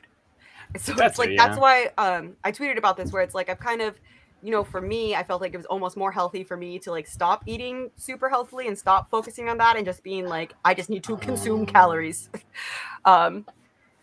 Yeah, I get that. But that's why I think it's like I always have some sort of like easy microwavable meal ready just in case, like, because you just listen, like we are all busy and we have shit to do. And literally, otherwise, I will just eat like bags of kettle corn. Like that is what I'll eat all day. There was a week in college where all I ate was cookie dough. Drink. I can't do that anymore. But my body was more resilient back then. Like I do ketosis, and I literally was like tomorrow, like me and my girlfriend are going to pick up a washing machine, and it's like we know we don't want to do grocery shopping, so she just kind of went out and grabbed like odds and ends today. And I was like, listen, just grab like 6 packs of cream cheese. I'll be good for the week. Yeah, and that's really all I have for food. Also, meal prepping. If meal prepping seems when I started meal prepping the first time, what I did is I would meal prep with frozen foods. So I wouldn't buy fresh veggies. I buy frozen veggies that I could just make in the microwave and then put in my meal prep. I buy like it's chicken that just needs to be heated up, put it in my meal prep. Like that kind of thing. It doesn't have to be like gourmet, a home complete meal. And then like working your way up to things. Something that I've heard about ADHD is it is harder for people with ADHD to form habits. Apparently, some people think it's impossible, which is not true because I definitely have some bad habits. But it is harder for people with ADHD to form habits. So, once you form them, though, that's the thing. That's also it's like hard for everyone to get rid of them. Okay, another thing is that I find that I sometimes struggle with is I don't want to say hygiene because it's not like I don't struggle with keeping myself clean, but it's more like I guess like the nightly routine or daily routine. Yes. One of the things that I will say has really helped me is I have a handheld shower head, so that way I can take baths, but still like wash my hair. That's easily. where you went with that. Okay. Whoa, Pleiades. And also, one of the things is because the last thing I usually would do would be rinsing out my conditioner. I found that instead of just sitting in my bath, like on my phone for 30 minutes while my conditioner is in my hair, it's more easy to get out and then I can let the water drain. And then with the handheld shower head, it's really easy to just rinse off your head so like your entire body doesn't get wet again. Drink. And that has kept me from kind of staying in the bath too long because otherwise I will stay in there forever. The fucking like pruned. If I don't do my like nightly like skincare routine like one night, I will fuck up the rest of my week, and I would just like skip like individual parts, and I'm like, oh fuck, and then I won't do like whitening strips, and I'm just like fucked after that. That is another thing I found with ADHD is taking like, oh, I just won't do it tonight. That usually means okay, I'm not going to do it for the next 3 years. Yes. What is that? Oh god. I don't know if that's just ADHD, but there was a few points in my life where I actually was like exercising and I like wanted to exercise and then I got sick and I couldn't exercise and then I was like, well, that's gone. But speaking of nightly routines, one thing that I have found that is actually helped me a lot is micellar water. Micellar water is a cleanser. My girlfriend uses that. It cleanses off like dirt and all that stuff. It takes off makeup. There's even ones that are made for waterproof makeup, which I don't have that one, so I also have a waterproof makeup remover because my mascara is waterproof. But basically, micellar water, you take like a cotton ball or a cotton pad, you drench it in the stuff, you wipe it over your face, and that's it. You're done. You don't even need to rinse it off. And I found that it is made because it's like simplifying the routine. It has helped so much because I'm more likely like it used to be like, oh, I don't want to wash my face because that means I have to like put the stuff on and then I have to rub it in and then I have to rinse it off with a washcloth and then to put the washcloth. It's like it adds so many more steps. This you don't even need to rinse it off. Like it literally, my skin has gotten better and I don't think it's necessarily because of the micellar water itself, but just because I've actually been consistently doing something. That's the biggest thing. Just I will say I don't know. If of course, like skin like varies. Yeah, if you have acne or anything like that, I don't. So I mean, there might be another step in like putting small brag. Well, no, I think it's more like there might be another step there in like putting a medication on or something like that. Oh yeah, but it just takes away parts of the cleansing steps, which has very much so helped. Like the most important thing is like making your life not as difficult for you than it has to be. Like minimizing that. Picks. So these things. So I will say that until like a year, 2, 3 years ago, I did not floss every day. I like rarely floss, and I had like every time I flossed, my gums would bleed ridiculously, and I thought it was just like I just naturally have gingivitis. Like some people are more prone to gingivitis. I might be one of those people. I don't know. But then I went to the dentist, and they did like a deep cleaning, and they gave me antibiotic. Whatever, and they're like floss twice a day. And I remember talking to Manuel about this. I was like, I don't want to get up and floss. And Manuel's like, Molly, go floss. And I found that okay, floss picks. They might not work as well as regular floss. I don't know. But I think they work better, honestly. It's better than not flossing. I've gotten to the point now where like I have to floss now like every night. Like I feel gross if I don't. But I can skip brushing my teeth. But flossing is like the important not that I don't skip brushing my teeth, but like you'll know if there's like nits in there, and if you don't like pass through with flossers, like it's like weird. If I don't Oh no! Once you start flossing every day, you're like, "Holy shit! How much stuff was in my teeth?" Isn't it wild? You're like, Jesus Christ! And then like you're like in the middle, like, oh, you're kind of like moving your tongue around, like, is that a thing of that? Where's a flosser? I need to get this out. Yeah. So floss picks, highly recommend. I'm pretty sure what works best is actually like the uncoated, like regular flossing, because that's like gonna get the most. But once again, I'm not a dentist. I'm not giving medical advice or anything like that. But I still think it's probably better to do something rather than nothing. Which is actually another issue with ADHD is all or nothing thinking, where you think if you're not doing it perfectly, you might as well not do it. This is not black and white thinking. Yeah. I will say also, if you have a chance to get a water pick on sale, give it a shot. Right here. It's super. Listen, flossers, they do the work, but like also sometimes those water picks really do get things out that you can't with just a normal like flosser. Okay, so this is a tip that I have never heard. It's funny. I was gonna say that about Cube. I didn't want to dox her, but yeah, I think she brought it to ALA one year, which is why I remember. I'm like, what is this? And it was her water pick that she had set up in the sink area. How Listen, once you try one, you can't go back. They have a water pick. You know what I mean? So about laundry, which is hard for everyone to do because I don't know anyone that likes laundry. I have two tips that I have found. So, if like me... stop. One second. I wanted to say this real fast. I'm going to forget, and it still bothers me to this day. The last time I went to go do laundry, and I haven't gone in about over a week because of this, I have to go to a place to do it. And I went to go use a change machine. And for the first time in my life, I put a $10 bill in there because that's all I had. And I didn't feel like going to another store to go buy something and get change or whatever. And it ate my $10 bill. That just sounds like a shitty And I wanted to die. Man. I wanted to die. For $10, you wanted to die because you lost $10, but you garbage binned probably what was upwards of $1,000 worth of memorabilia. Okay. Anyways, so laundry. My biggest tip.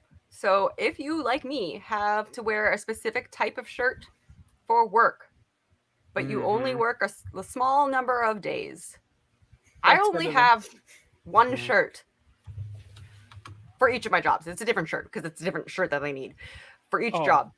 And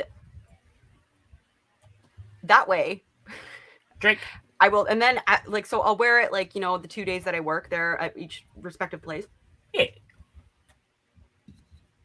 And then I put it in the laundry. And then it's in the laundry. And since I only have one, it means before I have work next, I have to do laundry. Like it is a requirement. I can't just not do it. I have to do it. So it like forces me to do laundry every week. So about I did the opposite lazy thing where it's like I bought specifically enough identical shirts for what is my typical work week. That's so also fine. As long as you're like, I can only wear each of these once, and once I've worn all of them, I have to do laundry. It's like, like honestly, seriously, when I put them in the laundry basket, I'm like, they have to go under. It has to go under all the smelly stuff, so I can't just pull it out and be like, well, it's fine. No, I have to make it. Like, I will make it dirty so that I have to do laundry. And then that gives me an external reason to do laundry. Yeah, I mean, so it goes back to the thing where it's like you feel like you almost have to like ask yourself into it. Like there's like something pushing you to do it. Another thing, because this is what I hate even more than doing laundry, is folding clothes. Oh yeah. I don't do this every time because sometimes I just don't care. But if I really do want to get my clothes folded that day, I will literally not leave the laundry room until all my clothes are folded. There's a folding table in there, and I'm already like the inertia of doing the laundry. Yeah. And it's like as I take it out, I fold it, put it in the basket. Like it, and it's like I'm not going back to my apartment until all You're the clothes are forced to folded. it. Like Yeah. yeah. Mm-hmm. And some of this is self-control stuff. So if you really struggle with that, then this might like it's like a lot of these tips require other forms of executive functioning in order to really work, unfortunately. Would you be able would you say that there's like something that is there a type of functioning that is not quote unquote executive that would be something that you could kind of like compare it to? I mean, like passive, like cardiovascular functioning, like your body just like functioning as it does. Things that you don't have to like actively make yourself do. Okay. So the typical idea is just like things like making active decisions versus like just kind of like it's like operating automatically. Let's go back to the definition here. Nope, okay. Not food. So it's literally it's what helps you like it's what helps you get things done. This is a good way. It's what helps you get things done. That makes sense. And they're controlled by an area of the brain called the frontal lobe. Yeah. Okay.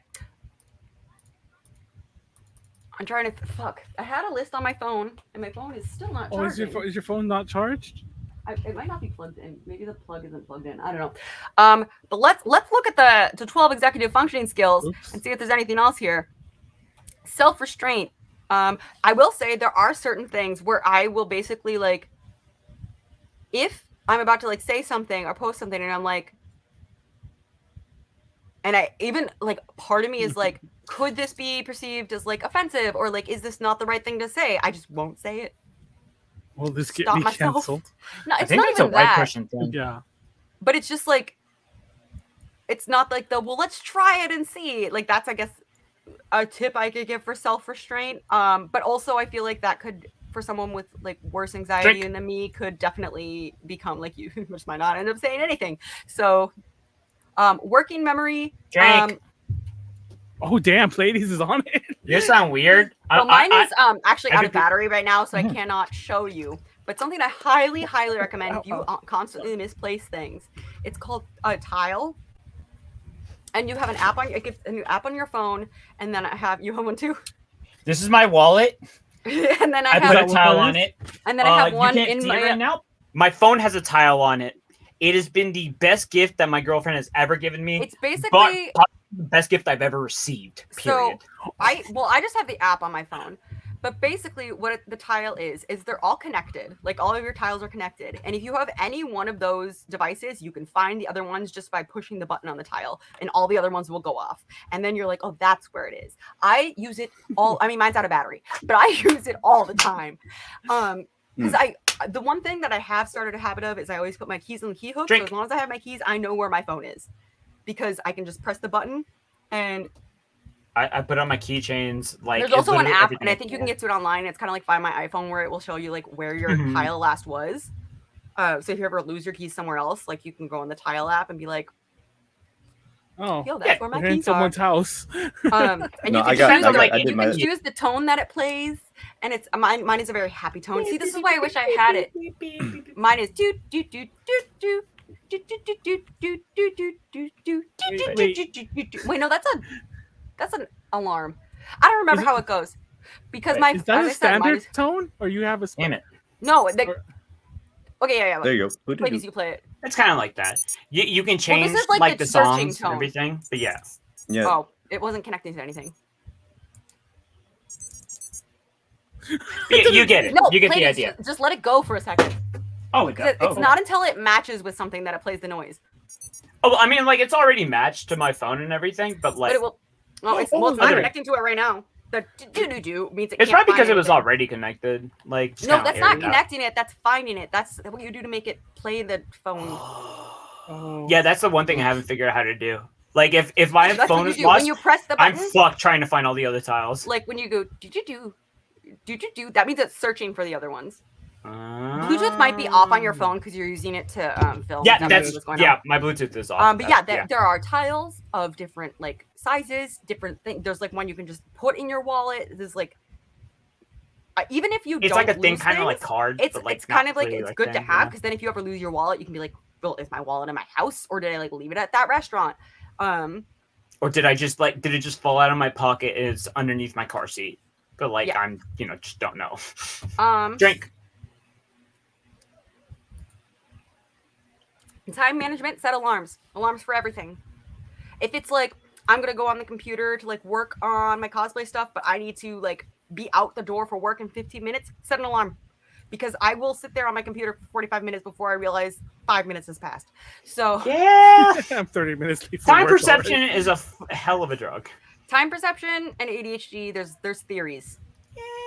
One of the theories is that ADHD is a time perception issue.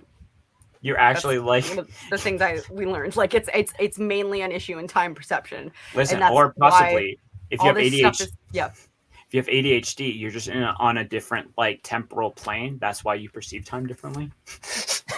I think everyone perceives time differently. I think it's just ADHD people perceive it in general slower.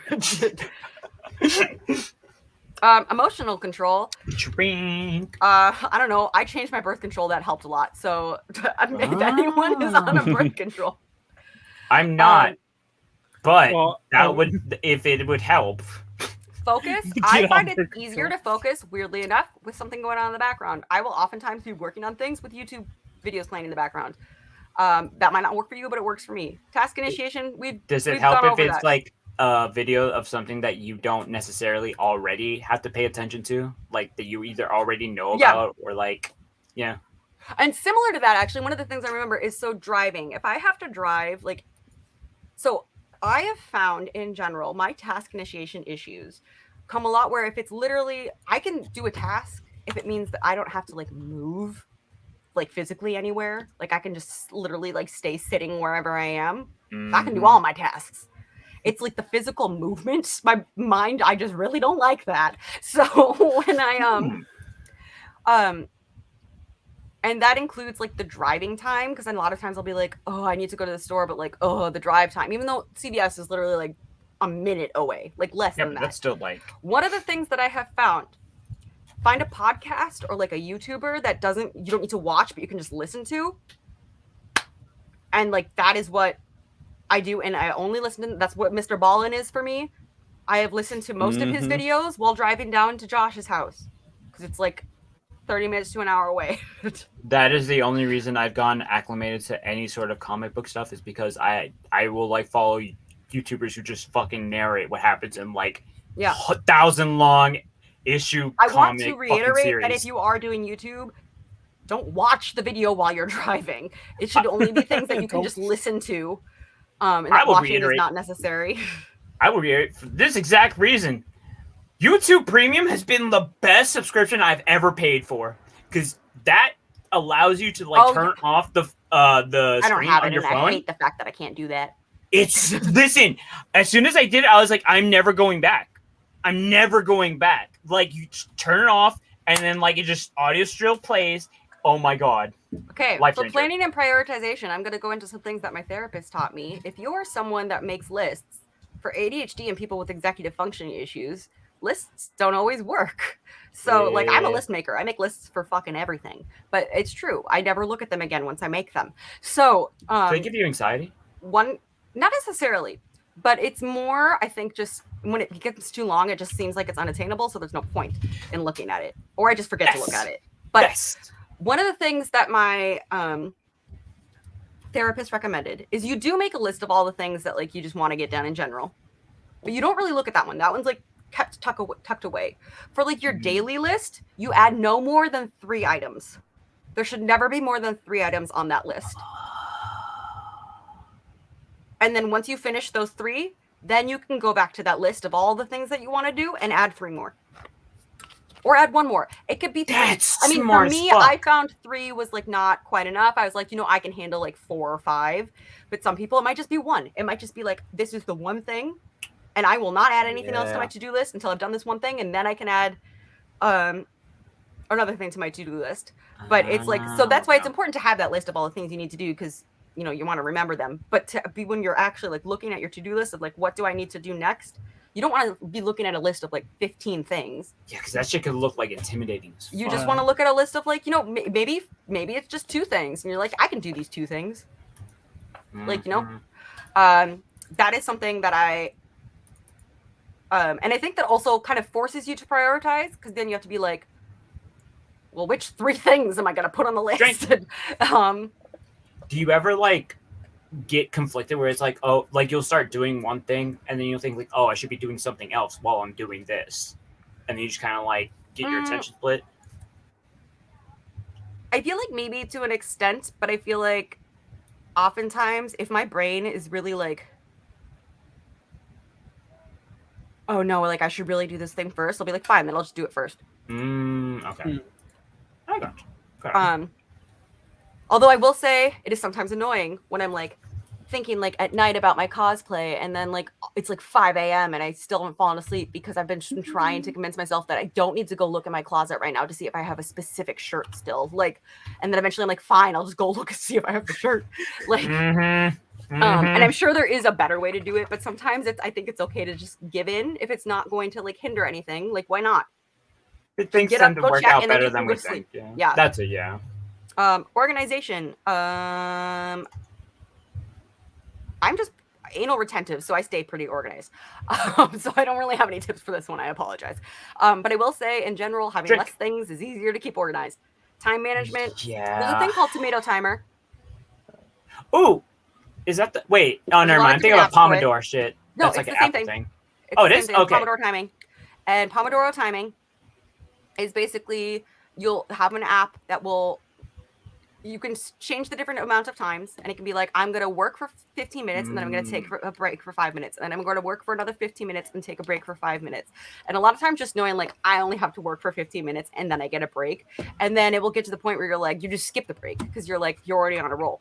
But knowing like, I actually only have to do this. You could change it too. You could be like, I only have to do this for 3 minutes, and then I get a 5-minute break. Like it can be whatever you need. It really does help. You don't need an app to do this, but there are apps that like calculate all the time and stuff for you. Defining and achieving goals. Oof. I mean, I feel like honestly, you can be kind of esoteric about it. Your goal can just be that, like, you know, I want to be happy. Like, I just want to be happy with my life. And then you can think of like all the different options. Like, what are all the different things I could do that would make you happy for my life? Well, I just want to reiterate, I have a psychology major degree. I am not a psychiatrist, nor am I a psychologist, but this is just like my own personal advice. It's like, because I think a lot of times when people think like, you know, I could be happy just being, you know, working a 9 to 5, making minimum wage as long as I have like my family and a dog, like, and that could be very comforting. Just thinking like, you know what, obviously I'm going to work for, or not necessarily obviously, but it's like, you know, I'm going to work for more, but like knowing that even if everything like doesn't work out exactly the way I want, I can still be happy. There's a floor there, like there's like a bare minimum, and then everything after that is kind of like icing on the cake. Flexibility. I don't really know. I'm pretty good at being flexible. Work at a restaurant. That'll help a lot with this and stress tolerance, actually. In a very cosmic kind of way, yes. But I would say maybe if you really struggle with flexibility, maybe like just try to change one thing every day, like a minor thing. See how that makes you feel. I don't know. It's like how you said. It's like how you said before. It's like sometimes, like it's an inertia thing, right? So like starting with like the lowest thing that you think you can handle, and then like that's like, oh, okay, well I can handle this, so I can handle like a little bit more. Yeah, and I think that's another thing that is hard for people who have the all or nothing thinking. Yup. Big yups. Even if literally like doing better that day than yesterday is like, I got up like 2 minutes earlier. Like that's still better. You know, it doesn't need to be.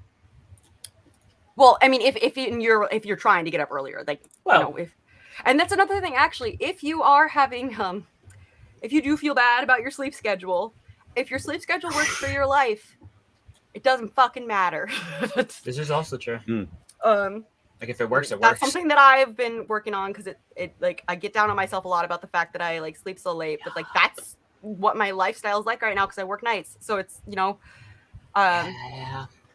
Also with stress tolerance, something that I have started doing and it seems to be helping quite a bit. It's called 4-7-8 breathing.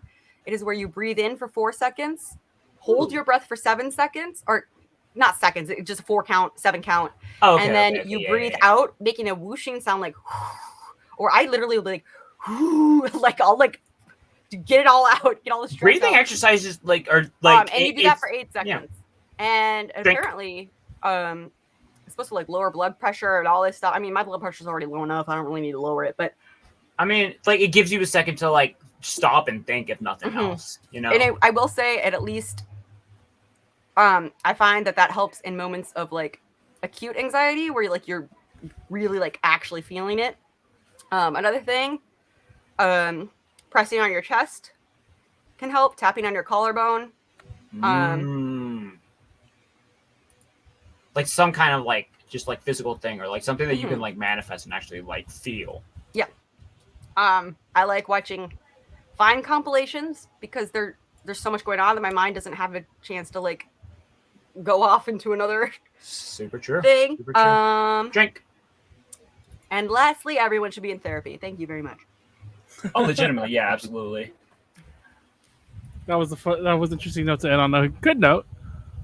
And when I say everyone needs to be, sorry, I was just curious about this one. When I say everyone needs to be on therapy, you don't even need to go every day. You can go like once every 3 months. Just go to therapy. Even if like you're not in like a mental breakdown, yeah.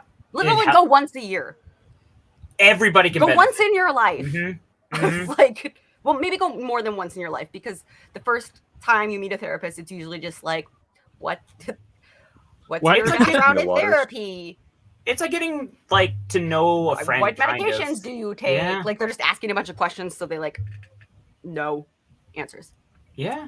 But yeah, executive functioning disorders are like issues, kind of like the hidden ADHD issue. Because I will say, I remember there was like this isn't what they use now, but there was a scale of functioning. It was from 1 to 100, I think. I can actually look that up right now. Okay. Scale of functioning to show you. Like as a pyramid?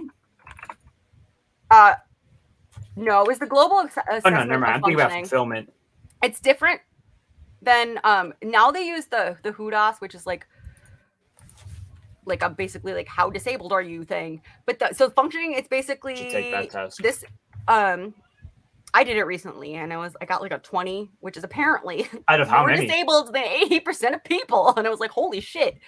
Well, that's also out of 100, but it's like the first, like being, if you're at a 0, that's still like, or if you're at like a 1, that's like, there's like, from what I understood, there's like, if you're at a 1, could you even take the test? And then, well, yeah, it would just, your answers would be 0 to everything. Well, that's what I mean. Like, if you're at a 1, like, are you even like physically capable of like filling things in at that point? But yeah, so this is the global assessment of functioning, and I remember seeing I was in the disabled students program in college for ADHD. Basically, no, it was like I just got extra time on tests. Oh, okay, cool. And I took them in a different room. I wish I had that. Honestly, it was like I didn't need the extra time because I was taking it in because I knew I had the extra time, if that makes sense. Like if you tell me I have 10 minutes to do something, I might like freak out and be like, oh my God, I need 30. But if you like, you have 30 minutes, I'll do it in 10. Like that kind of thing. It's like, yeah. Which I've gotten a lot better at. I've gotten a lot better at, especially working in a restaurant. Because I'm not saying that would necessarily work for everyone, but like exposure therapy has thankfully worked for me in most aspects of my life. Do not just randomly expose yourself to things on purpose. It can majorly backfire, especially phobias. Just putting that out there. You have to be like it can make things worse. It can make it better, but it can make things worse. But anyways, can you wait? Did it not change? It didn't. What do you see? You see the executive functioning? Yeah, the executive functioning thing. Yeah, it's linked to whatever you click to share. Yeah, while you were doing it. 1 second. I'm gonna. Oh, you good? Here you go. fix that real quick. You good? And then just click screen share, and then like I'll pop that on. Okay, so this is the global assessment of functioning. Once again, this is not. Today we find out Mystery Otaku's on a list. What? Okay, this is from 2021, but from I learned recently, it's been. Wait, what? Oh, okay. So the global assessment of functioning is a skill that was first used in 1962. It's been updated over time. In 2013, the manual that psychiatrists in the U.S. used to define and classify mental disorders dropped it in favor of a scale designed by the World Health Organization, but government agencies and insurance companies, as well as others, still use it and aren't expected to replace it anytime soon. I don't know how true that is, but anyways, this is just what I know, because when I was in the disabled students program, I had never seen any of like my testing results or anything. Like I had an IQ test and like all my like psychiatric testing and just like, you know, ADHD testing and stuff like that. When I was younger, I'd never actually seen all that, but that was all uploaded, and then I could see my documents, and I was like, "Oh, I can finally see it." And one of the things is that in order to get me in the disabled students, I mean, she didn't just say this in order to, but like one of the my psychiatrist had to fill out some forms, and one of the things she said was, I don't remember the exact numbers, and I can't get on that site anymore, so I can't see it. But one of the things she said is that she felt if I didn't have the disabled students program, that I would be around a 40.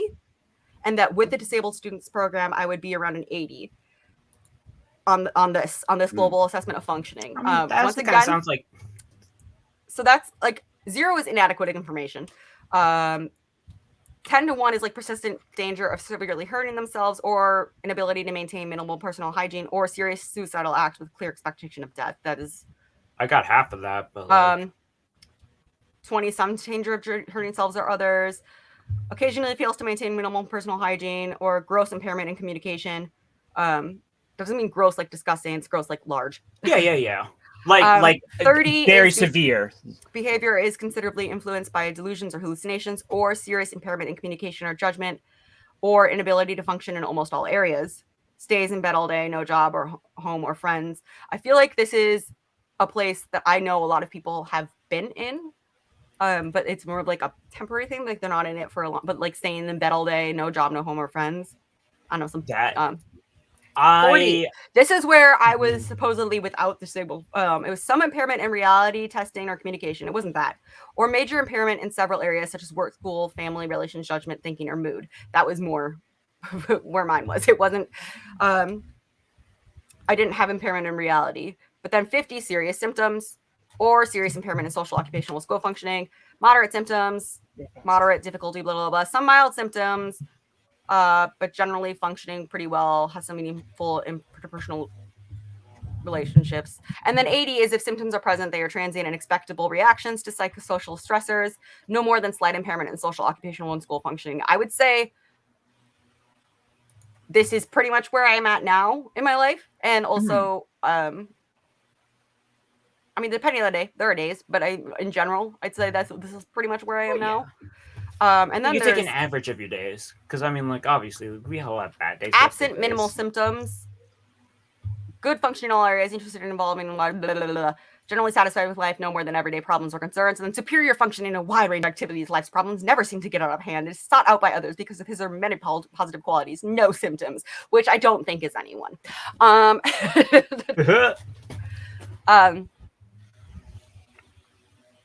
But yeah, okay, so that's just basically what I was going over. Is that like this is gonna sound weird.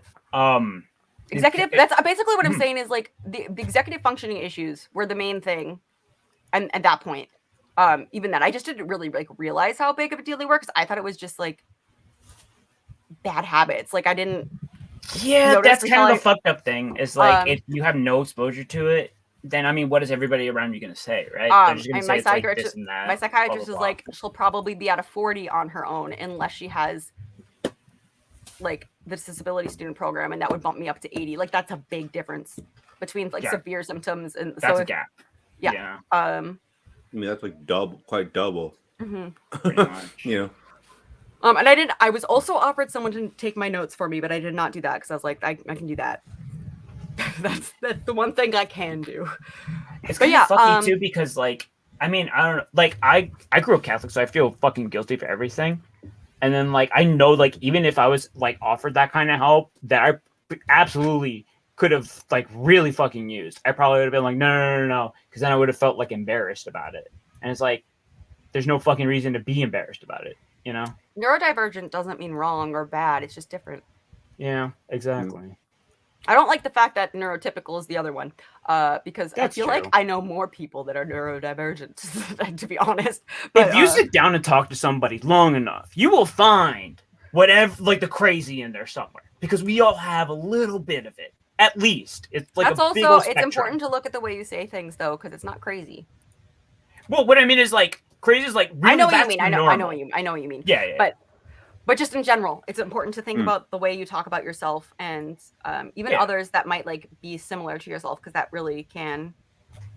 That's something that my therapist catches me on a lot. They'll be like, they like reframe things that I say to me about myself.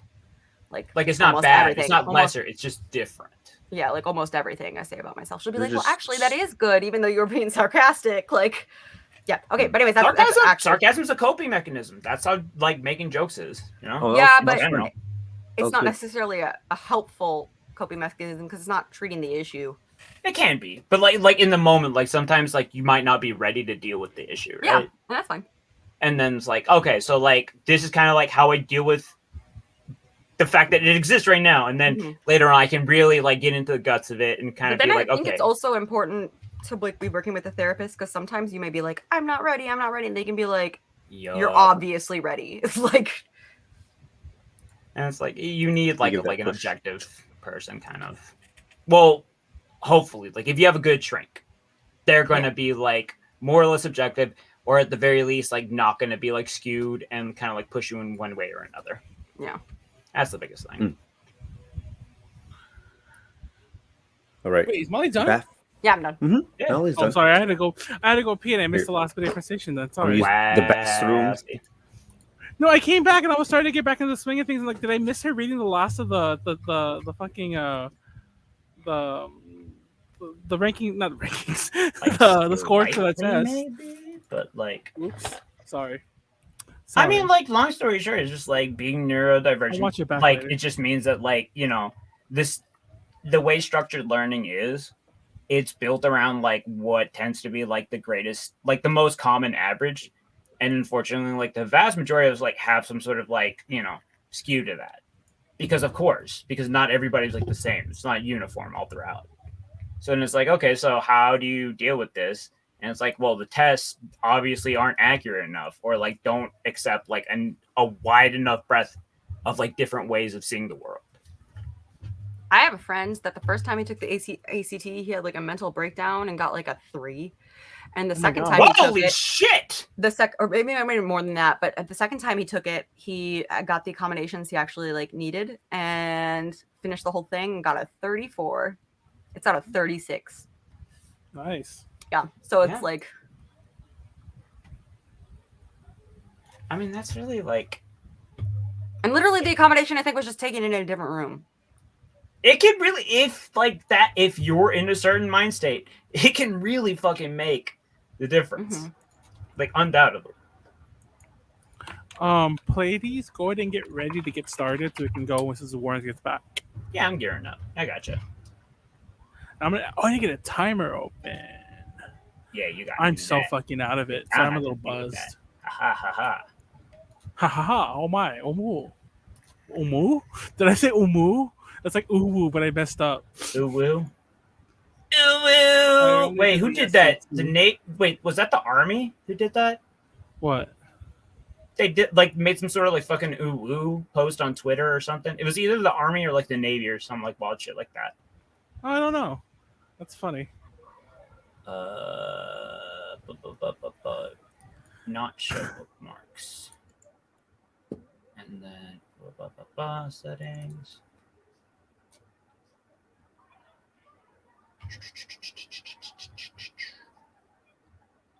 What the fuck is this? Ooh, I'm toasty. Sorry. You're I think I drank a little too much. Did you take your shot? My shot? What shot? The shot that like the mystery redeemed? Okay, I just wanted to make sure.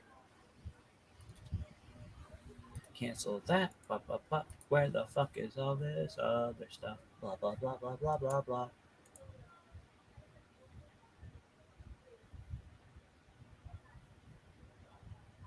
Oh, here we go. Wait, is it? Wait. Oh, there it is. Aha. Molly says the thing. I don't know why we all got so quiet. I'm quiet because I'm like internally dying. Like, well, because usually I'm the one who like tends to like fill the silences with some idiocy. Molly, but like I'm like setting this up right now. Continue your thoughts since we have some time. On anything. When was the first time that you either like recognized or like came to the realization and or somebody told you it's like, hey, the way that you've been thinking and feeling all this time isn't your fault? Like it's just like it's something like you think different than other people. I mean, for certain things, I was 8, but for ADHD, it was only a couple years ago that I was able to finally like separate blaming myself and taking responsibility for things. Yeah. Oh shit! I can't even get that thought out. The funny thing about like stuff like doing like the laundry and stuff like that, and starting tasks and whatever. Well, starting tasks is different. But one of the things I hate about tasks like laundry or like cooking or like things like that is I feel like I'm wasting that time. Yep. Even though it's something that you actually have to do. Yeah. Like it's like, I can't stand like even like. Cooking is funny because like you kind of have to pay attention to what you're doing, and I guess like baking's another story, but cooking you have to pay attention. And there are times when I'm just like, God, you gotta multitask, and I'll like, I'll dead ass be like reading something or like writing or working on something or taking notes on a project. And I'm like, oh, I'm gonna like burning my fucking hamburger over here, but you know, shit like that. Burning your hamburger. I mean, that was just an example. I did do that. Well, that's why recently. when I do cook, I try to do things that like don't necessarily require my attention that much. That is true. Yeah. I've been another thing similar, not so much like frozen food. I've been investing a lot in instant cookers. Like this is a brand, I think they're called Instant, and they have like these plastic thingies that you like make things in. Okay, that's a bad description. In the microwave, but like there's like ones you make pasta in, kind of. Ones you make like the ramen in, ones you make like a ton of other things in. Usually it's dry food, obviously, but it's different. And I got like egg cookers like for things like that. Like, so it's not frozen food, but it's also food that I just like throw it into a plastic container, throw it in the microwave, go back to what I was doing, come back for 5 minutes later, kind of thing. I mean, you can. I don't know. Well, honestly, like getting a pressure cooker is like one of the best things you could ever do, especially like if you do meal prep, if you do things like that. It is an astounding type of time saver. And it's like, again, if you know you don't have time, if you know you're like stressed, yeah, just go ahead and make your life as easy as possible and as streamlined as possible. I'm weird and like I'll buy a new kitchen appliance and it'll just add to the pile of kitchen appliances. You know what I mean? Nice. But, I mean, I'm not gonna lie. For a while, I did almost actually like buy a fucking sous vide. Yo, a sous vide. Yo, my cousin got one. Shoo! Changed the whole entire. I'm not gonna lie. It changed the whole entire game. You ready to go play a do-so? Yeah, just about. Play a do-so. This will be interesting. Yeah, play a trace. Isn't sous vide just like boiling things in a bag? Yeah, it's like the idea is that like you have it in a bag boiling, but it's at a very specific temperature, so it's borderline impossible to overcook it. It's more consistent. It's like it's streamlining the whole fucking thing pretty much. So when it comes time to eat Pleiades, we'll put them in a bag and boil them. Like when you grill it, it's hella like tender. So basically you ain't catching me. I'm gonna eat you. Like sous vide fucking steak is godlike. It really is, honestly. It's hella good. That sounds weird. What sounds weird? What? No, listen. Here's the thing though with sous vide steak, you have to what's it called? Sear it afterwards. Circulating. You actually do it in reverse. Water at specific you sous vide it first, and then like once you take it out the bag, it's like gray, kind of like weird mushy, but at the same time, like it's perfectly cooked. So now you just have to like sear it on the cast iron grill like really fucking hot for like a couple seconds on each side. Get some and butter on it. And then it's immaculate. Fucking 10 out of goddamn 10. Wait, is the SAT scored like that? I thought the SAT only had 2 scores and it's like out of 16. No, that's she said ACT. ACT. No, I'm talking SAT's about 1600. No, but Mr. Taku has like a weird triple score going on in his thingy. Well, there's 2. There's like the word one, the math one, and the writing section. But isn't it still at a 1600? Like I don't know, but I never took that one. I think the writing section is actually separate. Oh well, then I guess I've never. And like no one ever passes it because they literally are just looking for your. Huh? Oh, fun fact! When I took the SAT and mind you, like I didn't take it blind. I don't want to make it sound like back when Pangea was first made. I was that. Manuel was the first guy to do the SAT. They had written language back then. Fuck you! I took the PSAT every year, or every time they offered it until in high school. I must have took it like 4 or 5 times, no joke. And then when the SAT came around, apparently, like I guess like you didn't have to do this, but they recommended everyone give their scores to the school. Like so that they would know and they would rank all the students. I never did that, but I came to find out when we were graduating. I think I mentioned this before. I think I was the top of the school, even more so than the valedictorian and everything like that. I was the top of the school. You can get scholarships for your PSAT scores. Well, I got a scholarship because of my score, but not through the school. Like because they'll just send it to you. They just send it, yeah, exactly. They were just like, oh, your score's high enough. Here's some money, like literally. I never actually applied for any of those things. What's hilarious? I should have, but like I had my self-esteem was so fucking in the gutter that I never actually tried. Mind you, most people will tell you the SAT is bullshit because like the way what it scores and whatever. And I don't know to disagree or disagree with that. But I will say that I'm still shocked that everyone scored so low at my school. I think it more so just says like our school was not one of those schools that's like probably culturally that takes well to that test. Because I think the highest score and it was like 1200, and I was like, what the fuck? I'm like, and this is the person who got straight A's all 4 years and never missed a day of school apparently in their entire life, because they also got an award for that. They apparently had perfect attendance their entire school life. And I'm like, what the fuck? And you scored that low. Listen, there's a difference. At life.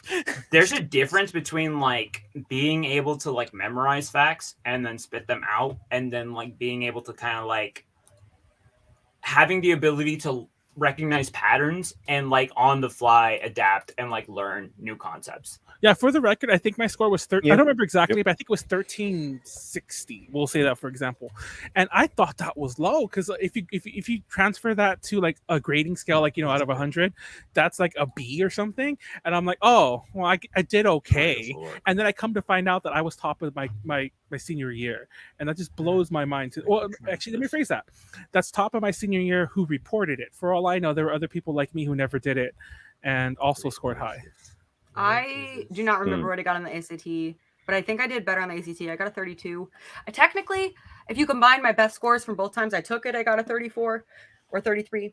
Because the second time I took it, I was like, I'm going to take my time. And then I ran out of time on the science portion, just guessed on like the last 7 answers. So timer. Sorry. I actually only took my SATs like once. I probably should have taken it twice. But again, I was like, I'm going to community college for 2 years to like save on college anyway. So I was like, what? Like, I feel like it doesn't matter to me. I don't remember. Like, honestly, somebody can correct. I forgot my calculator the first time I took the SAT, so I was definitely taking that again. Did you get an anxiety attack or like? No, I was just like, well, this is happening. Yo, it's time to guess. Dead ass. I had like it was in middle school, and because like I didn't know what was going on, my brain chemistry was so fucked up. There was one day where we had like standardized tests. I started your timer, by the way, so keep talking. Okay, I was gonna finish this thought. And then I realized I didn't have a pencil for whatever fucking reason. And then like I didn't know anybody in my room, and I started fucking crying. Oh, I also feel bad for laughing now. And then like while that happens, I shit you not, there's 2 girls like walking by, and because the door was open, and like one of them said, "Don't cry, she still loves you." I was just like, damn, just fucking like, just like salt like right in the wound. I fucking twist that.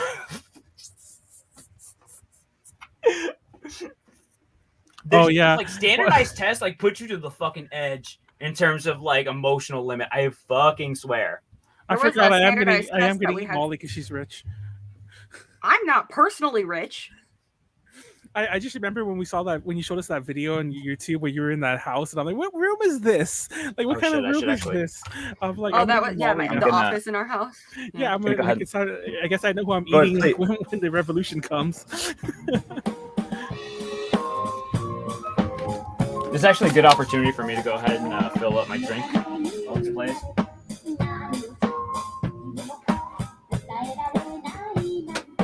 There's a lot happening right now. I know. I'll leave my liquor. Oh, there it is. Didn't he do like Kuda and I or something? He did one X song. This person.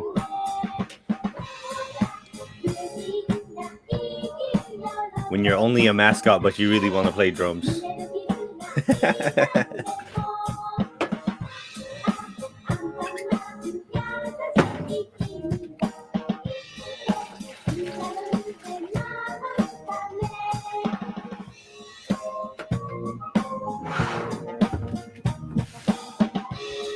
Look at the MC. Oh, there we go. And then let's skip ahead to get to this. As soon as you sit down, it's 5, 4, 3, 2, 1. Drink.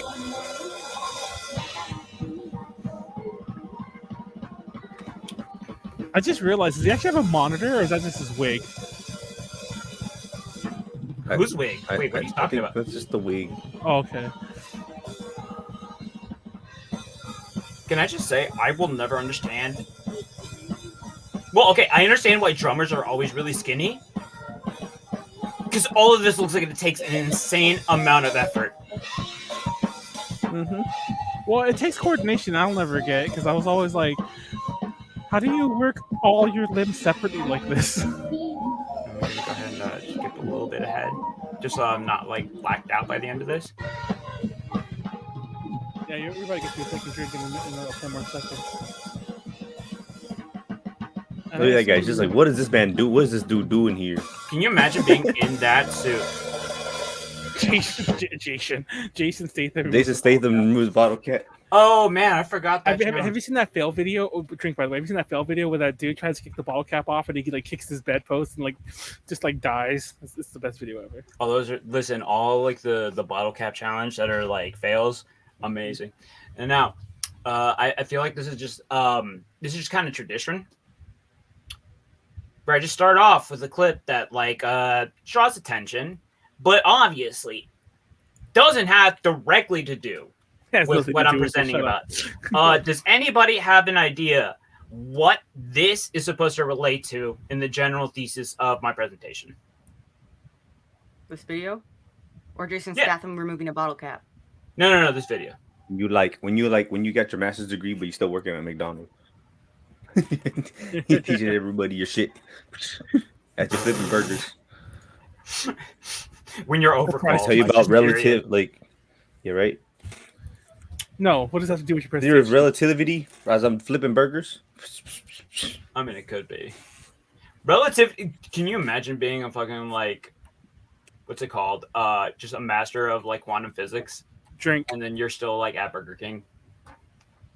All right. So. I mean to say is like sometimes you have strokes of genius in life that seem to be just like unexpected, but at the same time it's like how could you not see this is just like a product of just natural law of averages. For anybody who's not in the know, there's an old gag that goes in old Looney Tunes cartoons. That being, oh wait, god damn it, is it not showing on the screen? No. God damn it. Oh, you got Molly's. Oh, that's good. Oh wait, no, that's good because I can just switch over to the tab then. Drink. Cool. Ba-ba. Ba-ba. Ba-ba.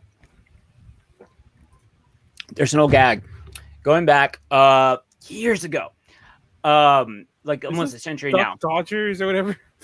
That is from Duck Dodgers. However, it didn't originate in Duck Dodgers. It actually originated with Wile E. Coyote, or at least that's where it was most widely proliferated. Wait, was that figure tied into this? What figure? The fucking Roadrunner that you were showing us earlier. You know, it wasn't, but that is kind of hilarious. And when I was a child, I was like, why do people buy these things? And also, like, what is with this name? Is this a real company? Turns out, I did some research. It is a real company. There is a real Acme that actually, like, sold products. And, like, the entire purpose of it was that, oh, hey, what does Acme actually mean? And in the terms of, like, Looney Tunes, it was an irony thing. Actual Acme anvils. Go figure. These things are real things that people bought, I guess, whatever.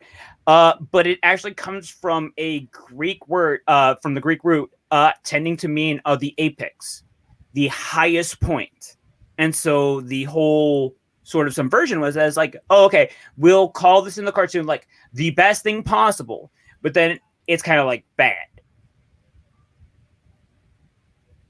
So what if, like, we go ahead and go about trying to take the same term, but, like, actually apply what it should be? And go ahead and subvert what people actually expect. Wait, what's a super speed vitamin? It seems like whiskey. I want that. Honestly, that's probably cocaine. Yeah. That's probably just straight up amphetamines. Like, back then, they weren't, like, actually, like, testing anything. They didn't know crap about crap. They thought smoking cigarettes was safe. Oh, the Flintstones. Anyways. Oh, drink. Fuck, I missed like 2 drinks. Of course. It was funny because I was gonna brag that I'm gonna be so on point for your drinks, and I immediately skipped like 3. Nice. So what if cool. Acme. The highest point. And also the underdog at the same time. I can't wait till when you actually tell us what this is about. You're gonna spend 20 minutes talking about Acme, then you're gonna talk about the Visual K band, then you're gonna circle it back to this is actually all about drummers.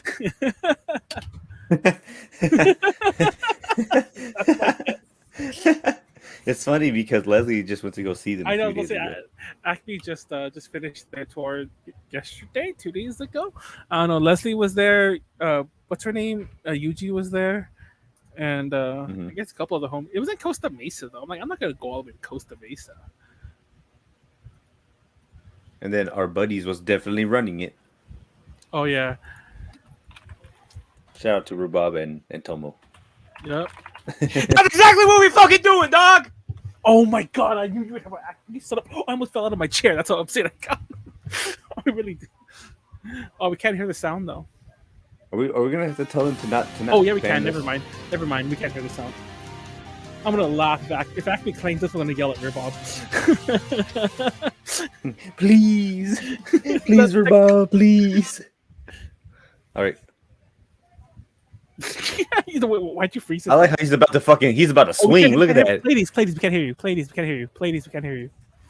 You're muted. No. Like you're literally muted on StreamYard. Yeah, you muted yourself. It shows the no mic option. Oh. Bruh, he's about to swing. You see that? That guy, he got. So just perfect job. You got to give that smoke. I was introduced to the VK scene fairly recently. And so I consider myself a guest in the culture. And so I approach it with the utmost respect and reverence to me. And again, this is like from like borderline, like, you know, I've heard the classics. I have like a borderline, like, you know, at least like surface familiarity with VK. I can't think of a single band that kind of encapsulates everything that I've seen and heard from like just historically speaking, like cool, like 10, 20 years back, but still managing to bring that into the forefront of the common age. I fucking love this. This is actually like the video that got me hooked to begin with.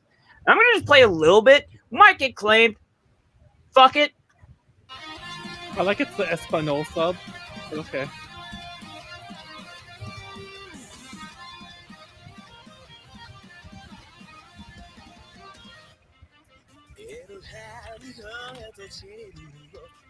Chisa on vocals.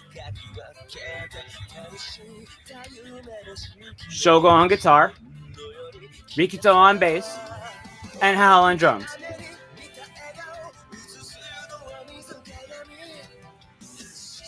I don't know how the fuck Chisa managed to be that fucking pretty. But god damn it, that is some gold shit right there.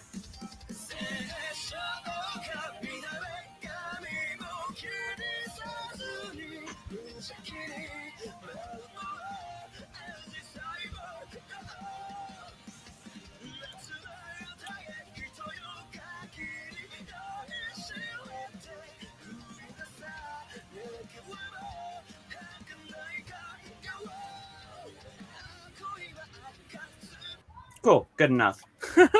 That seems like I wish I was small and pretty like him. Too bad, bitch. Oh, You already are. I wasn't expecting that response. I said, too bad, bitch. You already are. Oh wait, I think you said too bad. Nice. That was a nice save. I thought you were just gonna talk shit double down, like too bad. My first reaction to all this, again, like coming in relatively blind, like fresh as hell, is that the immediate vibes I got from listening to this is big TM Revolution vibes.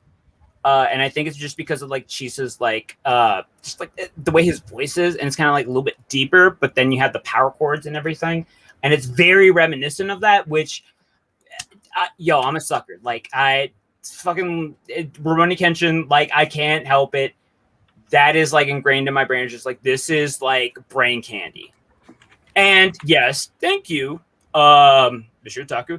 This is the modern day ACME. This is what proves to be the actual ACME. This is what happens when you take that term and then you apply it to what it actually should be. Although, interestingly enough, the term actually tended to come out because I guess in Japan it's a perverted word. It has an erotic meaning. And Chisa was like, oh, hey, you know what? A lot of bands in Japan have erotic sounding names, but nobody has this one. So we were like, okay, cool. It starts with an A. And guess what? It's going to come up in everything alphabetically first, which is fucking genius. I goddamn love this. It's just like very practical. Drink, and also we've interviewed them, I think, 3 times, by the way. Fun fact. A to J has. Oh, trust me, Treasure Box Press is coming up with it. You think I'm not gonna like put some Treasure Box Press clips in here? No. We up here, we out here. It's in a competition. I just wanted to plug it. Anyways, no, it's not a competition. It's not a competition. It's not at all. This is all about supporting each other. Kidding, yeah. We all come up. We all winning. We all winning. I think I met D'Angelo at the ACME show that happened before AX last year. You probably it was the last AX. Yeah. It was 2019. Yeah. You might have. I think. Oh God. I met him. But we'll get to that. We'll get to that because that's my homeboy. That's my little bro. That's my kohai right there. But what I find fascinating about ACME is like, first off, they give off very much in the sense of like the vibe of like a traditional VK band, where like you have large like just like set pieces, you have decoration, you have direction in terms of like artistic and just like aesthetics, which I fucking love. And there's no fear whatsoever of like just showing yourself like dressed up in like, whatever clothes. It doesn't matter what the gender is. Fuck that shit. You wear what looks good, and look at she's fucking killing it. God damn it. But at the same time, what I really appreciate from ACME, and this is really like a bit. Well, hold on. You know what? Before I get into that, I'm just going to go ahead and go into a quick overview of the actual members here. So I'm just going to... Oh, wait. Can I stop this? Oh, wait. Okay, yeah. Let me switch over to the tabs then. Because what I want to go ahead and do is just kind of like do a cursory glance at just exactly like who the members of the band are. And just talk about like individually. Like, okay, because it's not like they're a band, obviously, but they're also individuals. Okay, you know what? You haven't said a drink in like fucking 5 minutes. A goddamn swear. I was waiting for I noticed I hadn't said it, but I was waiting for it to come back, which is now, by the way. Nice. So nope. Oh wait, here we go. So not you. If they come onto my thing because it died, my iPad. Come onto your what? Alexa? My iPad died. Yeah. I mean, you can do that, but like also like So the fascinating thing about it is, I mean, the band actually came about like, what was this? Let's say 2017. Started with the whole concept of like being a fictional bad boy in like a fictional school world. So it's like you have like the delinquent If kind of role. show something. We're just looking at your background. Oh no, I will. But like I just want to like pop this up first is the thing. No, you're good. I mean, that's how the concept originally started, and this is also like how I got introduced to the idea that a lot of Japanese bands tend to be offsprings of other Japanese bands. And Mercedes and Dungray. I don't think I don't see it as a bad thing. Honestly, like if anything, it's great because like it like really lets artists kind of like branch out and experiment artistically because it's like like you might be vibing with certain people. Can I just say something real quick? Yeah, go ahead. So I just requested my vaccination records because like all this talk about boosters. I was like, do I need to have any boosters coming up? And apparently, I did get the third HPV vaccine. When? Oh, never mind. HPV in 2011. Okay. I thought you meant the booster vaccine. I thought you meant the booster for like the no. I like, would have remembered COVID. that. I was like, when I would have remembered that. Yeah, exactly. That's what I was like. Wait, what? Oh, Leslie tagged us on Acme's thing. I wonder if we'll get a notification from them. Anyway. Oh, but I definitely need another D-tab. You're supposed to get one of those every 10 years. Drink and keep going. Play it. Oh, sorry. D-tab. What is HPV? Been almost 20. Human papillomavirus, which technically speaking, we all actually have. So interesting enough. Oh, anyways, keep going. Okay. I want to talk about this. Primarily speaking, okay. I will never ever subscribe to the idea that like one bandmate is like more important than another bandmate because I feel like that's kind of just like a toxic mentality and it's like everybody's part of the team, everybody's part of the family. That's how it is, right? Okay. This is true. In the same vein though, I mean, who were the people who really like kind of like started it? It's Chisa and Shogo. Because I mean, like they started out because they were in X-Dive to begin with, a different band, and they're like, hey, they had their own projects as Chisa and Shogo. They're like, okay, cool. They do great stuff together, and they're like, hey, you know what? Let's do a band. All right, let's do this. And then it kind of just branched out. They wound up picking up Hal and Rikito, and then it just kind of like became, from what I can tell, an organic kind of progression of like, hey, we all, generally speaking, like branched out of where we had our comfort zones. We're trying new things. We're trying like, we're being like a little bit more possibly like, what's it called? More abrasive, but like also like you have to like try and get out of comfort zones and whatsoever to like push the boundaries of the genre and whatnot. And so here we go. We came from like X-Dive, which is, we have Chisa and Shogo. And then at the same time, we had Hal and Dave. God damn it. Wait, hold up. Rito, who happened to be from a different band at the same time, got together, put everything together, and happened to make what they described to be, again, delinquents in another, an alternate world.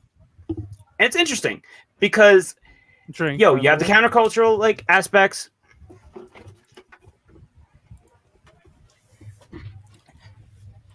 You got the punk inspiration and whatnot. And what's interesting is like this actually comes out as a direct kind of like influence of things like Linkin Park, Michael Jackson, Korn, Limp Bizkit.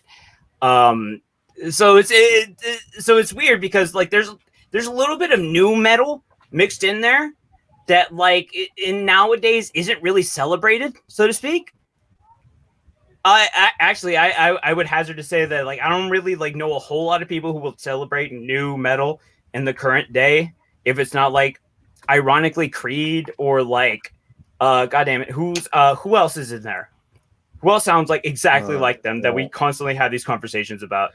Creed. Well, new metal is that's a whole different Can thing. you take me higher? No, not Creed. New metal is like like Corn and Limp Bizkit, very much like the rap. They call it kind of like rap metal. They even throw Slipknot in, but Slipknot don't really count. But although it's only metal Slipknot, elitist people another that think big that influence. bullshit is stupid. So people being dumb. See, but here's the thing, though. At the same time, it's okay. So, like, to us, it's dumb, right?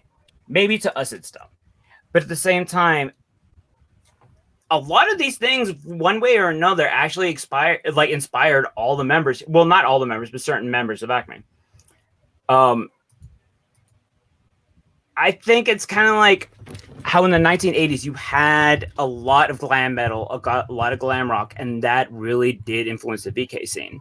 And you kind of have the progression of that, where now you have that, but like it's like cool. So we have stuff that for us we listened to, and it was highly easy to consume. And it's like, okay, widely shared and everything, and it's like, oh, cool.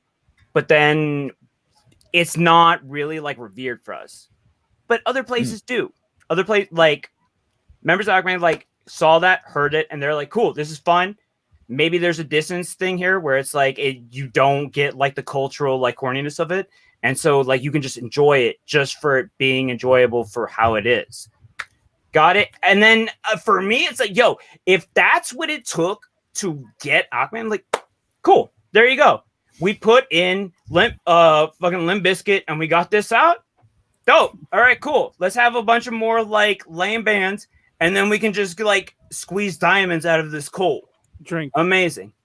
But like the thing that I've always been like kind of like hesitant to like really poach when it comes to like VK and whatnot is that it feels like a lot of VK artists are like untouchable. Like and for good reason, you know, big figures and whatnot. X Japan, Miyavi, whatnot. Like it's just like these are like legends, and so like trying to approach them is kind of like, yo, you have to have the utmost respect. Like these are people who like have the foundation of everything, and in a certain way, it's very interesting to me because it's like, okay, cool, you can't actively like maybe access them, but also you fucking love them. You want to hear from them. What's fascinating to me is that ACME doesn't give a fuck about things like that. You have the same spirit of things like that, but also you manage to have coverage where they will actively come out and just do and say wild shit. Like, hold on, I'm trying to find this right here. Having an active social media presence as an artist is never easy. I don't understand how they do it. They like it makes perfect sense to me that they have like people they hire to do things for them and whatnot. Cause I would not be able to ask myself goddamn it. Oh, wrong. Oh, there we go. Into keeping track of things like this. What the fuck? Yeah. Oh no, this is tell me, yo. This is ACME on Halloween, which I fucking love. Because I could not, for the life of me, figure out a single costume. And all of these are goddamn amazing. I'm surprised they didn't all go as Teletubbies, though. I just realized that's one costume. The right? Yes. The alien, yeah. He's the alien. I thought there was someone else in the alien grabbing him. Like, oh, wait, no, it's okay. It dawned on me. My brother was like, oh, hey. Like, I'm gonna be a T-Rex. I'm like, that's immediately what I thought about when I saw that alien costume. It's like, oh, okay, yeah, this is like the Yoshi costume. All right, cool. And this is what kind of, that's honestly the kind of things that I love. Where it's like, they are amazingly talented, they do wild shit, but also, like, they don't feel like there's like this ethereal kind of, like, they're on, like, the throne of fucking heroes, and, like, you can't reach them. It's kind of like, I hazard to like say this, but like wildly spread, they're kind of like, this is kind of like how they're kind of like pigeonholed, is that they're popularly classified as like an indie band. For me, I don't know, like it's not to say that they're not they're absolutely independent and they have a lot of free will. And like, if that's a qualifier, then that's what that is. But like for me, it's like, yo, I don't know. For me, it's like they're bigger than that shit. I don't know. It's weird. Like, at what point is it like where your notoriety and your skill and your talent and all that winds up pushing you above that? So you got that. Love that. Who's the dude all the way to the right? He's Mikey he's cosplaying as Mikey from Tokyo Revengers. Oh, is that who that is? I was confused with who that was supposed to be. I was wondering. He's from Tokyo Revengers. He's Mikey. Oh, yeah, I got you. Mm-hmm. If we go back into individual things, and again, like, not because like I'm trying to like specify in terms of one person or another, but like you have certain people who wind up being like a little bit more comfortable with the public and do like certain public stunts and whatever. And I won't even say a stunt, but like maybe they just like doing things. Fucking Chisa on his birthday wound up like the team wound up celebrating it in a goddamn bar, and Chisa like wind up being just a fucking bartender. Just shows up, and of course, again, everybody in masks. He's got his clear like face guard. Oh, I didn't got know the plastic shield right here. I forget we're in a pandemic. People. We're in a Panasonic. We're in a Panasonic. Fun fact, like, one of the more popular cafe, it's a cafe, not even a bar per se.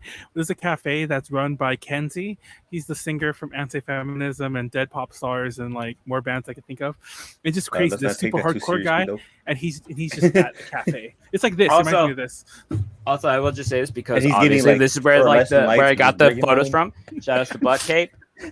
Follow, like, subscribe, all that shit. But like, look at this fucking smile. Look at that. This is like the kind of like wholehearted appreciation for the fan base that you like. It is like difficult to like capture nowadays, or like in general, honestly, just because like, you know, we're all atomized. It's difficult. I don't know if social media helps or like hurts it, but like I see things like this and it really does warm my heart because like you can tell it's artists who like care about their fans and everything. Like, they're just doing shit to have fun. They have art. They have like, you know, fucking performance and everything. And it's just like, you can't see that smile and not feel it some sort of way. Come on. But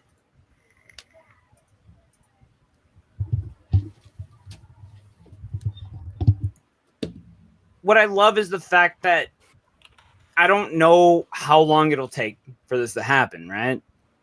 But like a lot of artists, like everybody, right? It's been a fucking hurdle trying to actually get back to live showings, to concerts, to actual like normalcy, whatever the fuck that looks like nowadays.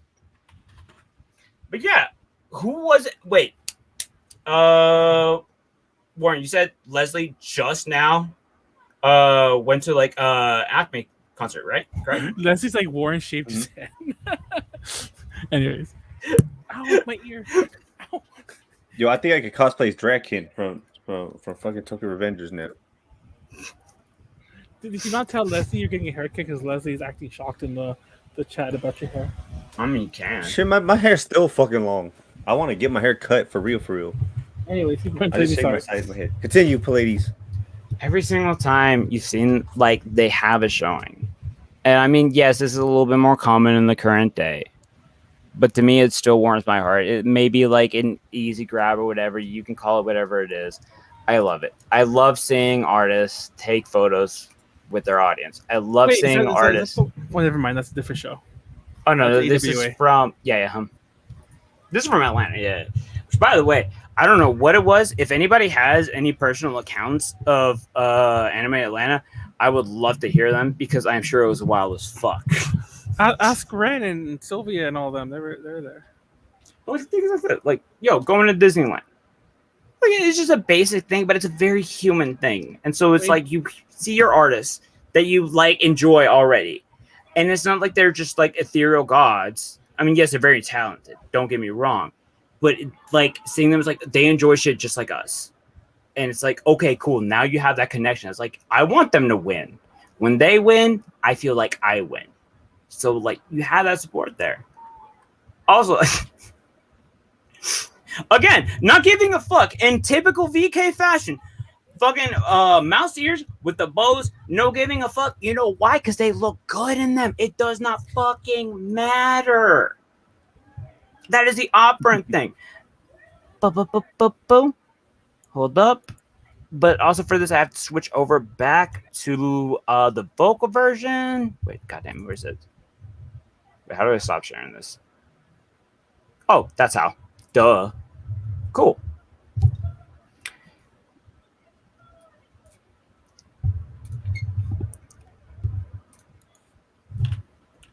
But also, the thing is, like,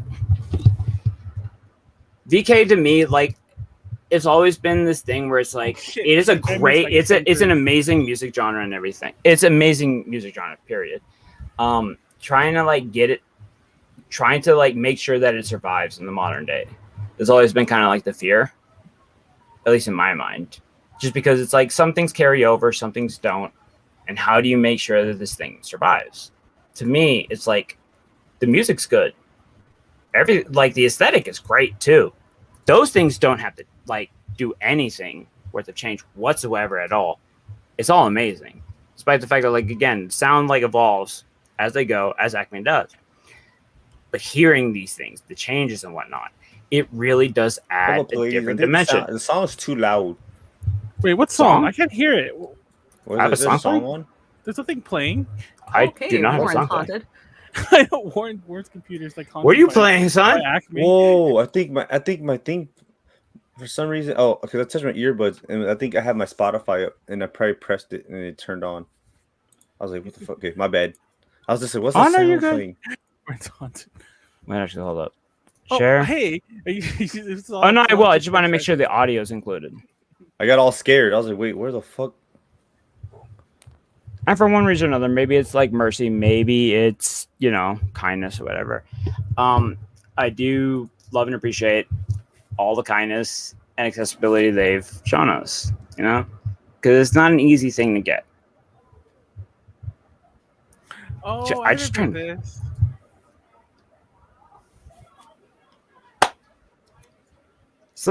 A group who understands the modern culture is just something that I fucking love. Is a thing. I like your minimalist logo. That's not a joke, by the way. That's not a joke. I actually really do mean that. For reference, this is, again, Treasure Box Press's coverage of ACME back in June 25th of 2019, the before times. Was this when they were at Texas? Because I think Janet was at this.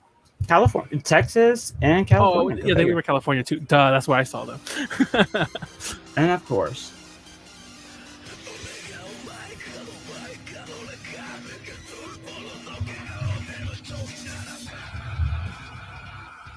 I like how different this song is to the other one you played. Listen, the thing is, you gotta have range. You know what I mean? I just love it. This is like not. And you come in. It's the 180 of that goes.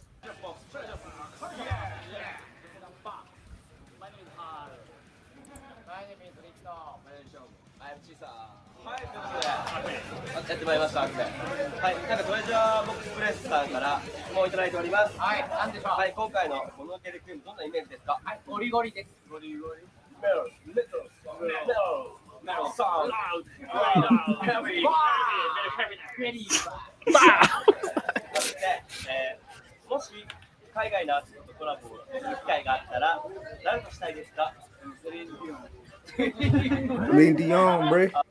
Can I tell you how much that would fucking slap? I would pour money into a fucking Patreon to hear them do a collab with Celine Dion. I was thinking shit like Lil Uzi Vert, Celine Dion. Oh my god, no, I gotta fucking hear that shit. Oh god. That is the second thought.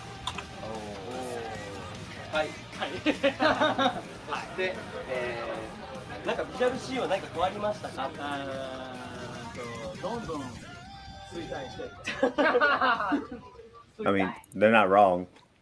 Yeah. It's like any culture, right? They're not wrong. They do have a culture and it goes.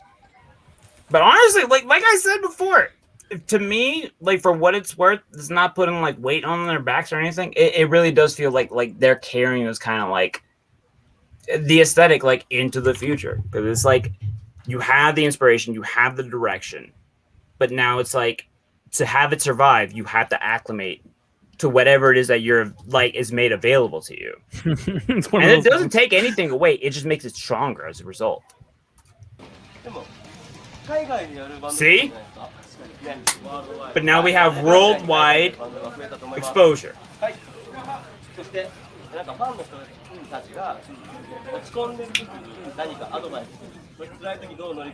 damn. I'm not gonna lie, I might actually do this.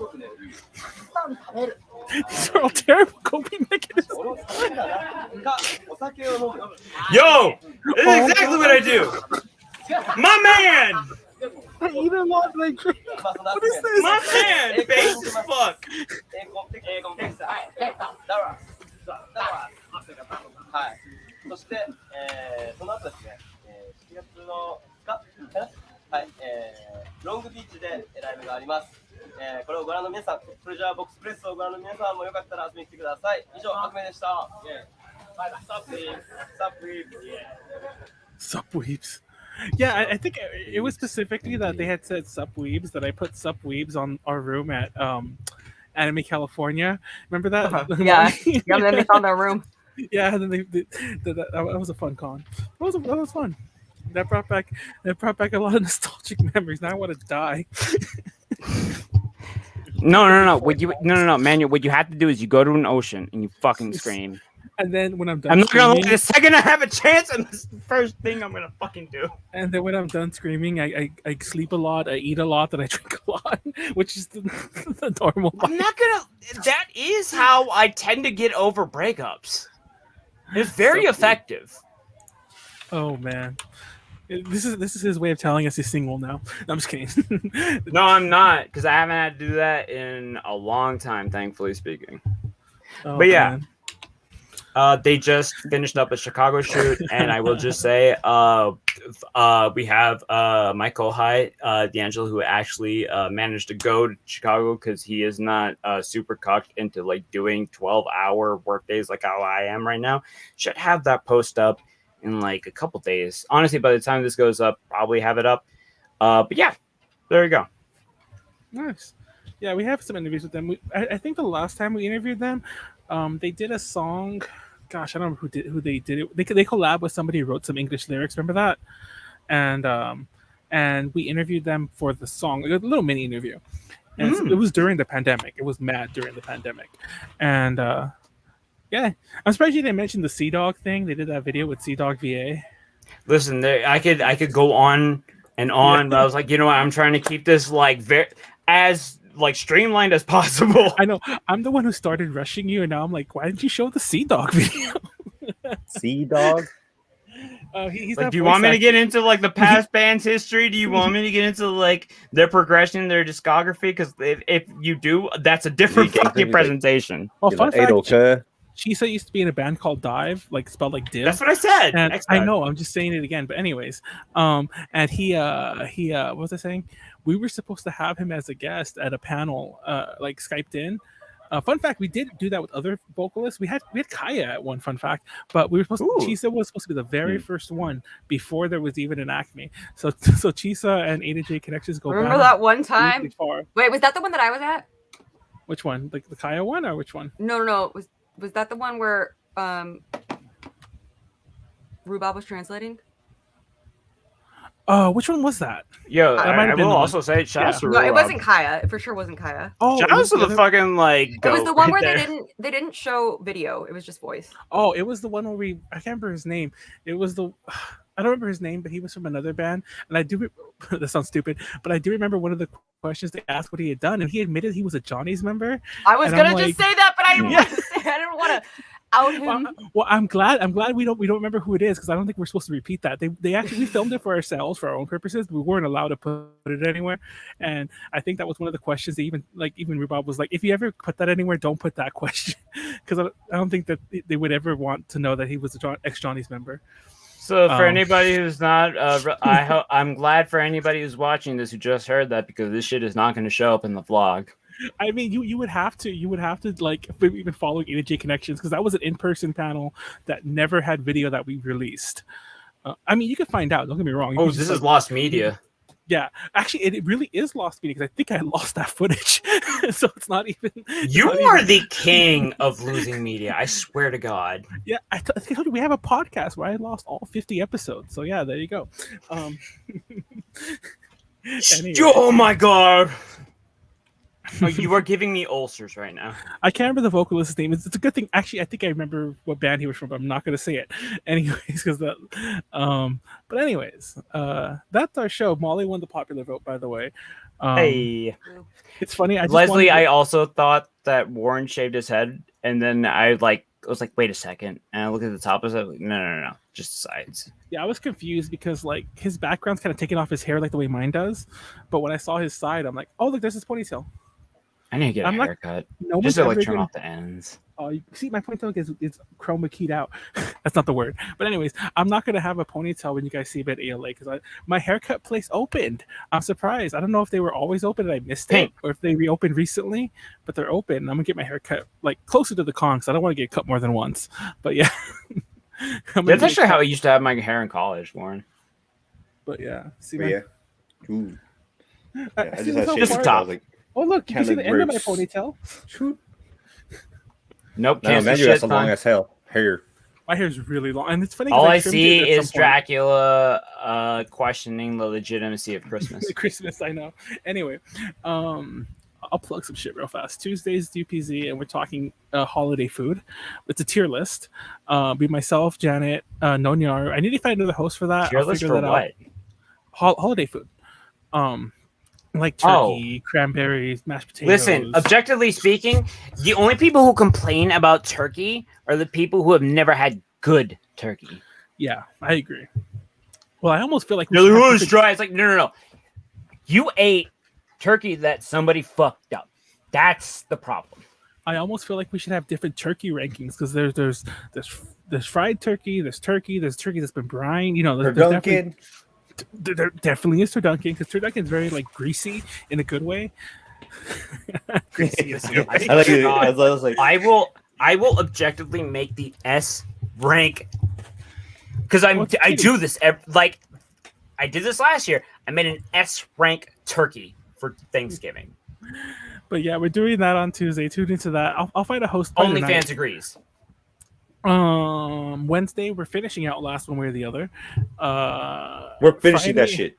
I'm sorry. Friday is more Pleiades' campaign, and that's oh, that's right. That's our week. Neat. Yeah, that's our week. That means I don't have to prepare. Yay, fun fact. I get to add more hoping.